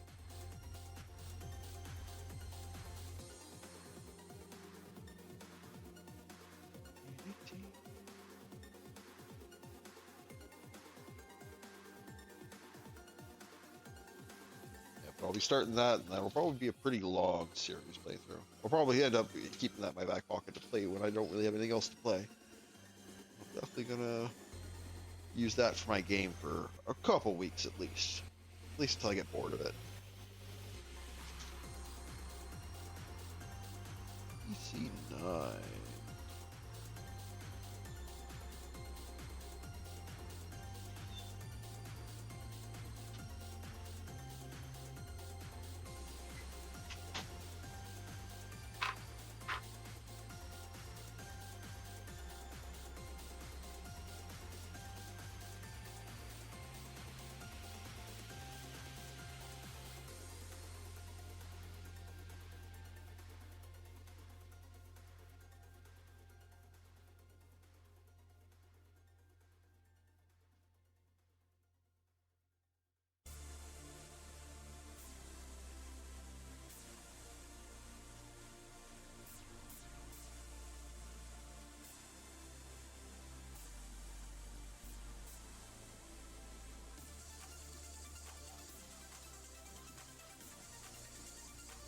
I'm looking forward to hearing some of that old voice acting too.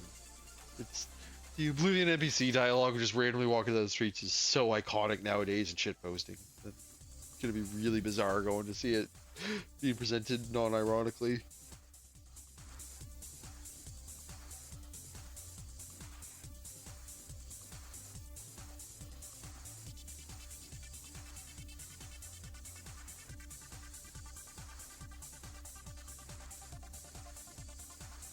Joints tight. I mean, not a bad thing. It could be stiff and posing, which is good because it will mean it won't sag over time. Which generally I have heard isn't really an issue with the more modern kits at all anymore. More the older kits that had that issue.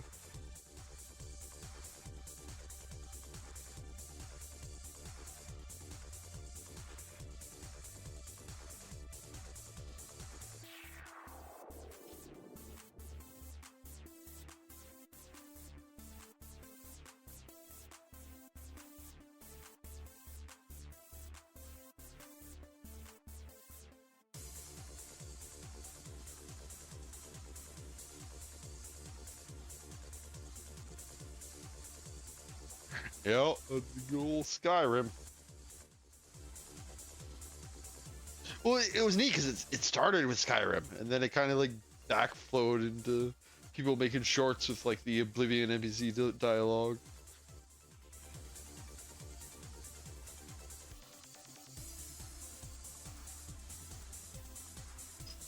and welcome, storyteller. Hope you're feeling better than you were a little earlier.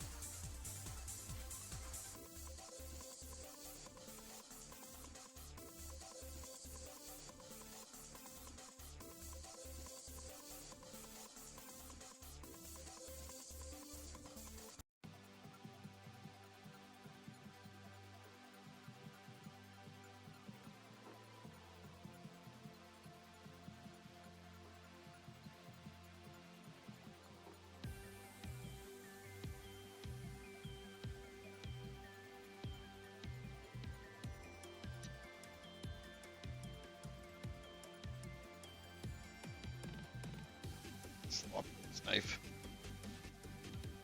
Oh, must be getting close to quit time.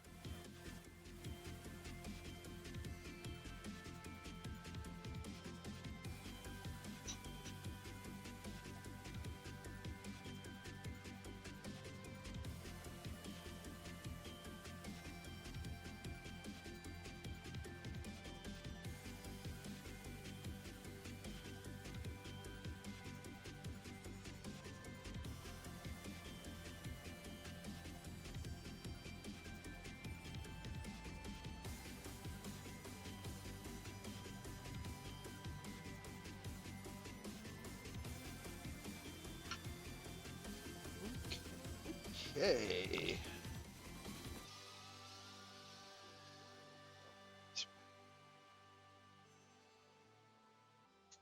Ooh, maybe not.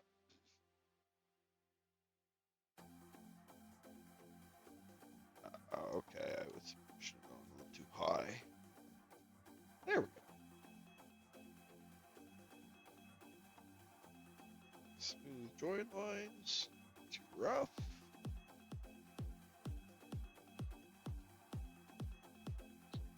Insert our hip joint. Touch to our ankle.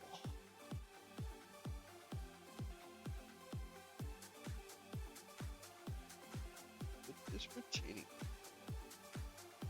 That's right, right? Yep.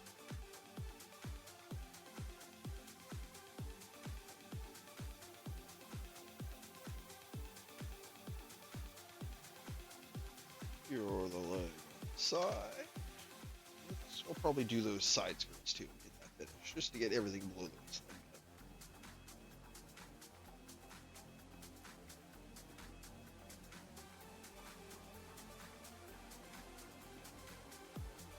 Oh yeah, that hip joint stiff.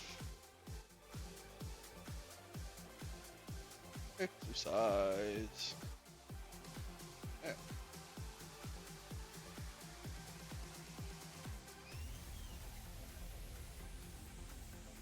Got some legs.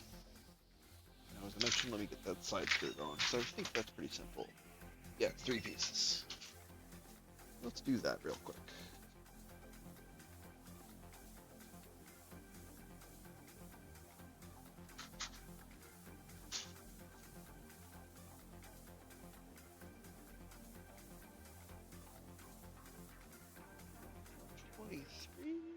Yeah.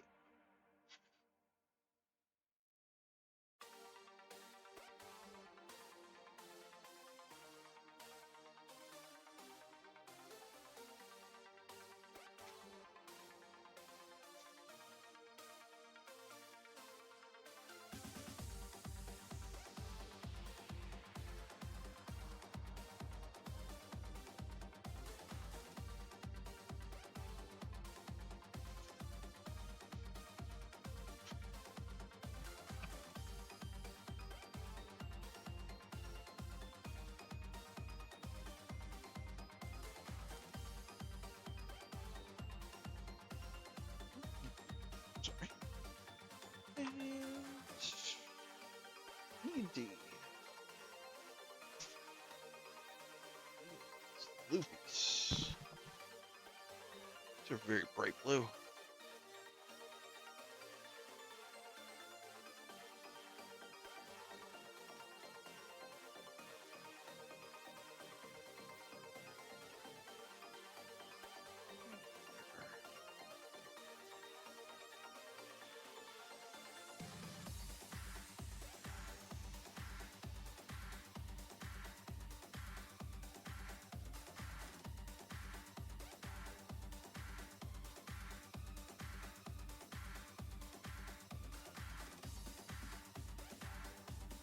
Yeah, it should be fun going back to play. Especially with how the good things I've seen about that remaster, with how actually pretty they made it.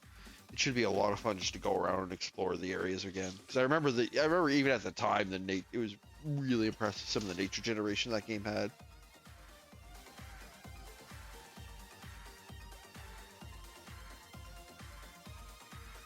Oh, there it is. Okay, I was wondering why. I just haven't cut any pieces from here yet. That's why I didn't know what it looked like.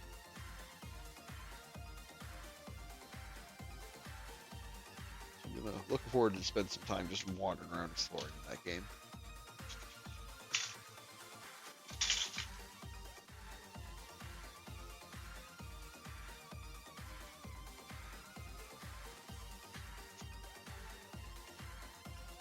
Yeah. Yeah, I think this is the first kit that has really used this bright a blue. It's like, this kit has the very dark blue. And even this kit, it has a blue, but it's still fairly like a navy. It's definitely the first one I've used with this bright a blue color to it.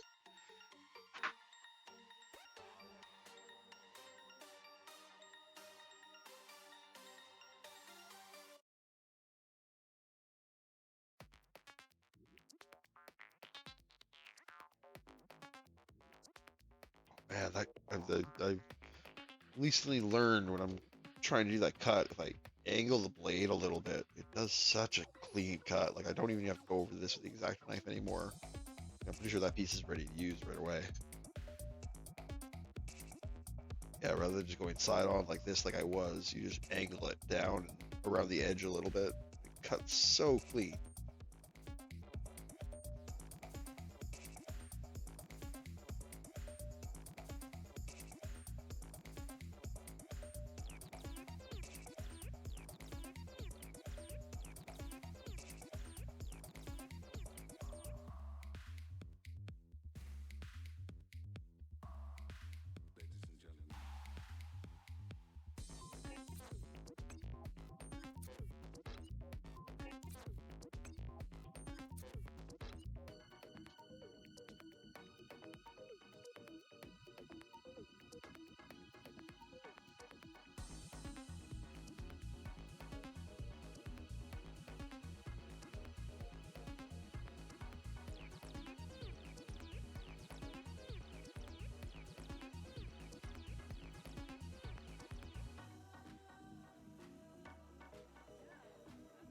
Go at these with the knife a little bit, I think. Those pieces at least.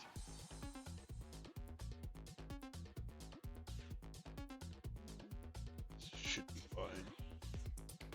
They're on the inside, so I'm not too worried about them being super clean. Already came out pretty okay.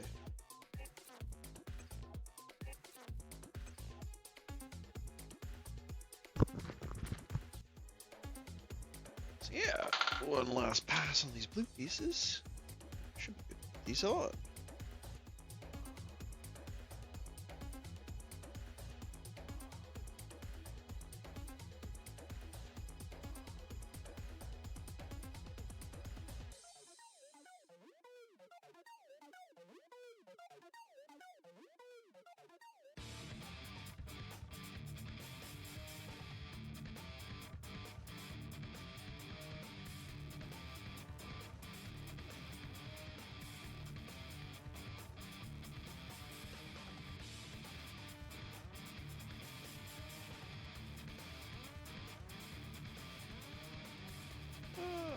Voila.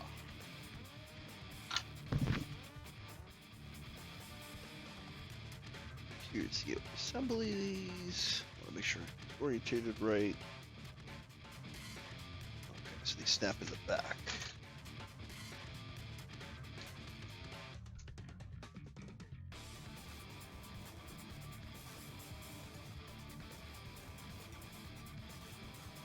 Okay, got the little white grippers on each side there, keeping it in place.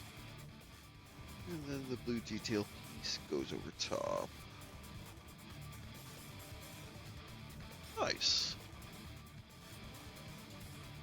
Take the other one.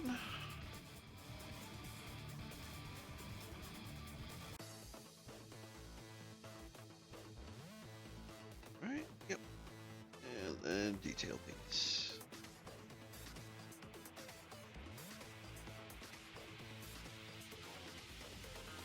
Nice. 2 more side skirts.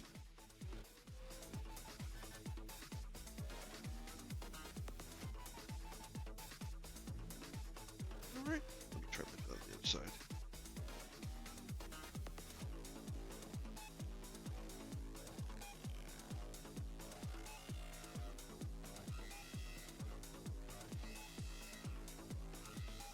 Yep, okay, put those together, right? Just double checking before I get them.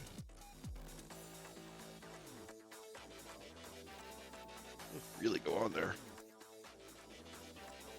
That's why I was having trouble. Push much deeper than I expected. Oh wait, no, I just over pushed on that one. Yeah, I pushed right through the hinge.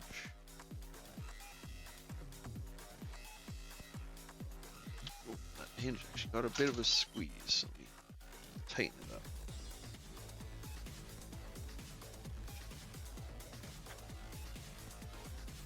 Oh, that's not good. I might have snapped it there. Oh well. It's easy enough to fix.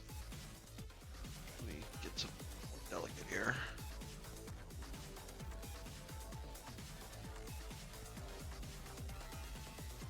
Oh, that's not so bad.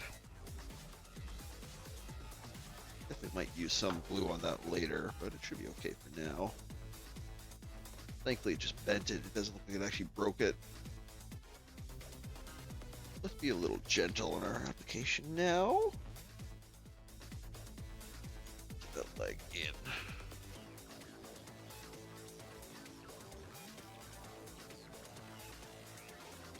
Just, oh man. It's at a weird angle. There we go. That should be easier now. Oh, it's all good. Yeah, thankfully. If it worst comes to worst, I can always just glue it back on with some plastic glue. If anything, it actually looks like seems like it'll make it nice and tight.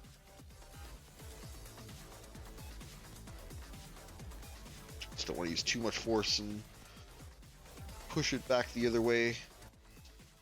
Yeah, like that. Yeah, okay, cool. Yeah, I'm gonna have to use some glue to fix that, but that won't be a problem.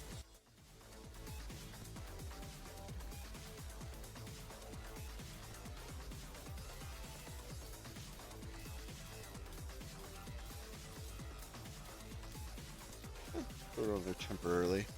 So yeah, that little tab came off, so I'll just glue that back on. It should be fine. But I'm gonna put that somewhere safe so I don't lose it.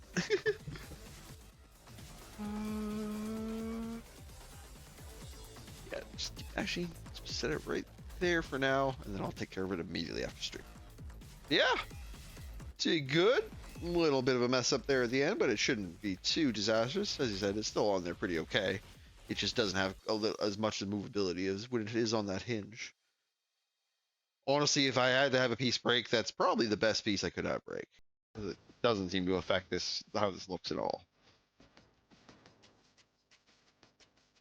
Yeah, well, that's what I get. I was trying to force the piece to make it a bit tighter, and I just used a little too much force, and it's that. But learning experiences. Oh, I just realized I haven't done the heel on this piece, so let me quickly rattle that out. Must have skipped a step when I was going through.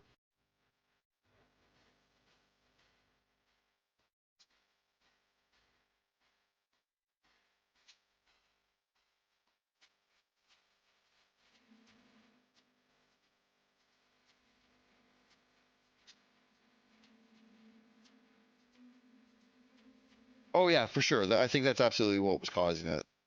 Because it was pushing against the piece next to it. This back piece right here. I think the problem is when I was pushing it on, I was constantly like just catching it and causing it to lean in like that. Rather than, I think if I had held it so it stayed back like that, it would have been a lot smoother going on. But I didn't realize that until it was kind of too late.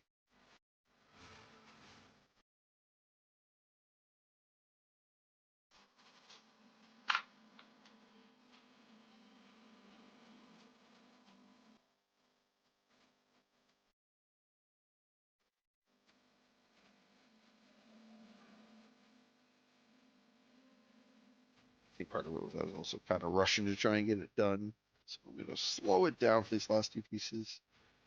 And just make sure I don't cause any problems right at the end.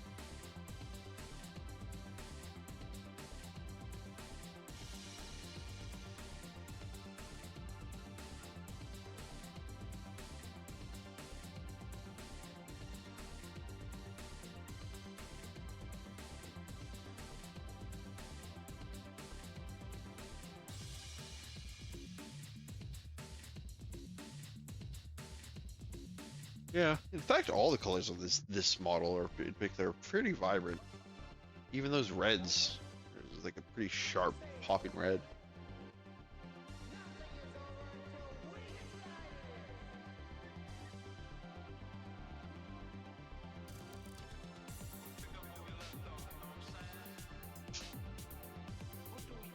And missing heel.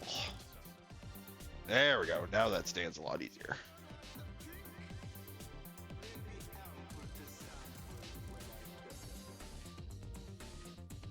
But yeah. Yeah. Yeah, I'm looking forward to it. It's neat because you can really tell like the color pattern of each mech and the pieces. I noticed that with the Death Scythe pieces. But yeah, sincerely want to thank everyone for joining me this evening. Looking forward to continue building this on Thursday at the usual stream time, 6 p.m. Mountain Daylight Time. But tomorrow, I'm going to be here playing Oblivion at that time. But yeah, I hope you'll be here to join me for that or for Malta building. No worries if you cannot. I look forward to it. And yeah, I mentioned it once before, but I'm on Twitter and YouTube at the name above my head there. I'll be posting some shorts occasionally on the YouTube, and all my stream VODs are going to be going up there as well. And I know not Twitter's, a lot of people are getting off Twitter, and I absolutely don't blame them, but if you're still on there, I usually post some pictures of the models I'm working on, and whenever I go live, I post there too, so feel free to check me out there. Hope everyone has a lovely evening. Thanks for coming.